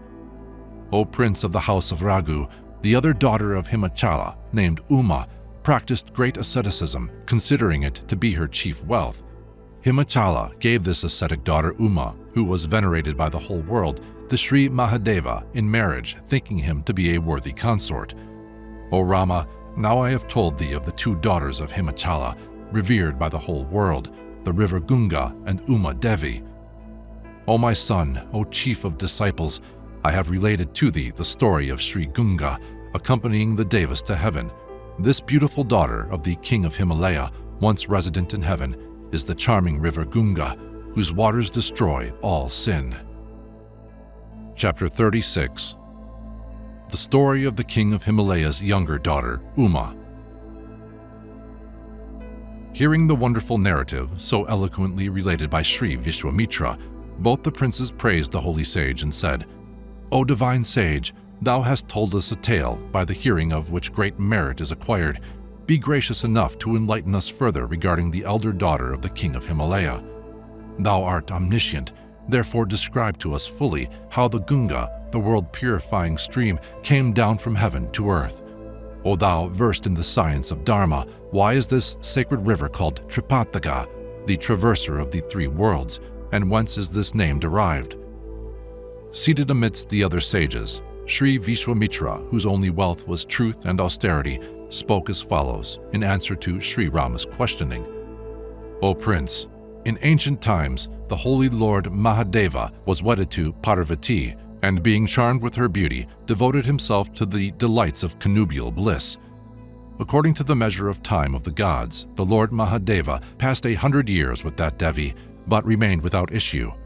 In their anxiety, the gods approached Sri Brahma and said, Who will be able to endure the power and glory of the offspring produced by these 2 mighty beings?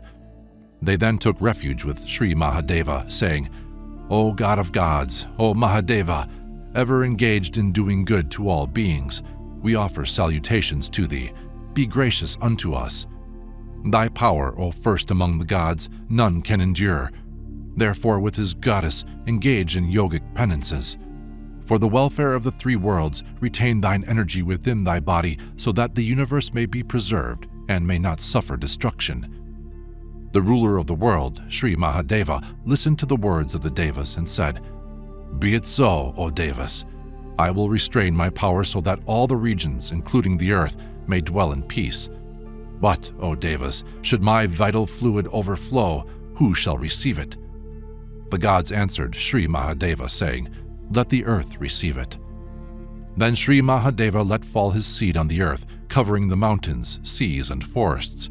When the earth could bear no more, the Devas asked the wind and fire deities to combine with that creative power, and thus was a white mountain created, and later a heavenly forest as resplendent as the light of the sun. From this fiery light was born the glorious Swami Kartikeya. All the gods and rishis were full of joy and adored the Lord Shiva and the goddess Uma. As they worshipped them with grateful hearts, Uma was filled with wrath and said, O Devas, your action has filled me with displeasure. You shall not escape the consequences.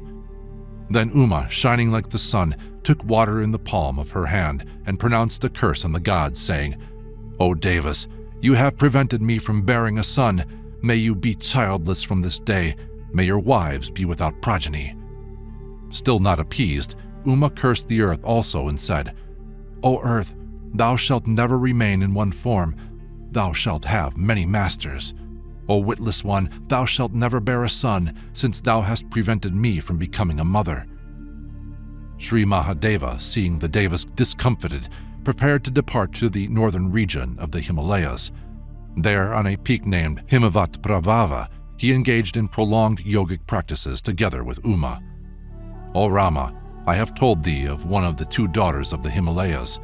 Now with Lakshmana, listen to the tale of the other daughter of Himalaya, named Gunga." Chapter 37. The King's Elder Daughter, Gunga. Whilst Sri Mahadeva was engaged in yogic meditation, the Devas, under the leadership of Agni, went to the region of Brahma, where, with Indra, they paid reverence to the Lord of the world, and said, "O Lord, at the beginning of creation thou didst make Sri Mahadeva our leader, but he has now retired to the Himalayas and is engaged in the practice of austerity with Uma.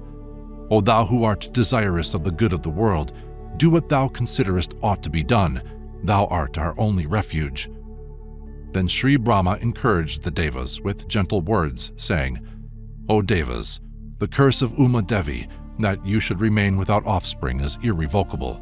But the fire god, Agni, will cause Gunga to bear a son who will destroy the enemies of the gods. The youngest daughter of Himanchala, Uma, will look upon her sister's son as her own and will inevitably lavish her affection on him." O Rama, the words of Sri Brahma filled the gods with satisfaction, and they offered obeisance to him. Then all circumambulated Mount Kailasha, the repository of precious metals, and begged Agni to beget a son. Agni acquiesced in their request, and approaching Sri Gunga, said, "O Devi, let us beget a son, for it is the wish of the gods." Assuming the form of a celestial nymph, Gunga inspired the fire god to plant his seed in her every vein being filled with splendor. After a time, she addressed Agni, saying, "O Deva, I am unable to bear the ever-increasing splendor which thou hast communicated to me. My body is burning like fire, my mind is agitated, and I am filled with fear."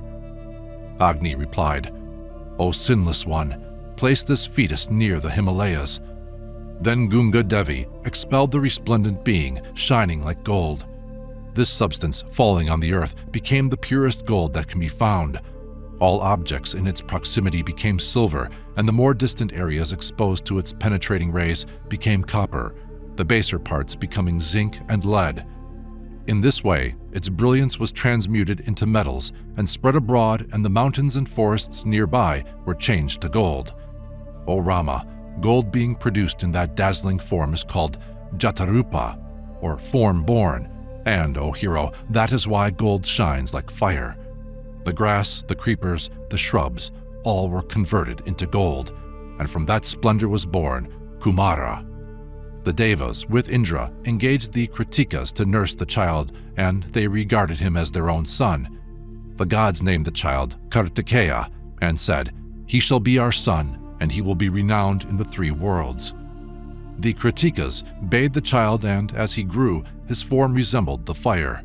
Because the infant was born prematurely, the Devas called him Skanda. The nurses began to nourish the child with milk, and he shone like a flame. With 6 mouths, he sucked the milk of 6 nurses at the same time. Soon he grew so powerful that, while yet an infant, he challenged groups of demons to combat. Then all the gods appointed him their commander-in-chief. The Devas and Agni paid affectionate homage to this child. O Rama, this is the inspiring and merit-bestowing story of Sri Gunga and Kartikeya. O Raghava, on this earth, those who read this narrative with faith and devotion shall have long lives, sons and grandsons, and obtain the divine region of Skanda. Chapter 38. The Story of King Sagara, Sri Rama's ancestor.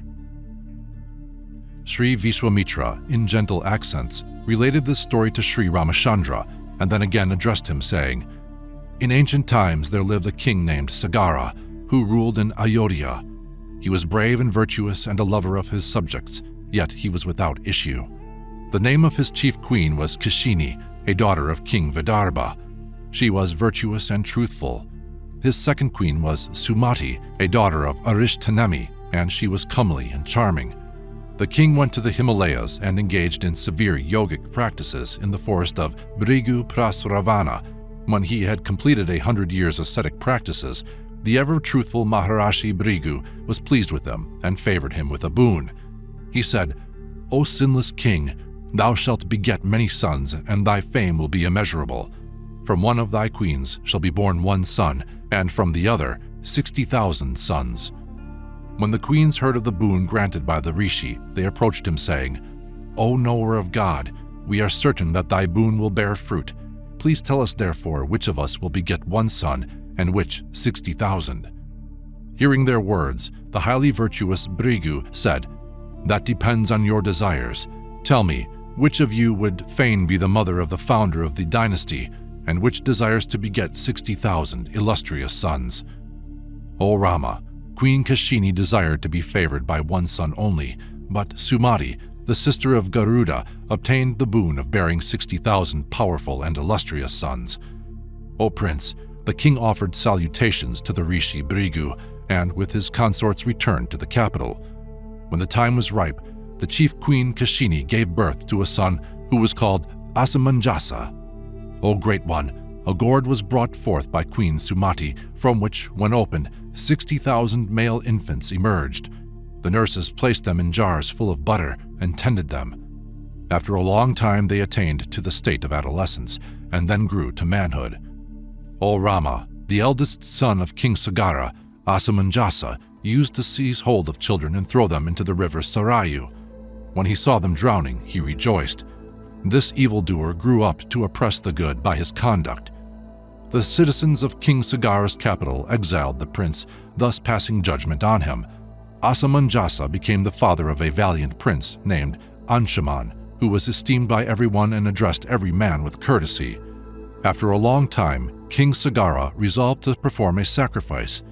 O Rama, the king summoning the high priests, began the initiatory rites. Chapter 39. The horse with which he performs a sacrifice is stolen. Having listened to this tale, Sri Rama addressed the Muni Vishwamitra, who resembled the fire in splendor, and said, "O wise one, may prosperity constantly attend thee. I desire to hear how my ancestor, King Sagara, performed the sacrifice." Sri Vishwamitra, highly gratified by Sri Rama's eager enquiry, smilingly replied, "Listen, O Rama, to the story of the high-souled King Sagara. There is a country between the Himalayas and the Vindhya mountains, and it was there that King Sagara performed his sacrifice. That land is suitable for this purpose, O great prince. The great archer and warrior Anshuman was appointed the protector of the horse released for the sacrifice.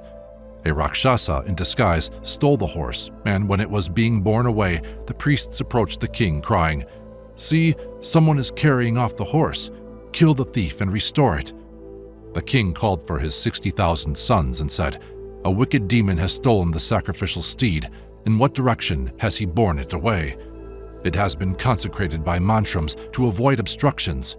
Seek the horse, my sons, and may success attend you. Scour the earth surrounded by the seas, and excavate the earth at my command, till the sacred horse is found. Having taken the initiation, I cannot leave this place. Go ye, my sons, I shall remain here with Anshuman and the Brahmins." O Rama, commanded by their father, those powerful princes joyfully started in search of the horse. O Great One, they ranged the world in vain and began to dig the ground with their nails, which were as sharp as diamonds. O Prince of the House of Raghu, they used plows, spades, and other implements to excavate the ground, and the earth shook with the sound. While plowing up the earth, many snakes, demons, and powerful titans were slain and injured. O Raghava, those mighty princes pierced the earth to the depth of 60,000 miles and reached the antipodes. Having pierced the earth with its mountains, they searched for the horse in Jumbadvipa. The Devas, Gandharvas, Asuras, and Nagas became agitated and approached Sri Brahma. Bowing before him with their minds afflicted and in great distress, they said, "O blessed Lord, the sons of the Maharaja Sagara are digging up the whole earth, and they have brought about the death of many great beings. Whosoever opposes them is slain with the words, 'Thou art a thief, thou hast stolen the sacrificial horse.'" Chapter 40. The king's sons search for the horse. They accuse Sri Kapila of stealing it and are reduced to ashes. The grandsire Sri Brahma, hearing the words of the gods regarding the sons of King Sagara, who were already doomed, said, "O Devas, this whole world belongs to the glorious Vasudeva, and he, in the form of the sage Kapila, supports it. These princes will fall victims to the wrath of holy Kapila. The earth is eternal and cannot be destroyed." The gods, hearing these words, returned to their own regions, full of joy. Meanwhile, the uproar caused by the sons of Sagara digging the earth resembled the crash of thunder. Having encompassed the whole world, they returned to their father and said, "We have traversed the whole world and have slain gods, demons, and snakes, but we have found no trace of the sacrificial horse, nor of the thief.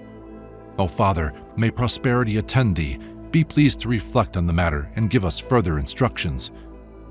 The great monarch replied in anger, "Go, dig the earth once more, capture the horse, accomplish your purpose, then return." In accordance with the command of their royal sire, the princes once more renewed their tunneling and came upon the monstrous form of a great elephant, which resembled a mountain. "O Prince of Raghu, the whole earth and the mountains of that quarter are supported by that elephant Vimpaksha, and whenever, from fatigue, he moves his feet to ease himself, the whole world trembles and quakes." The princes bowed down to him and circumambulated him. They then continued digging deeper and deeper, first to the east, then to the west. To the south, they saw the second great elephant, whose name was Mahapadma. They beheld him supporting that quarter of the earth and were astonished. They offered him salutations. "O Prince, the sons of King Sagara next dug the northern quarter of the earth and saw there a white elephant which resembled a heap of snow. His name was Himapandara, and his form was gigantic. They worshipped him as he stood supporting that quarter of the earth. Then, with furious zeal, the mighty and valiant sons of Sagara dug the earth and proceeded to that renowned quarter where they saw Kapila, the eternal Lord Vasudeva, and the horse grazing near him. O Rama, they were glad, thinking that it was Sri Kapila who had stolen the horse. Full of wrath, seizing plows, trees, rocks, and stones, they ran towards him, crying, "Thou art the stealer of the sacrificial horse. Thou art the thief. O wicked one, we, the sons of King Sagara, have found thee."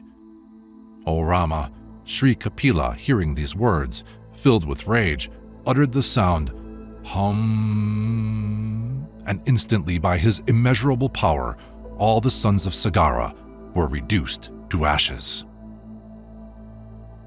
Chapter 41.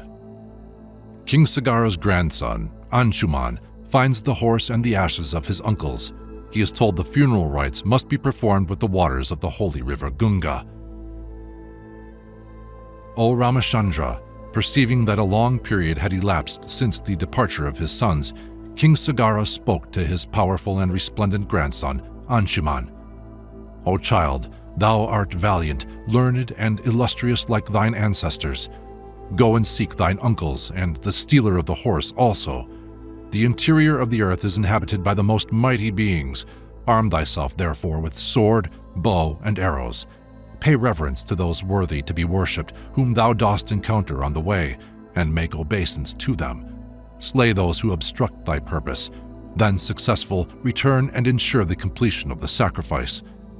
Thus instructed by his grandfather, Prince Anshuman, arming himself with sword, bow, and arrows, speedily departed. Honored on the way by Devas, Danavas, Asuras, and Nagas, Pisachas, birds, and serpents, he came to the mighty and resplendent elephant and worshipped him, inquiring as to his welfare. The elephant said in reply, "O Prince Anshuman, thou wilt accomplish thy purpose and soon return to the capital." The prince proceeded further and inquired in the same manner of each of the other great elephants. They all advised the prince, who had paid due respect to them, to proceed further. As instructed by them, Anshuman came to the place where the heaped ashes of his uncles' bodies were lying. Overcome with grief, Anshuman wept to see that death had overtaken them. Afflicted with distress and pain, he suddenly perceived the sacrificial horse grazing nearby. Desirous of offering the rite of water for his departed relatives, he looked round but could find no water anywhere. Extending his gaze, he saw his maternal uncle, the holy eagle, who addressed the prince as follows: "O lion among men, grieve not. These princes have met the death they deserved. They have been consumed to ashes by the Mahatma Kapila of unimaginable glory. O wise one, it is not meet to offer the usual rites for them. O great one, perform the rites with the water of the holy river Gunga, the daughter of Himalaya. When the waters of the purifier of the world, the sacred Gunga, flow over their ashes, the ceremony will be crowned with success, and the 60,000 princes will be received into heaven." The illustrious and mighty Prince Anshuman listened to the words of Sri Garuda, and speedily returning with the horse, approached King Sagara, who still awaited the completion of the initiatory rites. He related to him all that the eagle had said.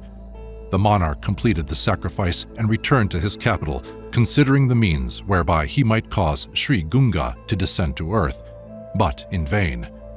King Sagara, unable to devise any way to accomplish this matter, having ruled for 30,000 years, departed hence. Chapter 42.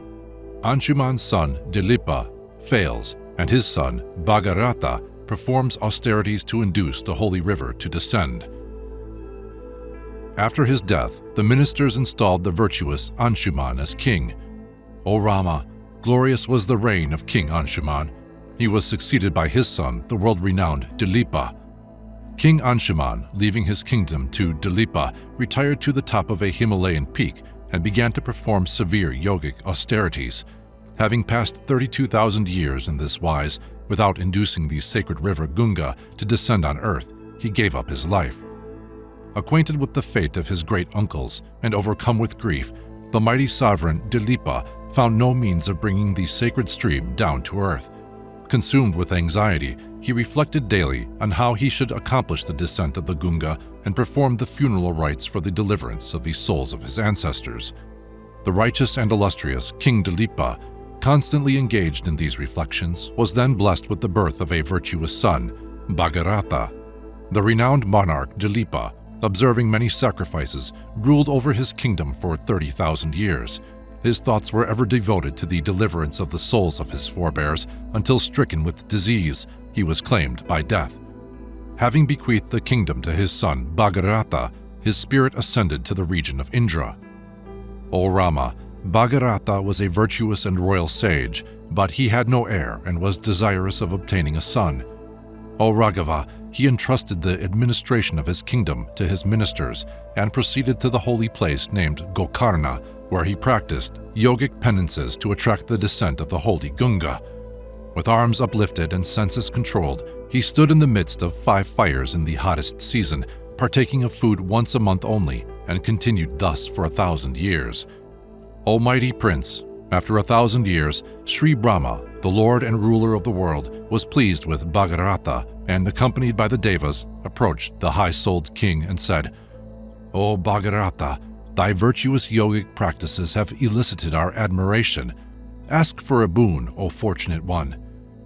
The highly resplendent Bhagarata, with joined palms, submissively addressed Sri Brahma, saying, "O blessed Lord, if thou art pleased to confer the fruits of mine austerities on me and grant me a boon, then allow me to deliver the souls of the sons of King Sagara by offering them water at their funeral rites from the sacred stream. O Lord, do thou also grant as a further boon that the dynasty of Ikshwaku may be preserved and I may have an heir." The grandsire of the whole world listened to the prayer of the Maharaja Bhagarata and answered him in gentle and pleasing accents. "O mighty King Bhagarata, thou hast asked a great boon. May success attend thee. Let thy desire for a son be fulfilled. O King, when the Gunga, the eldest daughter of Himalaya, falls on the earth with overwhelming power, the earth will not be able to sustain her. None but the Lord Shiva can accomplish this." Having uttered these words to King Bhagarata, and having spoken to Sri Gunga also, Sri Brahma returned with the gods to his own region. Chapter 43. Lord Shiva lets loose the sacred river, which follows King Bhagarata's celestial chariot. Sri Brahma having departed, the King Bhagarata, standing on the tip of one toe, adored Sri Shiva for a full year. O mighty one, with arms uplifted, living on air, Unsupported, fixed like a pillar, day and night, King Bhagarata offered his adorations to the Lord.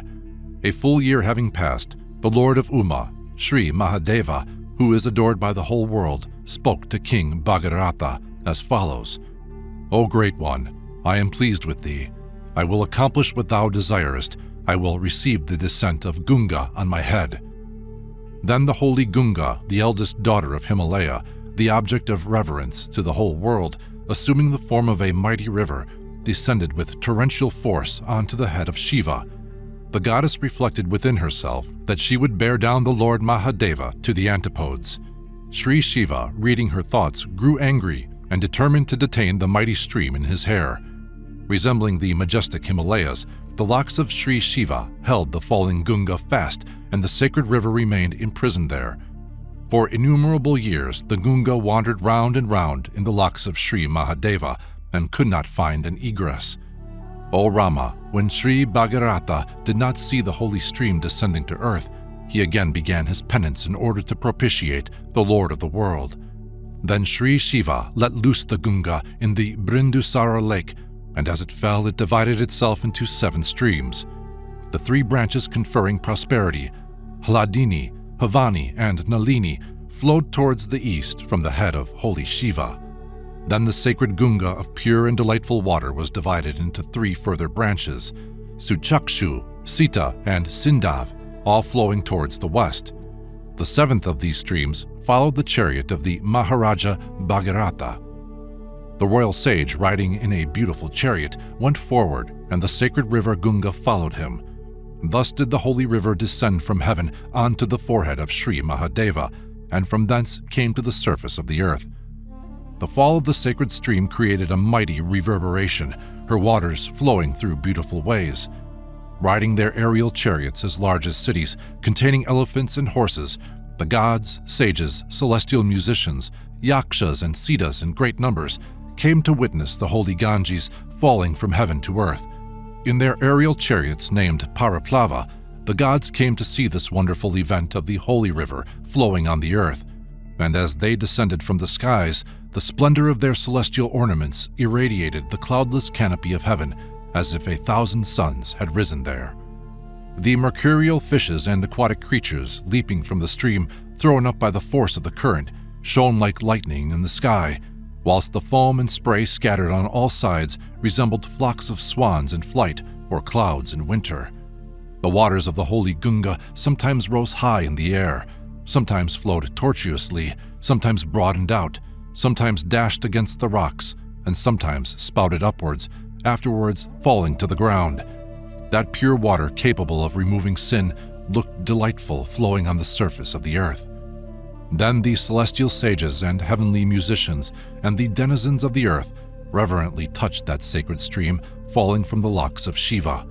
Those beings who through a curse had fallen from the heavenly regions and had been made to dwell on earth were cleansed of their transgressions by bathing in the holy Gunga. Purified and freed from their sins, those resplendent beings returned to the heavenly regions, passing through the sky. Wherever the sacred Ganges flowed, people were cleansed of their sins by bathing in its waters. King Bhagarata, riding a celestial chariot, drove on, and Sri Gunga followed after him. O Rama, the gods, the sages, Rakshasas, Asuras, Yakshas, the chief serpents and nymphs following King Bhagarata, together with the aquatic beings and swans, attended the sacred river. Whichever course King Bhagarata took, that mighty river Gunga, the destroyer of all sin, followed. Flowing on and on, Sri Gunga arrived where the sage Janu, worker of miracles, was performing a sacrifice. Then the sacred river swept over the sacrificial pavilion and all it contained. The rishi Janu, perceiving the pride of Gungaji, grew angry and drank up the whole of the water of that river, verily a great miracle. The Devas, Gandharvas, and sages were astonished and began to worship that Mahatma Janu, saying, "From today the holy river shall be called thy daughter." The mighty Janu, being pleased, let loose the river through his ears. From thence Sri Gunga is called Janavi, the daughter of Janu. Thereafter she once again flowed behind the chariot of King Bhagarata. Finally, the holy Gunga reached the sea and entered the lower regions to fulfill the purpose of the king. The royal sage Bhagarata, attended by the sacred river, gazed with grief on the ashes of his ancestors. O prince of the house of Raghu, as soon as the holy stream touched the ashes, the sons of King Sagara were resuscitated, free from sin, and attained the celestial region. Chapter 44. King Bhagarata completes the funeral rites for his ancestors. When the king, attended by the holy Gunga, reached the seashore, he entered the subterranean region where the sons of King Sagara had been burnt to ashes. O Rama, as the holy water flowed over the ashes, Sri Brahma, the Lord of all the worlds, addressed King Bhagarata as follows. O king, thou hast redeemed the 60,000 sons of King Sagara, who now dwell in the heavenly region. O king, as long as the waters of the sea continue on earth, so long shall the sons of King Sagara in celestial form enjoy heaven. Henceforth, O great sovereign, Sri Gunga shall be thy eldest daughter and be known by thy name throughout the earth. This sacred river shall be named Sri Gunga, Tripathaga, and Bhagarati. O king, perform the funeral rites of thine ancestors and fulfill thy prescribed duty. The mighty King Sagara was not able to accomplish this purpose, and King Anshuman of limitless prowess also failed to obtain the fulfillment of his devout desire. Thy father, Dilipa, equal to ourselves in merit and a warrior fully established in the duties of his caste, that illustrious Dilipa besought the holy Gunga to descend earth in vain. This great design has been accomplished by thee alone. Thou hast acquired undying renown throughout the world. By achieving this, thou art possessed of the highest dharma. O great sovereign, now do thou bathe in the holy stream also. O lion among men, purify thyself and acquire merit. Then perform the funeral rites of thine ancestors. O king, may prosperity attend thee. Return to thy capital. I shall now ascend to my own abode. The mighty and illustrious Brahma then ascended to heaven, and the royal sage Bhagarata, having performed the obsequies of the sons of King Sagara with the water of the sacred Ganges, returned to his capital. Enjoying every felicity, King Bhagarata began to govern once more, and his people rejoiced that he had again assumed rulership. All were freed from suffering and anxiety, and they increased in wealth and prosperity. O Rama, I have narrated the story of the descent of Sri Gunga fully to thee. May prosperity attend thee. Dusk has fallen, and the hour of the evening prayer has come. This story gives wealth, prosperity, fame, longevity, sons, and residence in heaven to the reader. He who causes it to be heard by others, whether he be a Brahmin or a Kshatriya, brings joy to his ancestors and the gods. O Ramachandra, he who with fixed attention listens to this story shall obtain all he desires. His sins will be remitted, and he will obtain long life and renown. Chapter 45. Vishwamitra begins to relate the story of the city of Vishala and the churning of the ocean, which leads to the combat between the Devas and the Daityas. Sri Ramachandra and Sri Lakshmana were filled with astonishment on hearing the words of Sri Vishwamitra, and said to him, O holy sage, marvelous indeed is the history of King Sagara and the descent of the Ganges, which thou hast related to us. The night drew on as they had been listening to the story, and Sri Rama and Lakshmana passed the remaining hours meditating on the matter. The clear day dawned, and Sri Rama, having performed his daily devotions, said to Sri Vishwamitra, The night is passed in listening to this divine narrative. It has slipped away as if it were a moment. Now let us cross the sacred and merit-giving stream, reflecting on its marvelous origin. Knowing thee to have come, the other sages have sent a boat in preparation for crossing the holy river. Sri Vishwamitra summoned the ferrymen, and with the princes and sages all were conveyed to the other side. They rested a while on the opposite bank and entertained the sages in their company. In the great distance they saw the city named Vishala, and soon the great rishi Vishwamitra with the princes reached that place of beauty, which resembled one of Indra's cities. Then Rama, full of wisdom, approached the holy sage and humbly made enquiry concerning the city. He said, O great sage, What royal and illustrious house rules here? I desire to hear." At these words of Rama, the holy sage began to relate the story of the city as follows. "O Rama, attend. I will tell thee of the story of this city, which I heard from Indra. In the Golden Age, Satya Yuga, Diti gave birth to a powerful son, Daitya, an Asura, and Aditi gave birth to the highly fortunate and exceedingly righteous son, Devata, a celestial being. These two sagacious beings sought to become immortal, incorruptible, and free from disease, old age, and other ills. After reflecting on this matter, they resolved to churn Kshiroda, the ocean of milk, and obtain from it the water of immortality. Using the mighty snake Vasuki as a rope and the Mandara mountain as the churn, they began to churn the ocean. When they had done so for 1,000 years, the snake Vasuki bit the rocks with its teeth and threw up venom. From this was produced the great poison which began to consume men, gods, demons, and the whole world. The gods took refuge with the Lord Shiva and worshipped him, crying, "Protect us, protect us." Attracted by the mournful cry of the gods, Sri Mahadeva and Sri Hari appeared there with conch and disc. Sri Vishnu smilingly addressed the bearer of the trident, Sri Mahadeva, and said, "O Lord, thou art the chief of the gods and shouldest therefore accept whatever is first produced by the churning of the ocean. Receive the poison as thy gift, the first tribute." Having spoken thus, Sri Vishnu disappeared, and the blessed Lord Shiva, moved by the distress of the gods and the words of Sri Vishnu, drank that dreadful poison as if it were nectar and returned to Kailasha. O Prince of Raghu, the Devas and the Daityas began churning once more, but the churning staff began to sink. Then the Devas and Gandharvas praised the Lord Vishnu, saying, "O blessed Lord, thou art the master of all beings, thou art the asylum of the gods. Protect us all, O great Lord, and support the sinking Mandara mountain." Sri Vishnu, assuming the form of a tortoise, entered the ocean and supported the mountain on his back. Taking hold of the peak in his hand, the blessed Vishnu churned the ocean, standing between the Devas and the Asuras. After 1,000 years, Sri Dhanvantari, the teacher of the Ayurveda, appeared, holding a staff and loshta in his hands. Thereafter, many nymphs emerged. O Raghava, they were called Apsaras, Ap meaning water and Yara, to emerge from. On this account, these beautiful damsels were named Apsaras. O Rama, they numbered 600 million, and their female attendants were innumerable. None were received either by the Devas or the Daityas, hence they remained without a lord.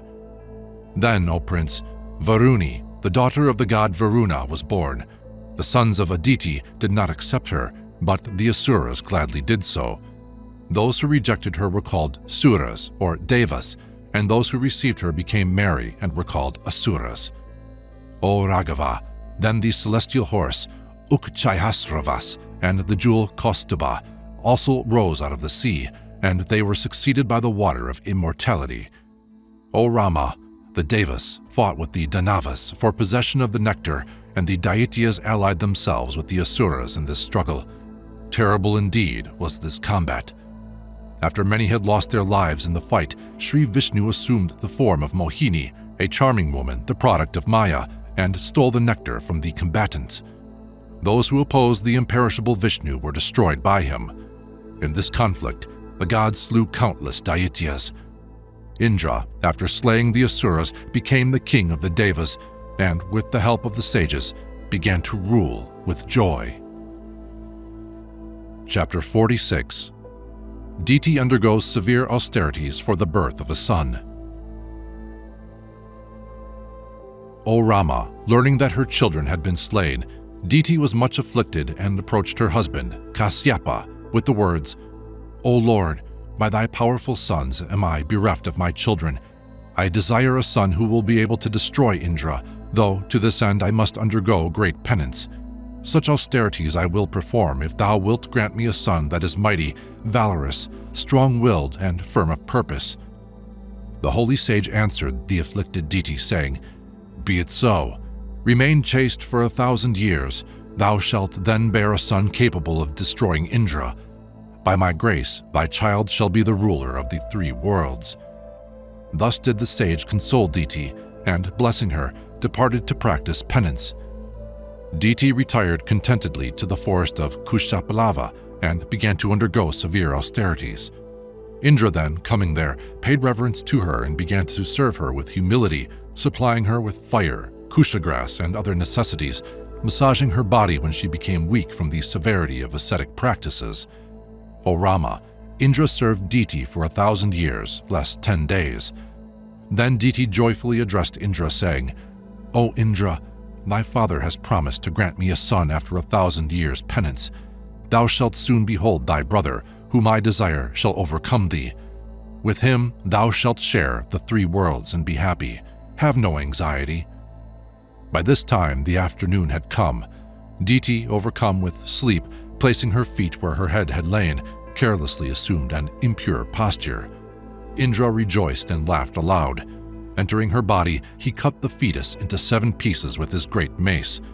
Diti's slumber was interrupted by the cry of the child in her womb. Indra said to it, "Do not weep, do not weep," and again divided the child with his mace, despite Diti's cries, "Do not destroy it, do not destroy it."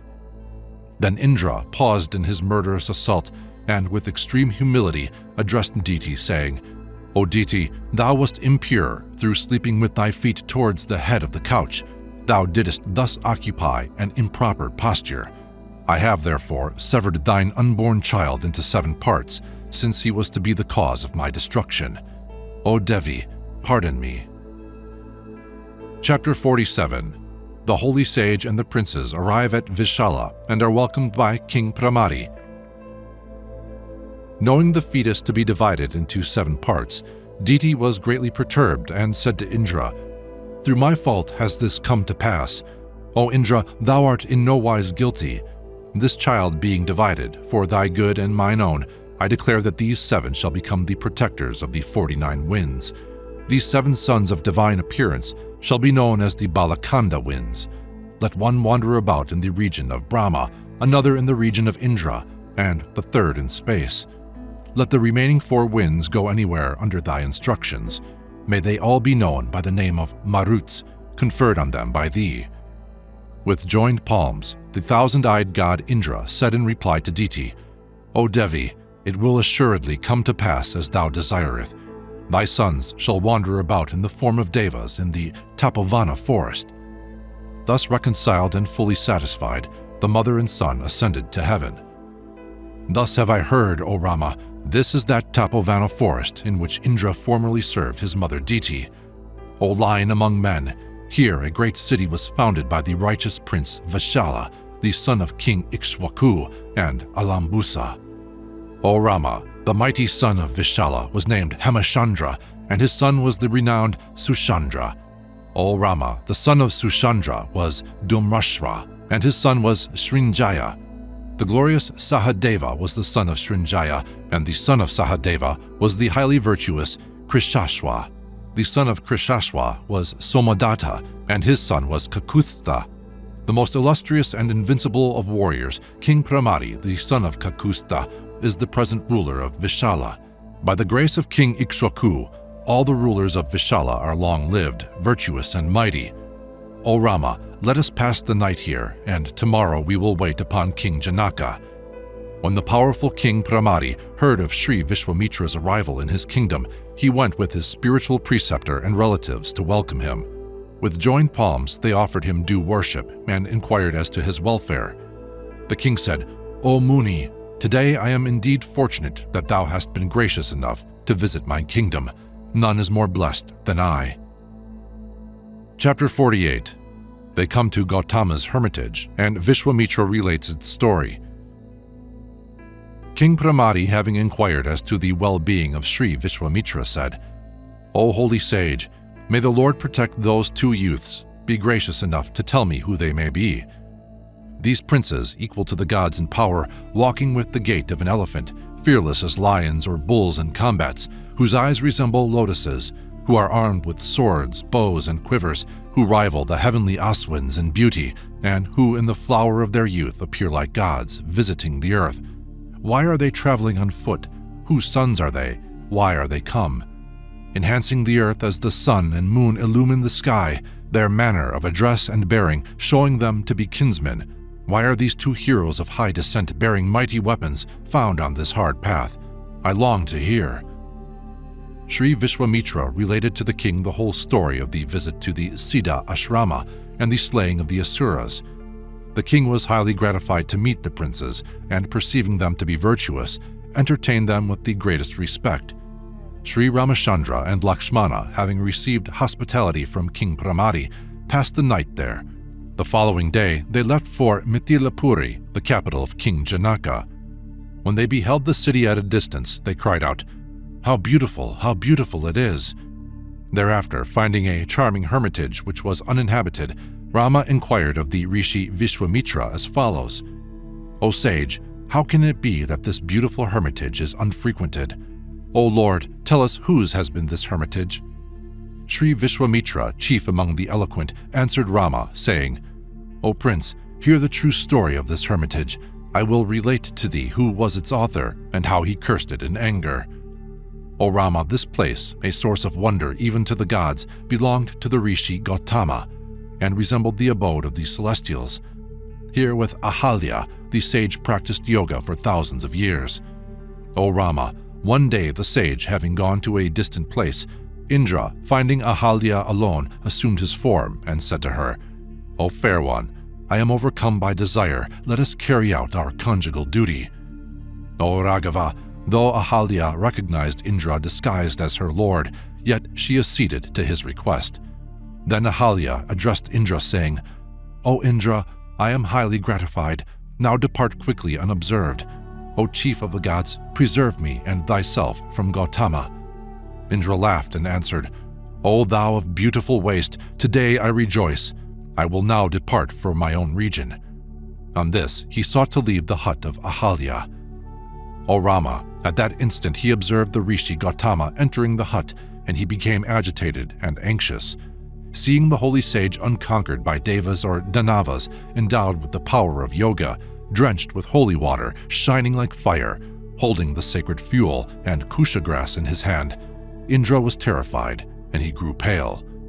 Sri Gautama, perceiving Indra in his own guise and judging by his guilty looks that he was leaving his spouse having committed sin with her, cursed him, saying, "O wretched wretch, assuming my form, thou hast committed this sinful act. Be thou impotent." Cursed by the Rishi Gautama, Indra was instantly deprived of his manhood. Then the sage Gautama cursed Ahalya, also saying, "Thou shalt remain immovable in this place for thousands of years, thy food the wind alone. Thou shalt be as dust, invisible to all creatures. When Rama, the son of Dasaratha, visits this forest, then shalt thou be cleansed from thy sin. Having served him, O deluded one without desire for personal gain, thou shalt be restored to me in thy present body." Thus did the illustrious Gautama curse the wicked Ahalya, and, abandoning the hermitage, began his yogic penances on the beautiful peak of Himalaya, inhabited by Siddhas. Chapter 49. Sri Rama liberates Ahalya from Gautama's curse and departs for Mithila. Deprived of his virility, Indra grew melancholy, and addressing Agni and the other gods said, "By obstructing the ascetic practices of the Mahatma Gautama, who sought to usurp my power, I have verily served the purpose of the gods. Evoking his wrath by causing him to curse me and denounce Ahalya, I have robbed the Rishi of his spiritual power. Therefore, O Devas, O divine beings, help me now to recover my manhood." Then the gods with Agni at their head approached the Pitris, Kavayahanas, and other beings and said to them, "Indra has been deprived of his virility. This ram of yours is in full possession of its powers. Allow us to graft the testicles of the ram onto Indra. We can compensate the ram in this wise from today. Let those who desire to propitiate you offer the sacrifice of a castrated ram and receive the reward of great merit at your hands." The Pitris did as requested by Agni and grafted the testicles of the ram onto Indra. From that time, O Rama, they have accepted the sacrifice of a gelded ram. This event proves the immeasurable power of the practices of the holy sage. Now, let us enter this hermitage. O Rama, do thou liberate the unfortunate Ahalya, so that she may once more resume her nymph-like form."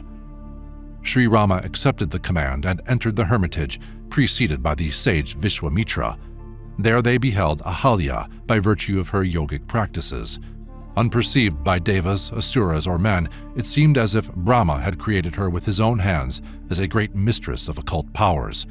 Resembling the full moon veiled in mist, or the reflection of the sun in water, or a bright fire wreathed in smoke, by the curse of the Rishi Gautama, she remained invisible, and thus it was ordained she should remain till she beheld Sri Ramachandra, and till that hour none in the three worlds should look on her. With the deepest reverence did Sri Rama and Lakshmana touch the feet of Ahalya, and she, remembering the words of the Rishi Gautama, fell down in devotion before them. Thereafter, she entertained them with due hospitality, as enjoined in the scriptures, while the two princes acknowledged the honor paid to them. At this moment a rain of flowers fell from the sky, scattered by the gods. Heavenly musicians sang, and celestial nymphs danced while all rejoiced and paid homage to Ahalya. The illustrious sage Gautama, becoming aware of the matter through his divine powers, repaired to the hermitage and rejoiced to behold Ahalya restored to her former state. Reunited, they both worshipped the glorious Rama and then resumed their spiritual life together. Sri Rama, having accepted the homage offered to him, departed thence for Mithila. Chapter 50. They are welcomed at the place of sacrifice by King Janaka. Preceded by Sri Vishwamitra, Sri Rama and Lakshmana came to the king's place of sacrifice. Beholding the sacrificial pavilion, they said to the holy sage, "How well has the great Janaka prepared for the sacrifice! O august Rishi, thousands of Brahmins learned in the Vedas from many lands with hundreds of bullock carts transporting their possessions can be seen here. O Holy Father, let us choose a place where thou mayest rest." The sage thereupon selected a place which was secluded and supplied with water. Hearing of the arrival of Sri Vishwamitra, King Janaka, accompanied by his illustrious priest, Sri Shatananda, and many others, hastened to that place and humbly offered obeisance to the holy sage. Then the king placed the traditional gifts of water, sweetened with honey, before him, and he, accepting the gifts, inquired as to the king's welfare, and further, whether the sacrifice was proceeding without hindrance. He then duly inquired concerning the welfare of Sri Shatananda and other holy men in attendance on their sovereign. The king received all with a cheerful countenance, and with joined palms said to Sri Vishwamitra, "O august Lord, please be seated with the other great sages." Thus requested, they sat down, after which Janaka, with his family priest, Brahmins, and counselors, occupied their places, the king seated in the midst of his ministers. Having attended to the due placing of his guests, the illustrious sovereign said, "O Lord, today, by the grace of the gods, all the preparations for the sacrifice have been carried out. Now, by thine advent here, I have acquired merit equal to the fruit of my sacrifice. Blessed am I that thou hast honored the place of sacrifice with thy presence. O divine sage, the high priests have informed me that the sacrifice will be completed in the course of 12 days. The gods will then come to take their share. Thou, O illustrious Lord, shalt behold them." Having thus addressed the sage, the king again earnestly inquired of him, saying, "May prosperity attend thee, O sage. Who are these two illustrious princes equaling the gods in power, whose bearing resembles the majesty of an elephant or a lion, who are valiant and whose eyes are like lotuses, who are armed with swords, bows, and quivers, and whose beauty rivals the Aswini Kumara, who are youthful and appear to have descended from heaven to earth like the gods? Have they come here on foot? Whose sons are they? They whose eyes are wide set and who are armed with sacred weapons, who wear their hair like Kartikeya, and who captivate the hearts of men by their magnanimous and virtuous qualities. Surely they are come hither to exalt our hearts and add to the fame of our dynasty, adorning the earth as the sun or moon adorn the sky, in stature and bearing resembling each other. O great sage, whose sons are they? Please tell me all." Hearing the words of King Janaka, Sri Vishwamitra said, "These are the sons of King Dasaratha." He then told the king of their residence in the Siddha Asrama and of the slaying of the demons, of their visit to Vishala and the rescue of Ahalya, also of their meeting with the sage Gautama. Then he said, "Now we have come to see the great bow." Having related all this to the king, the great Muni became silent. Chapter 51. Gautama's son, Shatananda, relates more of the story of the sage Vishwamitra.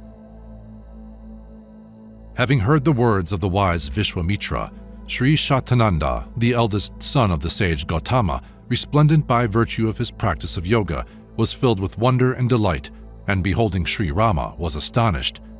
Seeing the two princes sitting at their ease, Sri Shatananda said to the sage Vishwamitra, "O holy sage, was my mother so long involved in the practice of austerity shown by thee to Sri Ramachandra? O illustrious one, did my mother entertain these two heroes worthy of adoration with fruits and those things she was able to obtain in the hermitage? O holy Rishi, didst thou relate the story of the improper behavior of Indra to my mother in bygone days to Sri Ramachandra? O holy one, by virtue of the advent of Sri Rama, did my mother obtain my father's favor once more? O Kaushika, did my father duly honor Sri Ramachandra, and is this illustrious one, having received the hospitality of my parents, really come hither? O holy sage, please tell me, when my tranquil-minded sire entered the hermitage, was he honored by Sri Rama?" Sri Vishwamitra, skilled in the art of converse and acquainted with the laws of rhetoric, answered Sri Shatananda, saying, "O great Muni, I did that which should be done by speaking that which was proper to the occasion, and patiently listening to that which was spoken, recollecting my duty. As Jamadagni, who first cursed Renuka, was then reconciled to her, so has thy father shown favor to thy mother, and received her again." Hearing the words of Sri Vishwamitra, the great Shatananda addressed Sri Ramachandra, saying, "O great one, may thy coming be the source of prosperity to all. It is fortunate indeed that thou didst visit my father's hermitage and restore my mother to her former state. How can I sufficiently praise that mighty sage Sri Vishwamitra, reverenced by all the sages? O Rama, enlightened are his actions. By virtue of his holy practices, he has become a Brahma Rishi, though previously a royal sage.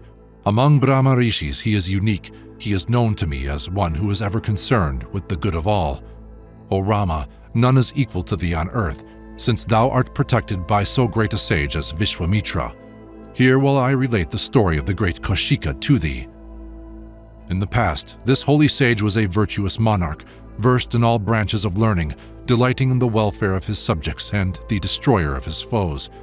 Kusha, the righteous and powerful king, was the son of Prajapati, and his son was Gadi, and the great illustrious sage Vishwamitra is the son of Gadi. On ascending the throne, King Vishwamitra ruled the earth for many thousands of years.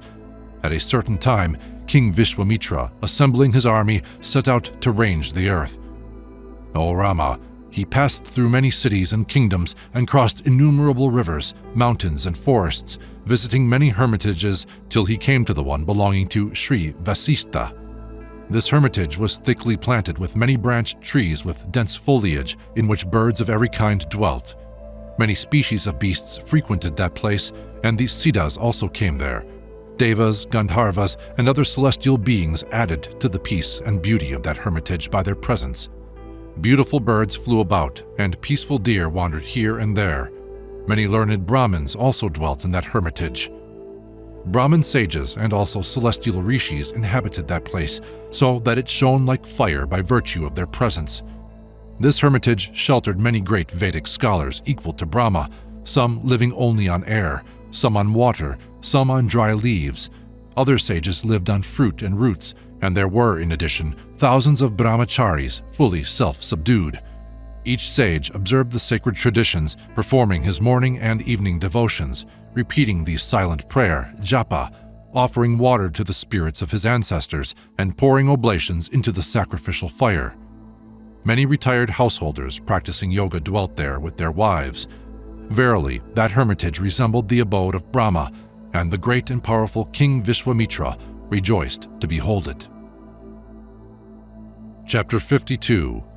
How King Vishwamitra visits Sri Vasista's hermitage and accepts hospitality provided by the wish-fulfilling cow, Shabala.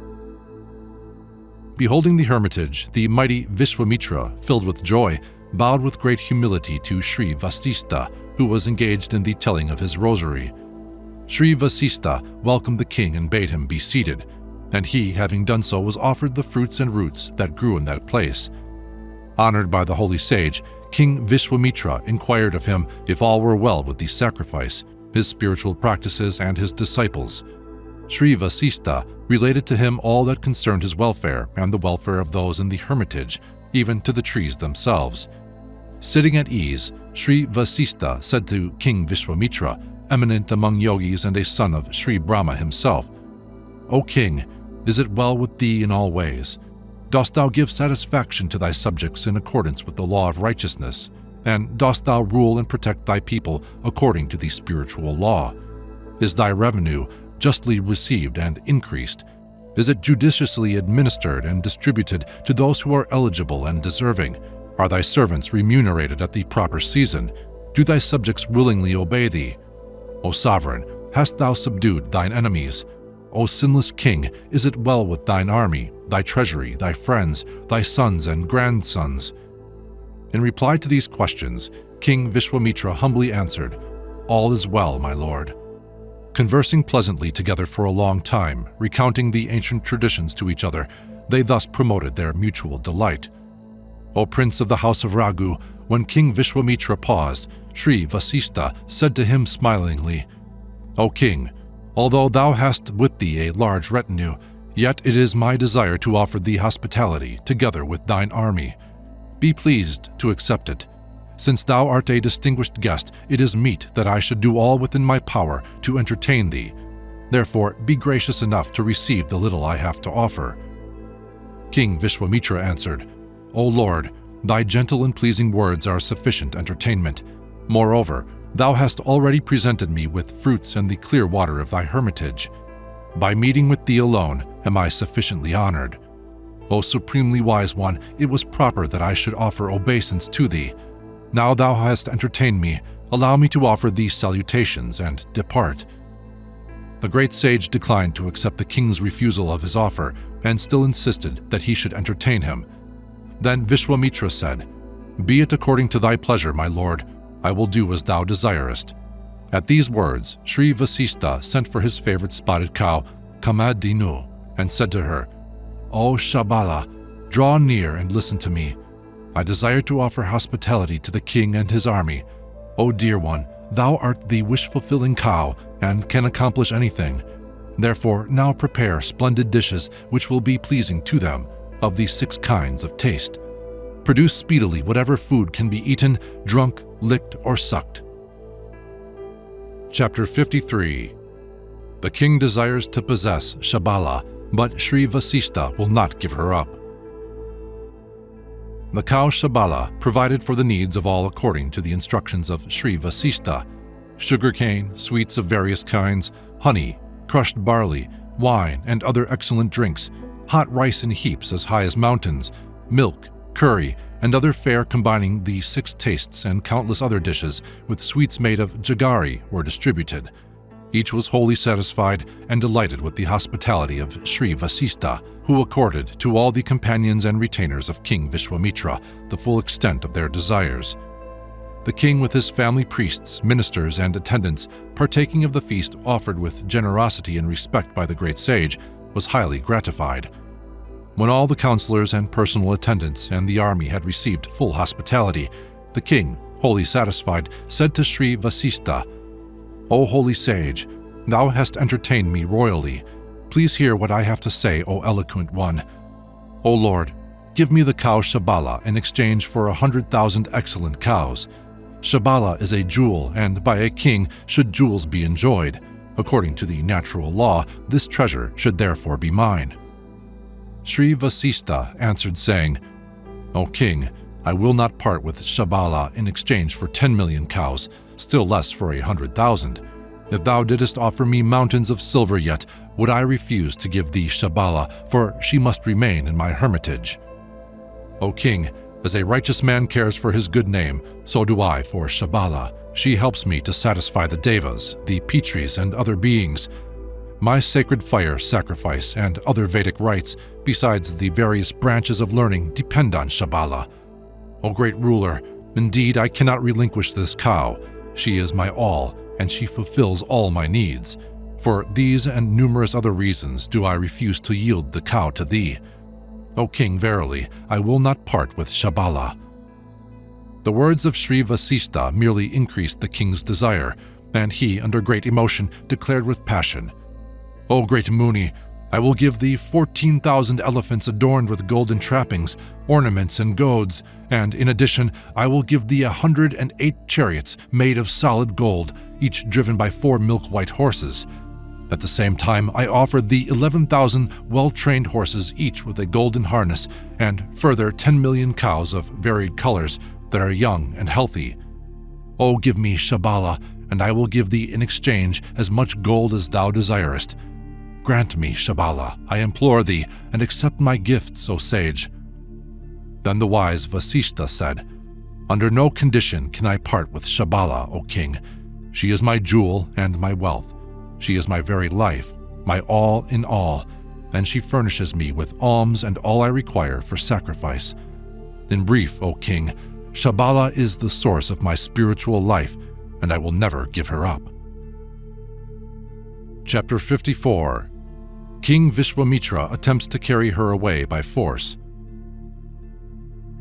O Rama, perceiving that Sri Vasista would not willingly consent to part with the cow, Vishwamitra resolved to carry her away by force.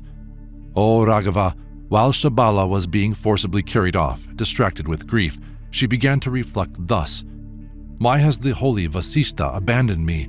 In what way have I offended the holy sage? Why are the servants of the king dragging me away from the hermitage? I am innocent and docile. The holy Muni is dear to me. What fault have I committed that the Mahatma Vasista should abandon me?" Sighing again and again, Shabala, shaking off the hands of the king's attendants, swiftly ran and placed her head at the feet of the holy sage.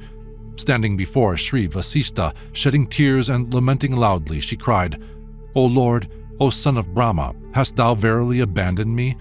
Why are the servants of the king taking me away from thy presence by force?" Seeing the sorely stricken Shabala, Sri Vasista addressed her as he would his own sister, saying, "O Shabala, it is not by my will that thou art thus being carried away. Neither hast thou offended me in any way, O dear one. Drunk with desire, the king is taking thee from me by force. I have not the power to defend thee. The king is a warrior and lord of the earth. He is attended by a mighty army with horses, elephants, and chariots. Verily, he is mightier than I." Shabala, who was skilled in argument, listened to the words of Sri Vasista and said, "O holy sage, the power of a warrior is as naught compared to that of a holy sage. O illustrious Lord, the strength of a sage is divine and based on the exercise of spiritual practices and discipline. It is therefore limitless. Thou art, O Lord, immeasurably stronger than a kshatriya. The power of that mighty king Vishwamitra is great, but he cannot equal thy strength and splendor. O Lord, through thy strength and energy, suffer me to destroy the power and pride of this wicked wretch." Sri Vasista answered, "Be it so. Create an army by thy spiritual energy that will destroy the forces of the king." Lowing loudly, Shabala, in obeisance to the sage, instantly produced hundreds of foreign soldiers who began to destroy the army of Vishwamitra while he was looking on. Perceiving his army about to be overthrown, King Vishwamitra became enraged, and, mounting his chariot, his eyes red with anger, he advanced to the attack. With various weapons he began to slay thousands of men, and Shabala, seeing the army created by her annihilated, now produced strange beings called shakas, in such numbers that they filled the whole earth. Highly valorous, their skins shining like gold, clad in yellow armor, furnished with scimitars and maces, they started to consume the army of Vishwamitra like a raging fire.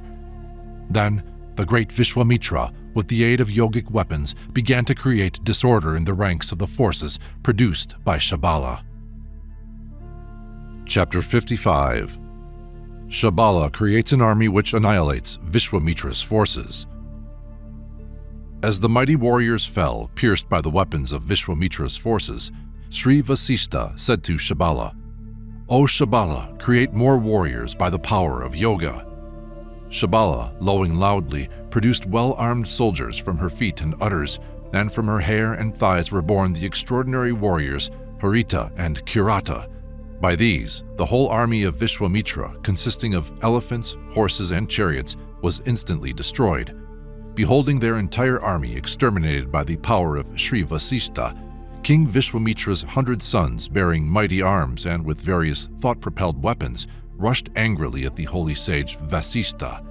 Sri Vasishtha merely uttered the sound, hum, and they were all immediately consumed. By the great sage Vasishtha, the infantry, cavalry, and chariots, together with the son of King Vishwamitra, were instantly burned to ashes. Then the illustrious monarch Vishwamitra, whose sons and army had been annihilated, was filled with shame and dismay. Deprived of his glory, he resembled a waveless ocean, or a snake bereft of its fangs, or the sun under eclipse. Like a bird without wings, his confidence shattered, his pride humbled, he became filled with anxiety. Bestowing the kingdom on his only remaining son, he exhorted him to rule according to Dharma, and then himself retired to the forest to practice asceticism. After some time, he found favor with Sri Mahadeva, the magnanimous granter of boons, and he, appearing before Vishwamitra, addressed him, saying, "O king, why art thou undergoing penance? What is thy desire? I will grant thee whatsoever thou asketh." Sri Vishwamitra, making obeisance to Sri Mahadeva, said to him, "O great God, if I have found favor with thee, then instruct me in the Upanishads and other branches of learning. Teach me also the mysteries and the science of archery.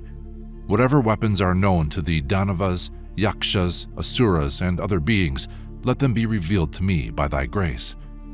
On hearing the request of the king, Sri Shiva answered, "Be it so," and returned to his abode.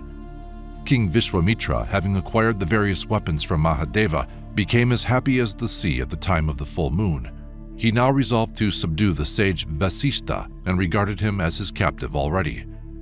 Proceeding to his hermitage, he discharged his great weapons like rain, setting the forest of Tapovan ablaze. Afflicted by these dreadful weapons, all the sages began to flee to the four quarters in terror. Even the disciples of Sri Vasishtha, together with innumerable birds and beasts, escaped hastily in every direction. The hermitage of Sri Vasishtha became deserted, and a deep silence fell upon it, causing it to resemble a barren field. Sri Vasishtha repeatedly called out, "Fear not, fear not. I will destroy Vishwamitra as the sun dispels the morning mist."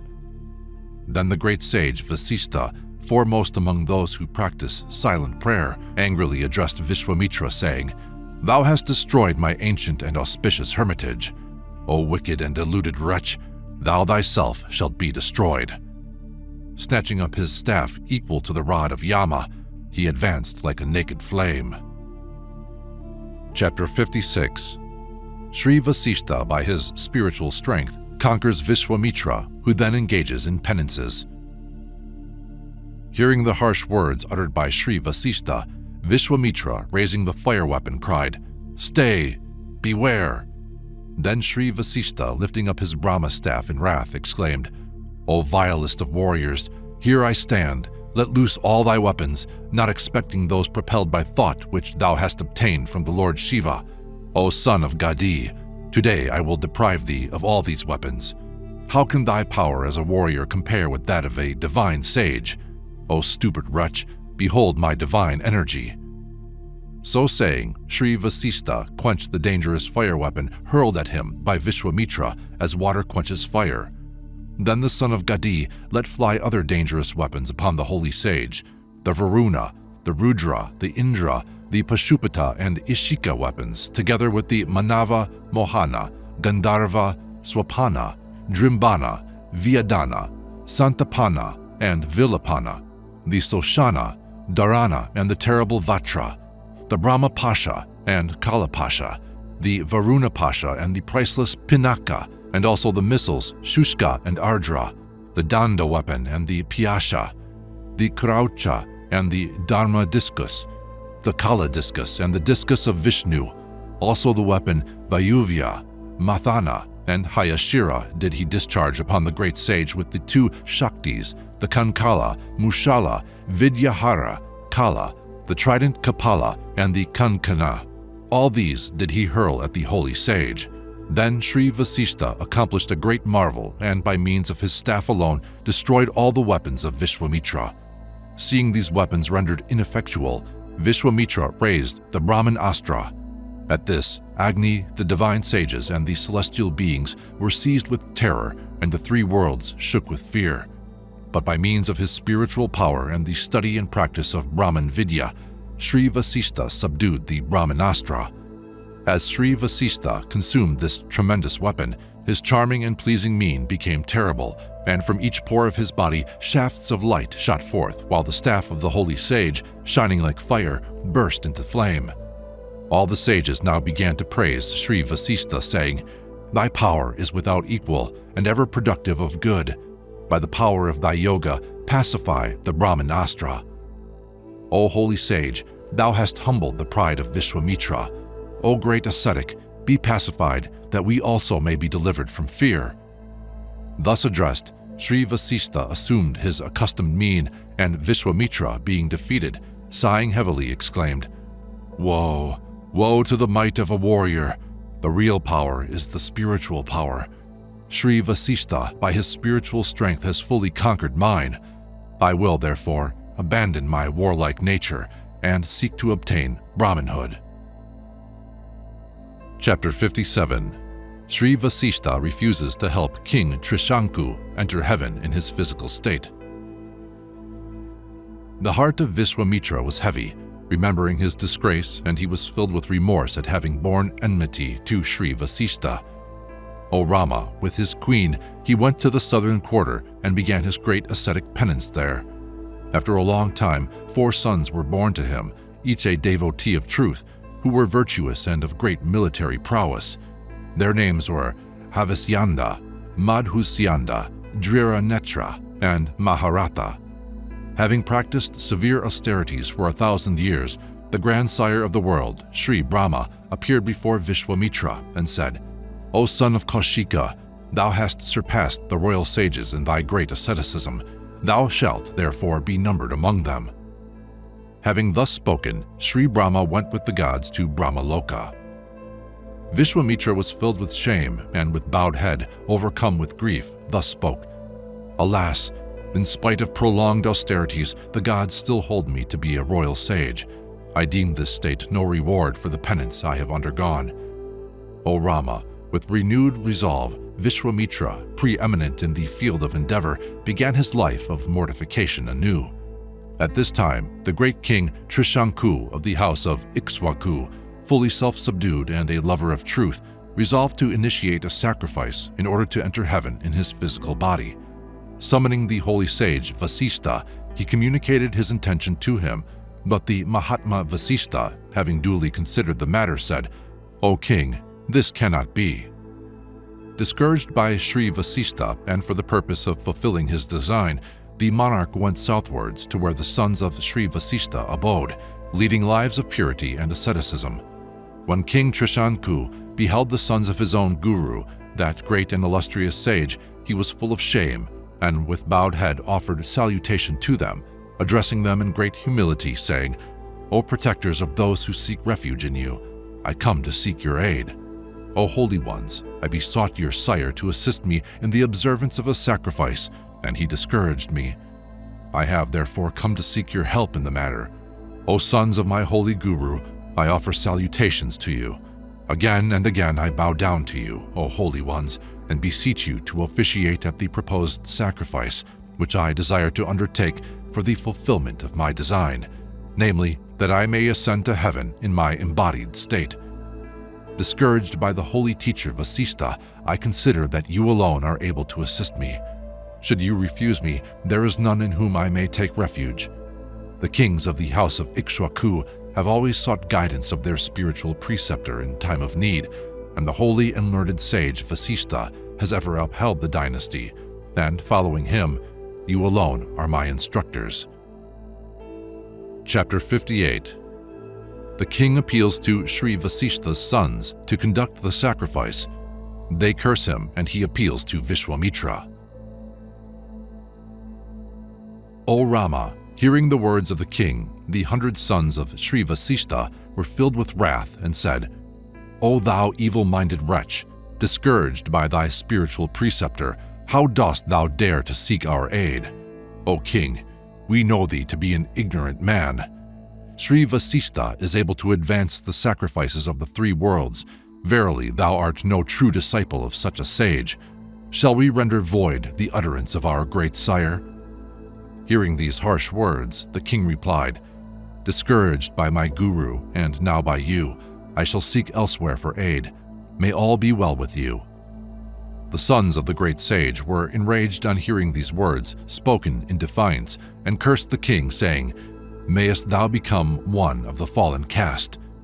Having thus cursed him, they returned to their hermitage. When the night was over, the king was transformed into a low-born being, his complexion dark, his body emaciated, his head shaven, his whole frame besmeared with ashes from the crematorium, his golden ornaments changed to lead. When the people of the capital beheld the king in this condition, they fled from that place, and Trishanku departed, full of anguish. Sunk in grief day and night, he finally sought refuge with Sri Vishwamitra. That sage, seeing the monarch deprived of his kingdom and condemned to assume the form of a low-caste being, was moved with compassion and addressed him, saying, "O mighty prince, mayest thou be prosperous. Why hast thou come hither? I know thee to be the sovereign of Ayodhya, that through a curse art come to this state." The eloquent King Trishanku, with joined palms, replied in tones of submission, "O great one, discouraged by my guru and his sons in my desire to enter heaven in the physical body, I have been transformed by them into a Chandala. Now, for shame, I may not show myself to any. O Lord, I have failed to obtain the fruit of countless sacrifices, and untruth has never been uttered by me. I have governed my people with righteousness, and by my conduct have satisfied my spiritual preceptor and holy men. I desired to undertake a further meritorious sacrifice, but, O sage, my guru has withheld his aid. O Lord, destiny is irrevocable, destiny is inexorable, none can withstand it. All are ruled by destiny. O divine sage, be favorable to me, who am fallen into distress. Besides thee, there is none in whom I can take refuge. O Holy One, by thy spiritual energy, avert this evil fate." Chapter 59. Vishwamitra seeks the help of the sons of Vasishta and Mahadeva. They refuse and are cursed.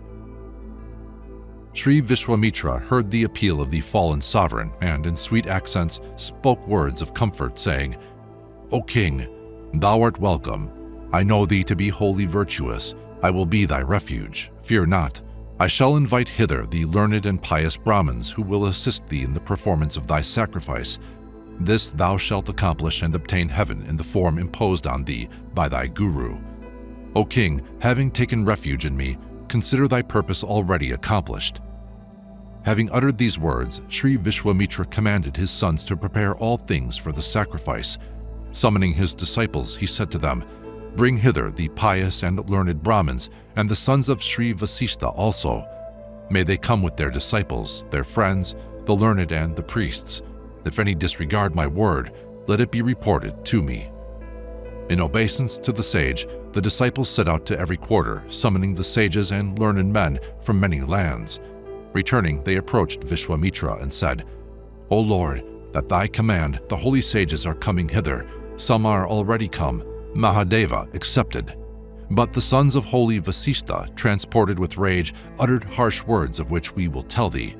They said, "How shall divine sages partake of that sacrifice undertaken by a Chandala, at which a Kshatriya officiates? And how shall those Brahmins, constrained by Vishwamitra, partaking of the food offered by a Chandala, enter heaven?" O great sage, these are the words of the sons of Sri Vasishta. Vishwamitra, his eyes red with anger, answered, "Why should the sons of Sri Vasishta disregard me, who am engaged in severe ascetic practices and without guilt? By my power, these evil-minded men shall this day be consumed to ashes and enter the abode of death. By my curse, they shall become of those who subsist on the dead for 100 incarnations. They shall eat the flesh of dogs and be called Mustika. Despised by all, they shall wander about among men, and the wicked Mahadeva also, having imputed blame to me, be born as a fowler, for a long time becoming the pitiless destroyer of others' lives, and by my wrath may he sink to a miserable and abject state." Sitting amid the sages, the sage Vishwamitra, having pronounced this curse, became silent. Chapter 60. Through fear of Vishwamitra, the sages assist in the sacrifice, and King Trishanku ascends to a specially created heaven. Having stricken the sons of Sri Vasistha by the power of his asceticism, Vishwamitra, seated amidst the sages, spoke. The renowned monarch Trishanku of the dynasty of Ikshwaku, who is both magnanimous and virtuous, has taken refuge with me. He is desirous of entering heaven in his embodied state. It is for me to accomplish it. O sages, do you unitedly assist him in this sacrifice? The sages, hearing the words of Vishwamitra and being acquainted with the tradition, consulted together, saying, "The son of Kaushika, the rishi Vishwamitra, is given to wrath. If we do not fulfill his desire, like a consuming fire, he will pour out his curse upon us. Let us therefore assist him in the sacrifice, so that the king may enter heaven in his physical body. Now let us inaugurate the rites." Then the rites began, as prescribed by ancient tradition, Vishwamitra acting as the chief priest and the learned Brahmins becoming the sacrificing priests subordinate to him. Observing numerous rituals, the sacrifice continued for a long time. Then Sri Vishwamitra called thither the gods for their share of the sacrifice, but none of these celestial beings appeared. At this, the great sage grew exceedingly wroth, and lifting up the sacrificial vessel, said to the king Trishanku, "O king, behold the power of my asceticism, by virtue of which I now send thee to heaven in thy embodied state. O king, though it is deemed impossible to accomplish this, by the power acquired by me, I now say to thee, ascend to heaven in thy physical form." Having uttered these words, King Trishanku, in the presence of the sages, instantly ascended to the heavens. Seeing Trishanku there, Indra and all the other gods exclaimed, "O Trishanku, thou hast no place in heaven. Cursed by thy guru, O stupid wretch, do thou fall headlong to the earth." Trishanku accordingly instantly began to fall towards the earth, crying out to Sri Vishwamitra, "Protect me! Protect me!" Sri Vishwamitra, hearing the cry, grew angry and called out, "Stay! Stay!" At that moment, standing amidst the sages, the great rishi resembled Prajapati. Thereafter he created 7 planets in the southern quarter called the 7 rishis, and then he created the Ashwini and 27 other stars. Seated amidst the sages, filled with wrath, Vishwamitra reflected in himself, "I will create another Indra, or I will leave this heaven without an Indra. Nay, I will make Trishanku lord of this heaven." And he began to create a new circle of gods. Upon this, the sages, gods, and celestial beings, bewildered and perturbed, approached Vishwamitra and said with humility, "O great sage, this king has been cursed by his spiritual preceptor and is not worthy of heaven." Sri Vishwamitra answered them, saying, "Hear, O ye gods, I have vowed that this king should enter heaven in his embodied state. This pledge must be fulfilled.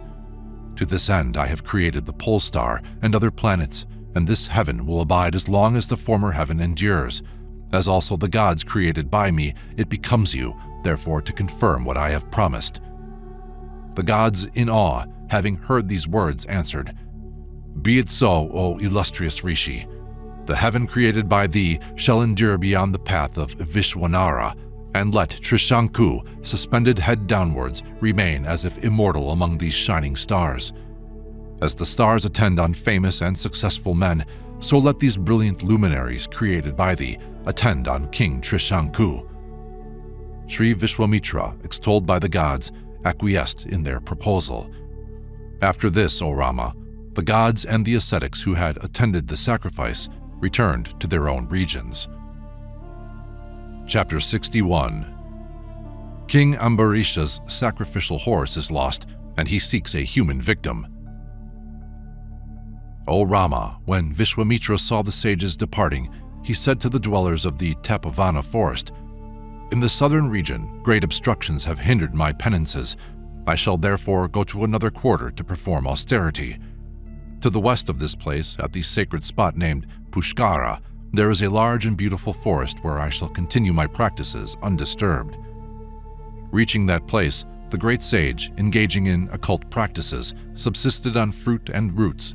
Meanwhile, King Ambarisha of Ayodhya inaugurated the horse sacrifice, but the horse was carried away by Indra, on which the priest addressed the monarch, saying, "O king, it is for thee to protect the sacrificial steed.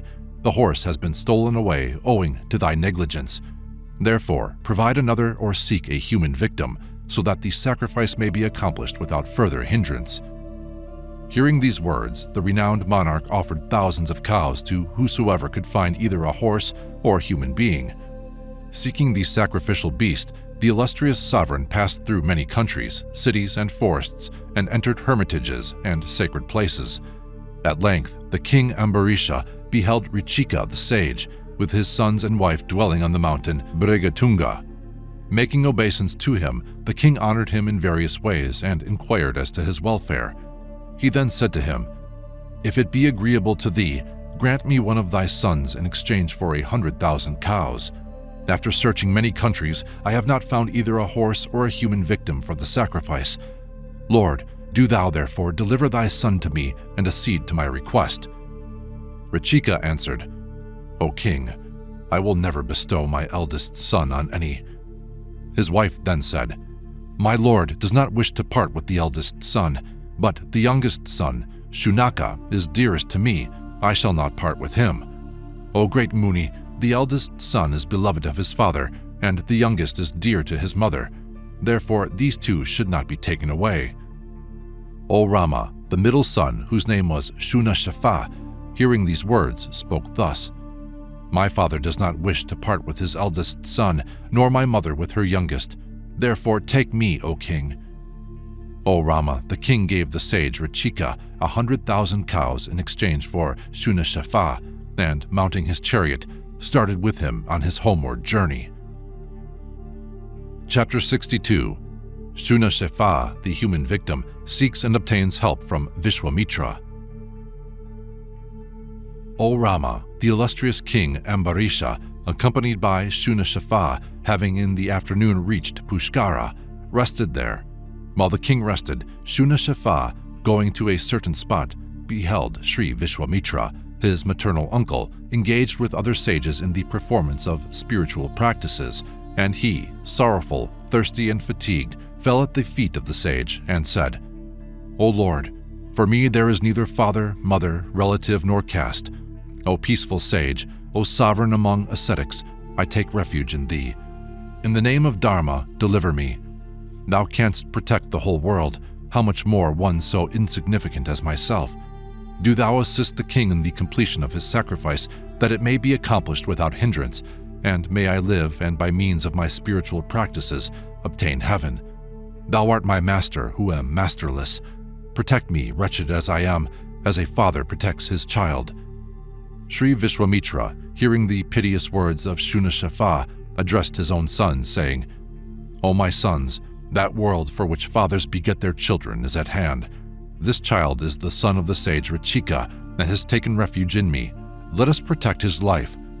You are all virtuous and charitable. Let one of you take the place of the sacrificial victim at the king's sacrifice, and thus satisfy the god Agni. In this way we can rescue Shunashafa. Assist me in the completion of the king's sacrifice, propitiate the gods, and enable me to be true to my word." Hearing these words, Madhusyanda and the other sons sullenly replied to Vishwamitra, saying, "O king of kings, wouldest thou abandon thine own sons and protect another's? Such an action resembles the relinquishing of a tasty dish to partake of the flesh of a dog."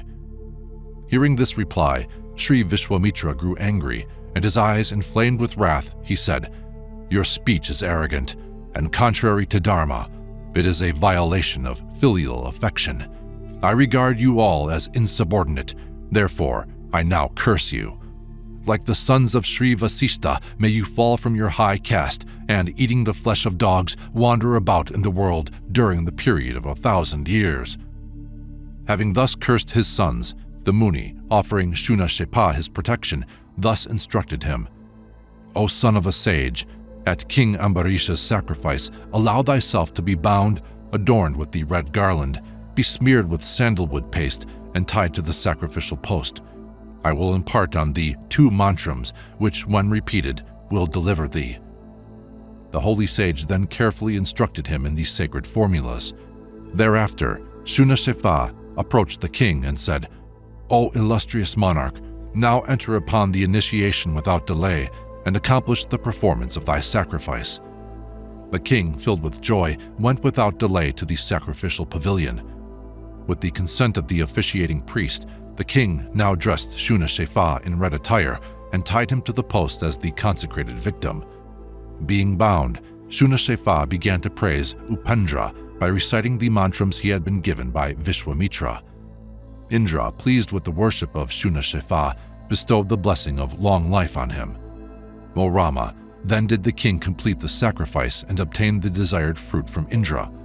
Thereafter, the righteous Vishwamitra renewed his yogic penance in Pushkara and performed it there for 1,000 years. Chapter 63. After more austerities, Vishwamitra is proclaimed a Maharishi. Sri Vishwamitra passed 1,000 years in the practice of mortification. Then the gods came to bestow on him the fruits of his asceticism. The supreme Brahma addressed him in pleasing accents, saying, "O Holy One, mayest thou be prosperous. Thou art now become a rishi by virtue of thy great austerities." Having said this, Sri Brahma and the other celestial beings returned to their own spheres. Vishwamitra again engaged in severe austerity and in this way passed many more years. While thus employed, the celestial nymph Minaka came to bathe in the Pushkara lake. Resembling lightning illumining a cloud, her beauty stirred the passion of Vishwamitra, and he said to her, "Be gracious to me, for I am filled with a great love for thee." Then that beautiful one agreed to take up her abode in the hermitage of the rishi. The penances of Vishwamitra were thus rendered void by the presence of Minaka in the hermitage. O Rama, that nymph passed 10 years in that place. After this time, Sri Vishwamitra, perceiving himself to have been deluded, was filled with shame, and he reflected on the cause of his infatuation. Then he adjudged the gods to have devised this plan to bring his asceticism to naught, and he cried out, "What, have I passed 10 years with this woman as it were a night? Alas, my great austerities are destroyed by this passion." Sighing heavily and filled with remorse, he beheld Minaka, trembling with fear, standing near, but Vishwamitra, addressing her in reassuring words, bade her farewell. Having controlled his passions, Sri Vishwamitra went to the northern mountains and began to perform penance in the Himalayas on the bank of the Kaushiki River. Then, O Rama, the gods were filled with fear by the austerities practiced by the rishi on the Himalayan mountains and approached Sri Brahma, said, "O grandsire, now grant the title of Maharishi to Sri Vishwamitra." Sri Brahma then appeared before Vishwamitra and in gentle accents said to him, "Hail to thee, O Rishi! I am pleased with thine austerity. I name thee chief among the rishis." Then Vishwamitra, making obeisance to Sri Brahma, spoke submissively, saying, "O Lord, these penances have been undertaken by me that I might become a Brahma Rishi. Since thou still namest me Maharishi, I regard myself as not yet fully self-subdued." Sri Brahma answered, saying, "So it is. Thou hast not yet fully gained the mastery over thy senses. O great Muni, undergo further penance." Having uttered these words, Sri Brahma returned to the celestial regions. Then Vishwamitra began an exceedingly severe penance, standing unsupported with his arms raised, living only on air. In the summer season, standing in the midst of 5 fires. In the rainy season, lying without a canopy. In the winter, practicing his spiritual discipline in water. Thus did he pass 1,000 years. Perceiving Vishwamitra undergoing these severe penances, the gods were greatly perturbed. At length, their lord Indra approached the nymph Ramba and begged her to promote his interest and cause harm to Vishwamitra. Chapter 64. Indra is perturbed and sends Ramba to disturb the further austerities of the sage. Indra thus addressed Ramba, saying, "O Ramba, it is for thee to accomplish this great work and stimulate the passions of the great sage Vishwamitra so that his spiritual practices may be rendered void. O Rama, Ramba, filled with apprehension on hearing the words of Indra, said in humility, O Indra, the Rishi Vishwamitra is easily moved to wrath. He will certainly curse me if I approach him. I fear to enter his presence. Do not therefore ask me to undertake this task. To Ramba, trembling with fear, standing with joined palms in token of submission, Indra made answer, O Ramba, fear not. Accomplish my desire, may success attend thee. In the spring season, assuming the form of a cuckoo calling sweetly, accompanied by the god of love, I will take my place on a blossoming tree not far from thee. O Ramba, attired in beautiful and charming apparel, do thou divert the mind of the Muni from his spiritual practices. At the instance of Indra, that lovely nymph, clad in enchanting raiment, faintly smiling, went forth to allure the heart of Sri Vishwamitra. At that moment, the liquid notes of the cuckoo began to delight the rishi, and he then beheld the nymph, Ramba. Stirred by the cuckoo's note and the ravishing sound of the beautiful Ramba's song, Sri Vishwamitra, recollecting his former fall, was filled with misgiving and, recognizing the divine of the god Indra, transported with rage, cursed Ramba, saying, O Ramba, unfortunate one, thou hast come hither to lure me from my penance, I who have conquered lust and anger. Mayest thou become petrified and take the form of a rock for 10,000 years. A Brahmin perfected in the power of yoga shall one day deliver thee from this curse. Having pronounced this curse on Ramba, the rishi became a prey to remorse, for giving way to wrath, he lost the fruit of all his yogic practices. Ramba, having been instantly turned to stone, Indra and Kama, perceiving the sage filled with wrath, fled in terror. Sri Vishwamitra, having lost the merit of his penances, could obtain no peace. His passions remaining unsubdued, he resolved to speak no word to any and never give way to anger. He said, For 1,000 years I will not breathe. Reducing my body to the last extremity, mastering my senses, I will obtain Brahmanhood by the power of my penance. Measureless years shall I remain standing, neither breathing nor eating, even should my limbs become atrophied. O Rama, Vishwamitra resolved to perform this mortification for the space of 1,000 years. Chapter 65. Vishwamitra performs another 1,000 years austerities, and he acquires Brahmanhood. After this, the great rishi Vishwamitra, leaving the northern quarter, went eastward and engaged in a most severe course of austerities. Observing silence for 1,000 years, he performed incomparable ascetic practices, hardly able to be accomplished. After 1,000 years, his form reduced to the semblance of wood, the royal sage, under the greatest provocation, was not incited to anger. O Rama, when Vishwamitra was persuaded that he had conquered anger, his vow of 1,000 years' mortification being terminated, he sat down to eat. At that time Indra appeared in the guise of a Brahmin and requested the food set before the Muni, upon which Vishwamitra, believing him to be a sage, gave him the whole which he had prepared for himself, and, still observing the vow of silence, uttered no word. The chief of the sages, suspending his breath for a further 1,000 years, continued his penance. Then there issued from his head a smoke which terrified the beings of the three worlds. By the power of his mortification, the Devas, Gandharvas, and other beings were deprived of their glory and lost consciousness. In distress, they addressed Sri Brahma, saying, O Lord, by every means in our power we have sought to distract the great sage from his penances and provoke him to anger, but he has persisted in his practices and is free from desire and aversion. If thou dost not grant him Brahmanhood, verily the three worlds will be destroyed.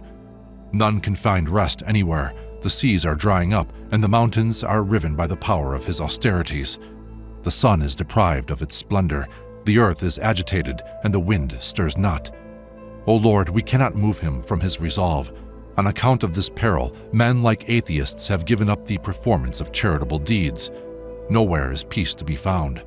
O divine being, lest the mighty Vishwamitra, resplendent as fire, determined to destroy the universe, deign to grant him his desire. As time, in the form of fire at the dissolution of the world, consumes the whole universe, so also will the sage Vishwamitra. Grant him therefore Indrahood, if he so desire it, for if thou withhold Brahmanhood which he has sought to acquire, then only the sovereignty of Indra's region will content him." Thus approached, Sri Brahma, accompanied by the gods, appeared before Sri Vishwamitra and in pleasing accents addressed him, saying, "O Brahma Rishi, reverence to thee. We are pleased with thine austerity. O holy Vishwamitra, by the power of thy penance thou hast acquired Brahmanhood. The gods bless thee. May prosperity attend thee. May longevity be thine. From today thou art free. Now go where thou pleaseth." Offering salutations to Sri Brahma and all the gods, Sri Vishwamitra said, "Having bestowed Brahmanhood and longevity upon me, grant me instruction in the holy syllable Om, and the Vedas also, and further invest me with the authority to officiate at the sacrifice. O ye gods, let the son of Brahma, Sri Vasistha, fully acquainted with the Vedic science, acknowledge me as a Brahma Rishi. If this desire of mine be fulfilled, ye may all depart." Thereupon the gods appeared before Sri Vasistha, who, having acquiesced in their wish and sealed his friendship with Vishwamitra, said to him, "Verily thou art now a Brahma Rishi, and as such I acknowledge thee." Thereafter, the gods returned to their own region.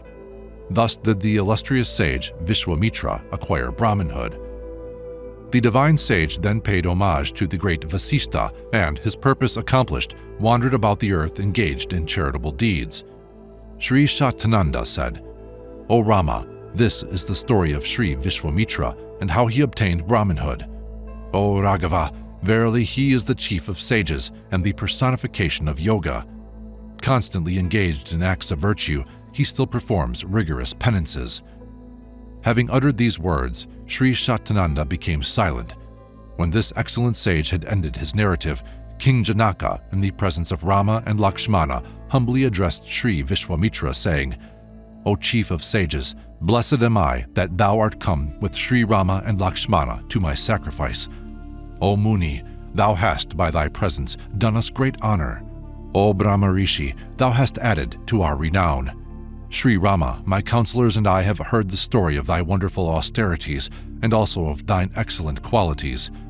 O great sage, immense is thy power, unimaginable thy penances, incalculable thy virtues, nor does one ever tire of hearing of thy marvelous deeds. O illustrious Lord, the sun has set, and the time of evening devotion is near. Graciously grant us leave to depart. In the morning we shall see thee again." Sri Vishwamitra, gratified by the king's words, praised him and granted him permission to depart, upon which King Janaka rose and, circumambulating the great sage, took his departure, accompanied by his spiritual preceptor and relatives. Honored by the sages, the great Vishwamitra, with Sri Rama and Lakshmana, also returned to his abode. Chapter 66. King Janaka relates the story of the great bow and the birth of Sita. The day dawned peacefully, and King Janaka, having performed his morning devotions, called for the two princes and Vishwamitra. Having honored the sage and the two descendants of the house of Raghu, he said, "O blessed Lord, peace be with thee. What service can I render thee? I am wholly thine." Thus addressed by the king, the sage replied, "These two princes are the sons of King Dasaratha. They are renowned in the warrior caste and exalted throughout the earth.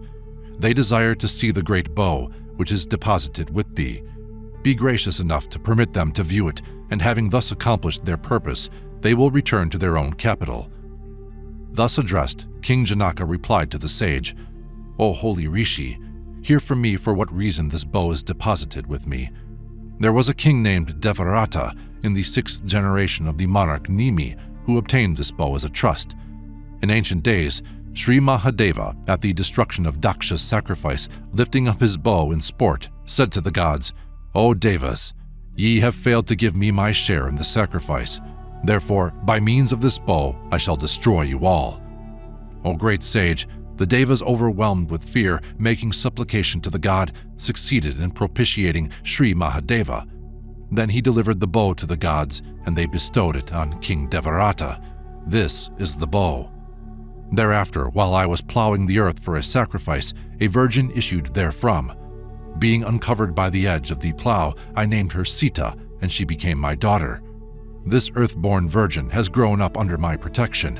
For the marriage of my daughter it was established by me, and made known to the king's coming to seek her hand, that I should not bestow her on any prince whose strength had not been fully tried. O renowned sage, these kings have come to test their prowess, and I have placed the bow before them and requested them to string it, but none as yet has been able to do so. Perceiving them to be deficient in strength, I have refused to bestow my daughter on any of them. These kings, inflamed with anger, considering their failure to string the bow had brought them into disrepute, surrounded my capital and inflicted great hardship on my people. This siege endured a full year and immeasurably reduced my treasury. Undergoing severe penances, I propitiated the gods, who granted me a large army with which I have defeated those kings who have retreated, bereft of courage, yet still smarting under imagined injury. O great sage, this is that bow, and I will show it to these two princes. O Rishi, should Sri Ramachandra be able to string the bow, I will give my daughter Sita to him in marriage. Chapter 67. The illustrious Rama breaks the bow and is given the princess Sita in marriage. Hearing the words of King Janaka, Sri Vishwamitra said, "O king, let the bow be shown to Sri Rama." Then the monarch addressed his ministers, saying, "Go, bring the bow adorned with flowers and sandalwood hither." The counselors, commanded by Janaka, went to the capital and brought back the bow. 500 men of great strength brought the 8-wheeled cart on which the bow was placed. Having brought the chest fashioned of iron containing the bow, the ministers addressed their divine sovereign, saying, "O chief of men, here is the bow worshipped by former kings. O sovereign of Mithila, it is at thy disposal." Then with palms joined in humility, King Janaka spoke to the holy sage Vishwamitra, standing with Rama and Lakshmana. "O holy Lord, this is the bow which has been the object of worship to the kings of the Nimi dynasty, and which the monarchs of the earth coming hither have sought to string. Even the gods have not been able to raise, bend, or string this bow. How therefore should mortals have the power to do so if the gods have failed? O great Rishi, behold the bow. Let the two princes examine it." The righteous sage Vishwamitra, hearing the words of the king, said to Rama, "O child, view this divine bow." Then Sri Rama, approaching the casket in which the bow lay, opened it and gazed upon it. He said, "O divine Lord, taking it in my hand and raising it up, I shall endeavor to string the bow." Then the king and the sage answered, "Be it so." And Sri Ramachandra, with a slight effort, seizing the center of the bow, lifted it up in the presence of thousands of people, and without exertion, drew it. By the unparalleled strength of the illustrious Rama, the bow broke into 2 parts, and a sound resembling the fall of a thunderbolt rang forth, cleaving the mountains asunder and causing the earth to shake. And on this, the people on every side fell insensible, save only Vishwamitra, Rama, and Lakshmana. After a while, the people being somewhat restored, and the king's misgivings set at rest, he addressed the excellent sage with humility, saying, "O blessed Lord, I have witnessed the unparalleled, wonderful, and incontestable feat of Sri Ramachandra. My daughter, the Princess Sita, shall obtain Prince Rama as her lord and add to the glory of my dynasty. O great sage, today my pledge to subject the prospective wooer of my daughter to a trial of strength has been redeemed. Now I shall bestow on Rama Sita, who is dearer to me than my life. With thy permission, O sage, my messengers in swift chariots shall drive in all haste to Ayodhya, and respectfully relating this event to King Dasaratha, invite him to my capital.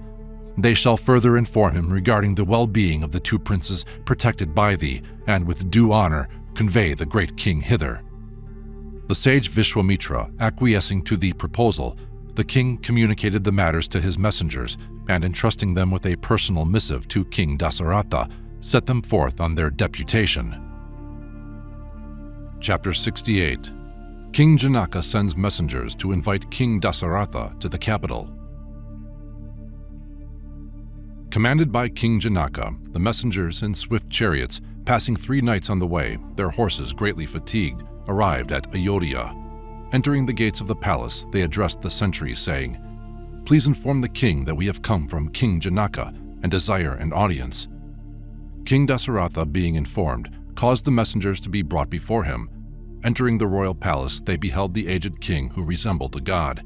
His benign and gracious presence putting them at their ease, they addressed him in gentle and submissive accents, saying, "O illustrious sovereign, the lord of the kingdom of Mithila, the performer of great sacrifices, King Janaka, inquires with affection as to thy well-being and also concerning the welfare of thy subjects. With the consent of the sage Vishwamitra, he sends you the following good tidings. His daughter, who has been wooed by many kings, unable to pass the requisite trial of strength, who have thereupon returned home discomfited, has been won by thy highly fortunate and princely son. He, in the company of the sage Vishwamitra, coming hither, broke the sacred bow in the presence of a great assembly. Therefore, King Janaka, desiring to see his daughter wedded to thy son, Sri Ramachandra, sends thee the following message. O great sovereign, be gracious enough to visit my kingdom with all speed, together with thy preceptors, thy family and attendants, and be united with thy sons. Accept the love I bear for thee. Do thou come hither and witness the nuptials of thy children. O king, these are the words of King Janaka which we bring to thee, approved by the sage Vishwamitra and the priest Sri Shatananda." Having uttered these words, the messengers, overawed by the sovereign's presence, became silent. On receiving these tidings, King Dasaratha, full of joy, said to the holy sage Vasista, Sri Vamadeva and his ministers, "Protected by Sri Vishwamitra, Sri Ramachandra and Prince Lakshmana are now in the city of Mithila. The renowned Janaka has witnessed the prowess of Sri Ramachandra and desires to give his daughter in marriage to him. If this union is looked upon with favor by you, let us start for Mithila immediately so that we may reach it with all speed." The sages and ministers there present answered, "It is well," whereupon the king, highly pleased, said, "Let us set out tomorrow." King Dasaratha with his counselors entertained King Janaka's messengers with great respect, and they passed the night there in comfort. Chapter 69. King Dasaratha sets out with his spiritual preceptor, relations, and ministers. The night being over, King Dasaratha, glad in heart, accompanied by his spiritual preceptor and relations, summoned his chief minister, Sumantra, and said, "Let the officers of the treasury take with them wealth and jewels in abundance, and precede us in good order. Let the 4 divisions of my army hold themselves in readiness, and let chariots and palanquins be prepared. Let my commands be carried out with promptitude. Suffer Sri Vasista, Vamadeva, Javali, Kashyapa, Brigu, Markandeya, and Katyana, with other learned and holy men, to lead the procession. Make ready the royal chariot. Let there be no delay. King Janaka's messengers are eager to return." Then the mighty King Dasaratha, attended by the holy sages, set out on the journey followed by his army. Passing 4 nights on the road, they entered the capital of King Janaka, who, having commanded the city to be decorated, advanced to pay honor to his royal guests. Approaching the aged sovereign, Dasaratha, King Janaka was filled with joy and addressed him with cheerful words, saying, "O great king, I bid thee welcome. Fortunate indeed am I that thou hast been gracious enough to honor me with thy presence. Now shalt thou have the felicity of looking on thy 2 sons. Twice blessed am I that Sri Vasista, attended by other learned sages, has come hither also, as it were Indra in the midst of the gods. Every impediment to the wedding ceremony has been withdrawn, and this ancient dynasty, by the alliance with the house of Raghu, will acquire new luster. O illustrious sovereign, tomorrow at the completion of the sacrifice, having consulted with the sages, be gracious enough to celebrate the nuptials." The eloquent monarch Dasaratha, seated amidst the sages, answered, "I have ever heard that those who receive charity are subject to the conferrer of that charity. O thou acquainted with virtue, it is ours to defer to thee in all things." Hearing the speech of the truthful sovereign King Dasaratha, King Janaka was filled with astonishment. All the sages then, coming together, passed the night in converse, mutually delighting each other. King Dasaratha, being united with his sons, was filled with happiness and surrendered himself wholly to King Janaka's hospitality. The magnanimous sovereign of Mithila, having completed the orders for the preparations of the wedding ceremony, retired to rest. Chapter 70. The king, with Vishwamitra and the princes, are invited to King Janaka's court, where Vishwamitra relates the descent of the dynasty. The following day, King Janaka, having carried out the sacrifice with the assistance of the priests, said to Sri Shatananda, "My younger brother, the virtuous and mighty Kushadwaja, resides in the city of Shankanshya, which is surrounded by a moat and battlements, mounted by heavy batteries, the river Ikshu flowing at its side, and resembles the aerial chariot Pushpaka. I desire to see that excellent one, who, with liberality, has assisted me in the act of sacrifice. It is meet that he should attend the marriage ceremony." Having spoken thus to Sri Shatananda, certain attendants standing near were commanded by the king to set out thither. At his command, the messengers, like gods riding out on the behest of Indra, went forth on swift horses to bring back the royal guest. Arriving at Sankanshaya and being received by the king Kushadwaja, they acquainted him with King Janaka's proposal. The great king, acquiescing to his request, came to the capital of the sovereign of Mithila, and beholding the virtuous, great-souled Janaka, together with Sri Shatananda, bowed down to them in salutation. Having occupied a royal seat in the assembly, the two illustrious brothers commanded their chief minister, Sudamana, saying, "O chief of counselors, speedily approach the great sovereign, Dasaratha, of limitless joy, and bring that excellent one to my court, together with their two princes and his ministers."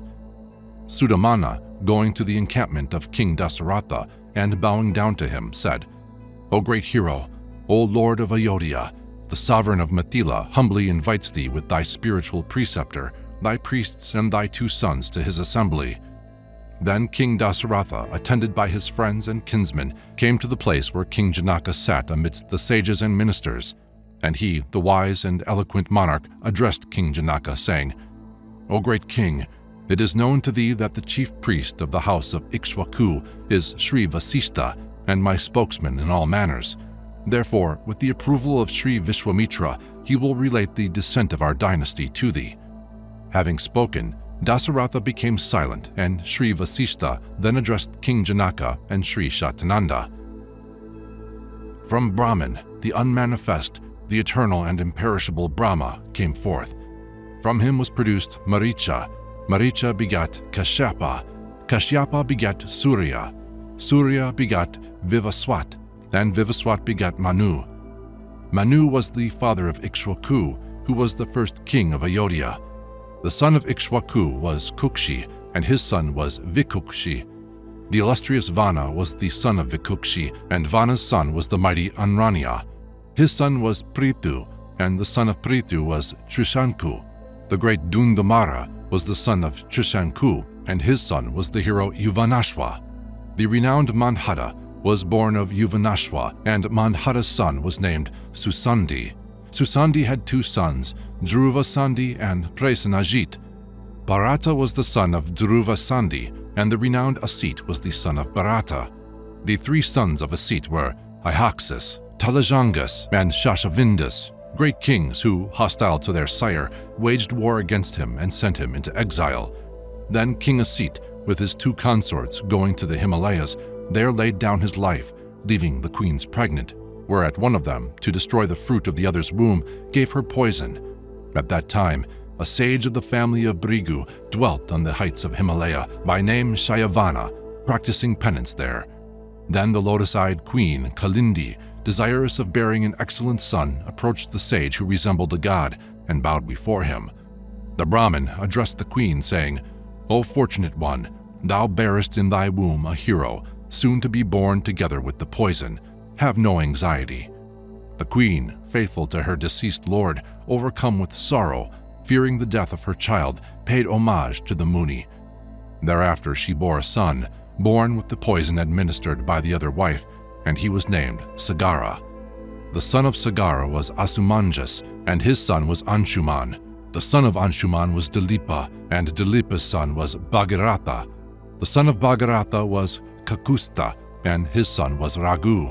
The son of Raghu, Prabrata, became a demon and was subsequently called Kalamashapada, and his son was Shangana. The son of Shangana was Sudarshana, and his son was Agnivarna. Sri Braga was the son of Agnivarna, and the son of Sri Braga was Manu. Manu's son was Prashu Shurka, and his son was Ambarisha. Ambarisha's son was named Nahusha, and his son was Yayati. The son of Yayati was Nabhaga. The son of Nabaga was Aja, and the son of Aja was King Dasaratha. The two sons of King Dasaratha are Rama and Lakshmana. O king, I have recounted the genealogy of King Ikshwaku to thee. All these kings were noble, virtuous, and distinguished in their love of truth. King Dasaratha requests the hands of thy daughters in marriage for his two sons, who are in every way worthy to be thy kinsmen. O chief of men, bestow thy daughters on them. Chapter 71. King Janaka gives an account of the succession and his dynasty. King Janaka, paying homage to the sage Vasishtha, said, O Maharishi, be peace with thee. Hear the account of the succession of our dynasty. At the time of bestowing a daughter in marriage, it is customary for the father to recite the pedigree of his race. Be gracious enough to hear me, O Lord. In ancient times, renowned in the three worlds was the king Nimi, eminent in virtue, a lover of truth and foremost among kings of that era. Nimi begot Miti, whose son was the first Janaka, and he begot Udavasu. His son was Nandavarhana, and he begot Suketu. Suketu begot the righteous Devarata, and the son of Devarata was the royal sage Brihadratha. He begot the great hero Mahavirya, whose son was Dratiman, and his son was the truthful Sudriti. He begot Dristakatu, and his son was the royal sage Haryashva. Haryashva begot Maru, then followed Prasidaka, Kirtiratha, Devamirha, Bibhuta, Mahedraka, Kirtivaja, and Maharoma. Maharoma begot Swarnaroma, and his son was Harasraroma. Harasraroma had two sons, of whom I myself am the elder, and this is my younger brother, Kushadwaja. My father, bequeathing the kingdom to me and charging me with the care of Kushadwaja, retired to the forest. My aged sire, having passed from this world, I began to rule according to Dharma, supporting my brother with the utmost affection. After some time, the king Sudanwa besieged the capital of Mithila. Thereafter he sent me offers of peace on condition I surrendered my daughter, Sita, and also the sacred bow of Shiva to him. O Brahmarishi, on rejecting his offer, a battle ensued between us in which Sudanwa was slain. O great sage, King Sudanwa, being dead, I gave the kingdom of Sankasya to my well-beloved brother, Kushadwaja. This is my well-beloved brother. O sages, we submit ourselves in love to thee. O Raghava, to Sri Ramachandra I give my daughter Sita, and Prince Lakshmana will receive the princess Urmila. Sita, resembling a daughter of the gods, I bestow on Rama. Verily, with my whole heart do I yield these two daughters of mine to thy sons. O king, now be pleased to inaugurate the traditional distribution of kine and charity. Perform the Nandimukha ceremony so that the nuptials may be celebrated. Today the Magda star is in the ascendant, and in 3 days the Uttara Falguni will have risen. The marriage should take place in that conjunction. For the purpose of ensuring their felicity, let Rama and Lakshmana now distribute cows, land, sesamum seed, and other requisite offerings. Chapter 72. The marriage of the 4 sons of King Dasaratha is arranged, and preparations commence. King Janaka, having uttered these words, Muhamuni Viswamitra, as desired by Sri Vasishtha, said to him, O king, wonderful indeed are the 2 houses of Ikshwaku and Videha. Their glory is limitless. Verily, they have no equal. Sri Rama and Sita are in perfect accord one with the other, as also Lakshmana and Urmila. Each equals the other in grace and heritage. O virtuous king, I have something further to say. Hear me. Thy younger brother, King Kushadwaja, unexcelled in virtue, has 2 daughters of incomparable beauty. These 2 I request for the sagacious Bharata and the pious Shatrughna. The 4 sons of King Dasaratha are youthful, handsome, resembling the gods, equal to the 4 guardians of the world. O great king, bestow these 2 damsels on the younger sons of King Dasaratha. Thou art unequaled in virtue, and the house of Ikshwaku is without a peer. Hearing the magnanimous words of Sri Vishwamitra, echoed by Sri Vasishtha, King Janaka, with joined palms, humbly addressed the 2 august sages. O holy ones, I am proud that you have approved the alliance of my house with the house of Ikshwaku. Your commands shall be accomplished. The daughters of King Kushadwaja shall be given to the princes Bharata and Shatrunga in marriage. Let the 4 great sons of King Dasaratha be united with the 4 princesses on the same day. O divine sage, tomorrow the constellation Falguni, presided over by the deity Bag, is in the ascendant. The wise consider this season as auspicious for the nuptials. Sri Vasistha answering, "Be it so." King Janaka in great humility addressed the holy sages, saying, "O spiritual kings, it is by your favor that I am able to offer my daughters in marriage. Regard me as your servant. Ye are worthy of these seats prepared for you. Let my kingdom now belong to the king Dasaratha, and my affections extend to the kingdom of Ayodhya. I have spoken truth. O holy ones, do what is considered necessary." King Dasaratha, hearing with attention the words uttered by King Janaka, was pleased and replied, saying, "O brothers possessing innumerable excellent qualities, ye have honored the holy rishis and kings with abundant hospitality. May you be blessed. May happiness be yours. With your leave, I shall now withdraw to my own apartments to inaugurate the preliminary rites." Having taken leave of the king of Mithila, Sri Dasaratha, preceded by the holy sage, went away. The following day, having fulfilled the traditional rites, King Dasaratha gave away innumerable cows in charity.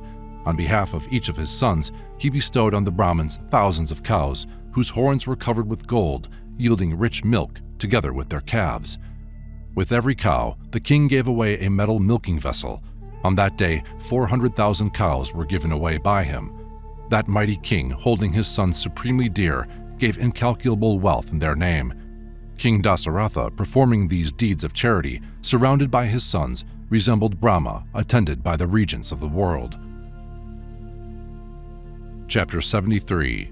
The marriage ceremonies are completed. On the day on which King Dasaratha distributed the cows in charity, the great hero, Yudhajit, the son of the king Kayakya and the maternal uncle of Bharata, also came to Janaka's capital. Seeing King Dasaratha, he made enquiries as to his welfare and said, "O king, the lord of Kayakya, through affection, sends tidings of his well-being to thee, and seeks to know if it be well with thy friends. O great king, my father desired to see Prince Bharata, and for this purpose I went to Ayodhya. There, hearing that thou hadst gone to Mithila with thy sons for their nuptials, I came hither in haste to see the son of my sister." King Dasaratha thereupon duly honored his kinsmen, who spent the night happily in company with the princes. The following day, rising early, King Dasaratha, performing his customary devotions, proceeded to the sacrificial pavilion, escorted by the sages. At an auspicious hour, in the presence of Sri Vasistha and other sages, Sri Ramachandra and his brothers, adorned with every ornament, being present, the preliminary ceremonies were performed. Then Sri Vasistha addressed King Janaka, saying, "O king, King Dasaratha has inaugurated the preliminary ceremonies. He now awaits thy pleasure. The sacred rite is completed when host and guests come together. Be pleased, therefore, to perform the principal nuptial rites." King Janaka listened to the words of the great-souled Vasistha and answered, "What guard detains King Dasaratha at the gate? Whose sanction does his royal majesty seek? Is not this his house? Let the king enter. O chief of sages, my daughters, in readiness, stand at the altar, bright as the clear flame. I, standing near, await you all. There is no need for delay. Let the king cause the ceremony to take place without further hindrance." Then King Dasaratha, with his sons and the holy sages, entered the marriage pavilion. Thereafter King Janaka addressed Sri Vasistha, saying, "O virtuous sage, with the other sages, perform the wedding ceremony." Then Sri Vasistha ignited the sacrificial fire in the center of the pavilion.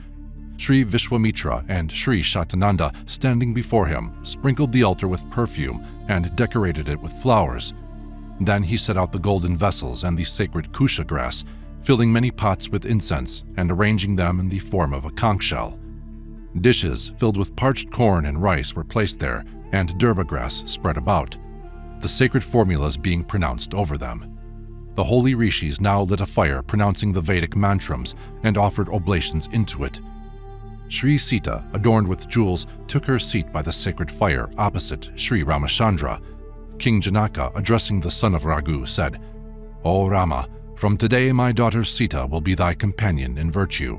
Accept her, O prince, and take her hand in thine. This fortunate princess, faithful and tender, will constantly attend thee, following thee like a shadow, in loving obedience. May you both be happy." Saying this, King Janaka sprinkled on them water purified by mantrams. Then all the gods cried, "Jai, Jai," and divine music sounded, while a shower of flowers fell from the skies. Thus was Sita joined in marriage to Sri Ramachandra. Then King Janaka said to Sri Lakshmana, "O Lakshmana, come hither, peace be with thee. Take in thy hand the hand of my daughter Urmila, tarry not, O prince." Having thus spoken, Janaka likewise addressed Prince Bharata, saying, "O son of Raghu, accept the hand of the princess Mandavi," and to Prince Shatrughna he said, "O great prince, accept the hand of Shruta Kirti. O princes of the house of Raghu, be gentle and faithful to your wives as they will be to you. Receive them now, let there be no delay." Thus instructed by King Janaka, the four princes, taking the hands of the four princesses, as directed by the sage Vasista, circumambulated the fire, King Janaka and the sages performing the rites as ordained by the sacred ordinance. As the nuptial ceremony of the four princes of the house of Raghu with the four princesses terminated, a rain of flowers fell on them from the sky. Divine music sounded, nymphs danced, and the celestial singers broke into paeans of praise. All these marvelous events marked the wedding of the sons of King Dasaratha, while the princes, circumambulating the fire, were united with their brides. Thereafter, with their wives, they returned to their apartments, and King Janaka with his relatives and friends, with a joyful heart having taken part in the festivities, also withdrew. Chapter 74. Parasurama appears amidst inauspicious signs. The night being past, the great sage Vishwamitra took leave of King Dasaratha and King Janaka, and, blessing the princes and their sire, departed for the Himalayas to meditate there. The holy rishi being gone, King Dasaratha begged the permission of the Lord of Mithila to return to his capital. Bidding farewell to the pious king, Janaka escorted him for some distance on his way. To the king of Ayodhya, on behalf of his daughter, King Janaka gave 100,000 cows, woolen cloths, countless silken robes, and richly decorated elephants, horses, and chariots. He also bestowed on him male and female attendants, numberless golden coins with quantities of pearls and coral. All these and many other gifts King Janaka gave with a joyful mind, and having taken leave of King Dasaratha, returned to Mithila, whereupon King Dasaratha, with his illustrious sons, preceded by the sages, started on the homeward journey, accompanied by his army. As the sages, with Sri Ramachandra, advanced in company with the king, the screeching of strange and terrible birds was heard, while frightened deer fled across their path. Perceiving these inauspicious signs, the king addressed Sri Vasista, saying, "O holy Guru, why do the birds cry thus ominously, and the deer traverse our path? What do these omens portend? My mind is filled with anxiety, O divine Lord." The Maharishi Vasista, in gentle tones, replied, "O king, the fearful crying of the birds betokens some great danger, but the crossing of the deer from left to right indicates a speedy end to thy fears." While they were yet speaking, the earth began to quake, and giant trees fell down. Darkness covered the earth, and clouds and dust veiled the sun, nor could the cardinal points be discerned. In the great dust storm that followed, the army was overwhelmed with terror, and all became paralyzed, save Sri Vasista, King Dasaratha, and the princes alone. When the dust was allayed and the army somewhat recovered, Sri Vasista beheld the son of Yamadagni of dreadful aspect. With matted hair, Parasurama, the humbler of the pride of kings and emperors, drew near. The appearance of the Muni resembling the splendor of Mount Kailasha or the fires of dissolution at the end of the world period was hardly to be borne by human eyes. With his battle axe on his shoulder, bearing a mighty bow, brilliant as lightning, he appeared like Shiva about to strike down Tripura. Beholding Parasurama resembling a blazing fire, the sages reflected among themselves and said, "His father being slain, has Parasurama come again to destroy the warrior caste? Was not his anger appeased when he formerly destroyed the whole warrior caste? Has he come again to take his revenge on us?" Reflecting thus, they approached Parasurama with traditional offerings, saying, O Rama, accept this argaya."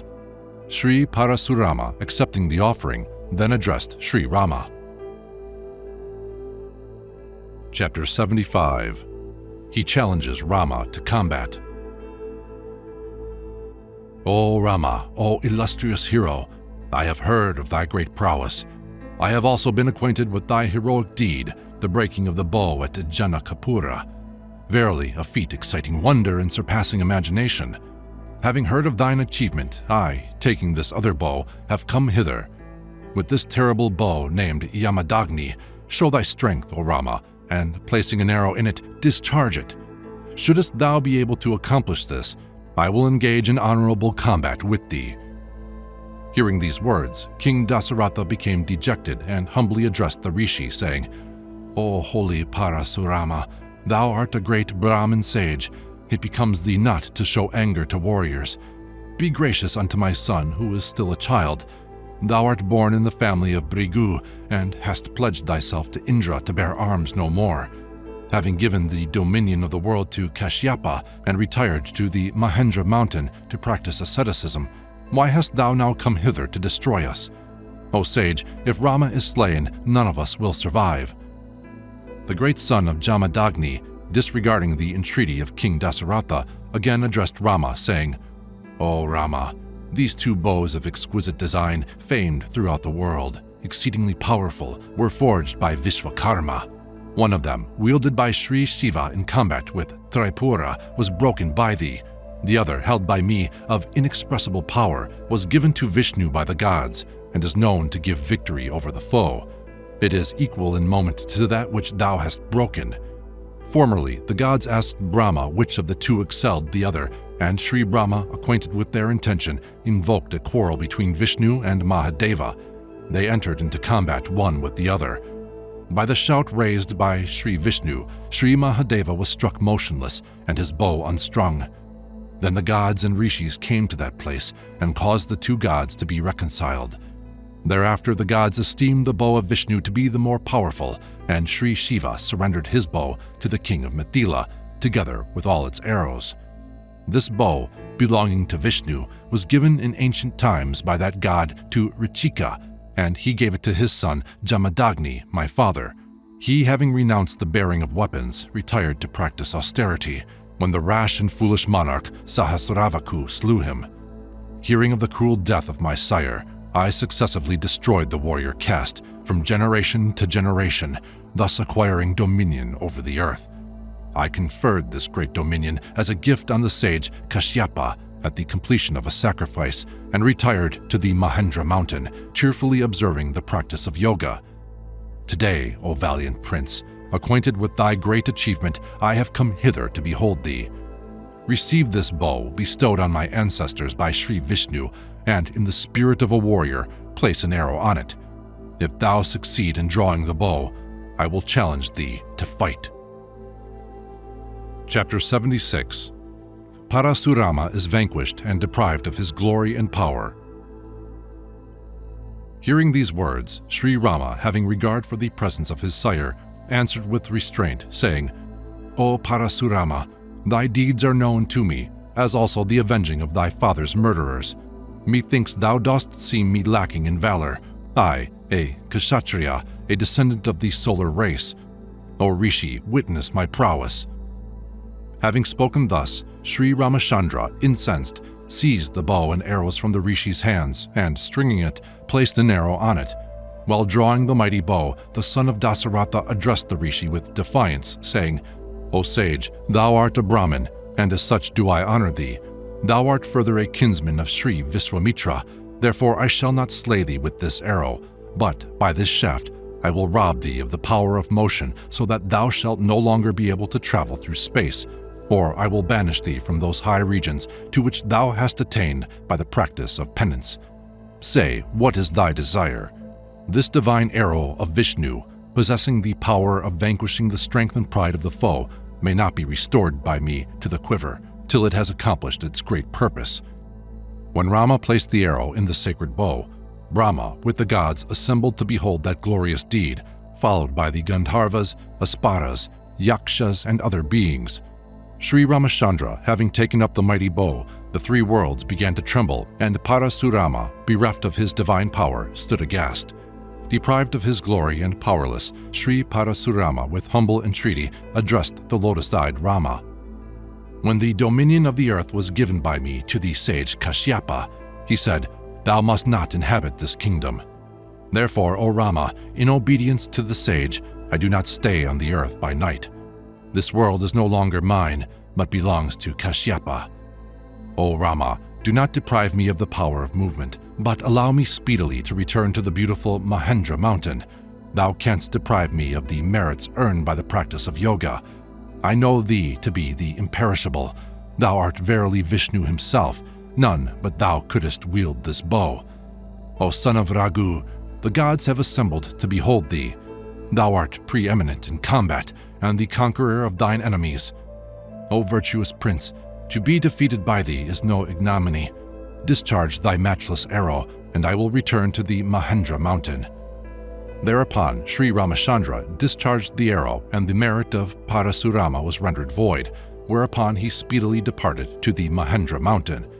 The darkness being dispelled, and the whole world once more filled with light, Rama was worshipped by the gods and rishis, and Sri Parasurama, having circumambulated the son of Dasaratha, returned to his own hermitage. Chapter 77. King Dasaratha, with his army, the princes and their brides, returned to Ayodhya. Sri Parasurama having departed, Sri Rama delivered the bow and arrows as a trust to the god Varuna. Having offered salutations to Sri Vasistha and the other sages, he, seeing his father filled with apprehension, addressed him, saying, "Sire, Sri Parasurama has gone now. Do thou command thine army to proceed towards Ayodhya." King Dasaratha, hearing Rama's words, embraced him and reflected that his son was born to him a second time. Then, summoning his army to advance, he, in a chariot adorned with banners, to the fanfare of trumpets proclaiming victory, entered Ayodhya. The streets of the city, sprinkled with water and flowers, appeared beautiful, and the citizens, rejoicing at the return of their sovereign, greeted him with shouts of welcome. Met by the Brahmins inhabiting the city, the king with his friends and relatives, followed by the princes and their brides, entered the royal palace, which was white as snow. There the kindred of the king welcomed him with garlands and sandalwood. The queen, Kushalya, Sumitra, and Kayakyi received the brides and conducted the fortunate Sita, the illustrious Urmila, and the two daughters of Kushwadaj to their palace with auspicious rites.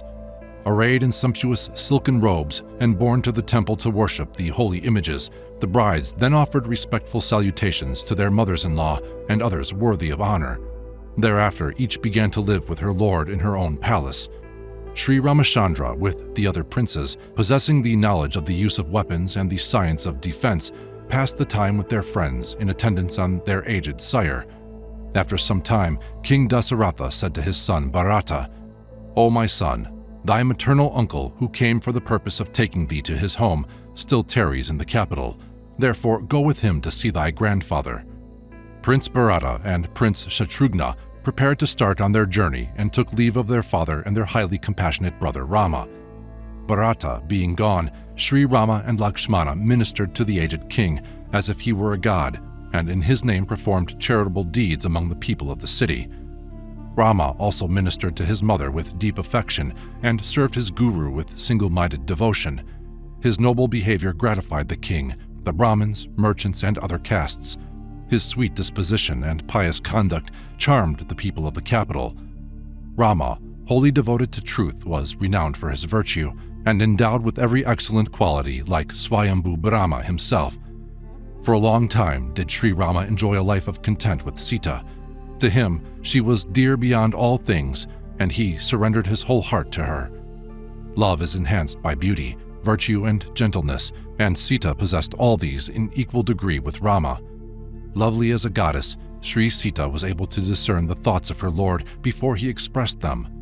The beautiful Sita, with Sri Ramachandra wholly satisfied, resembled Lakshmi, the consort of the incomparable Vishnu.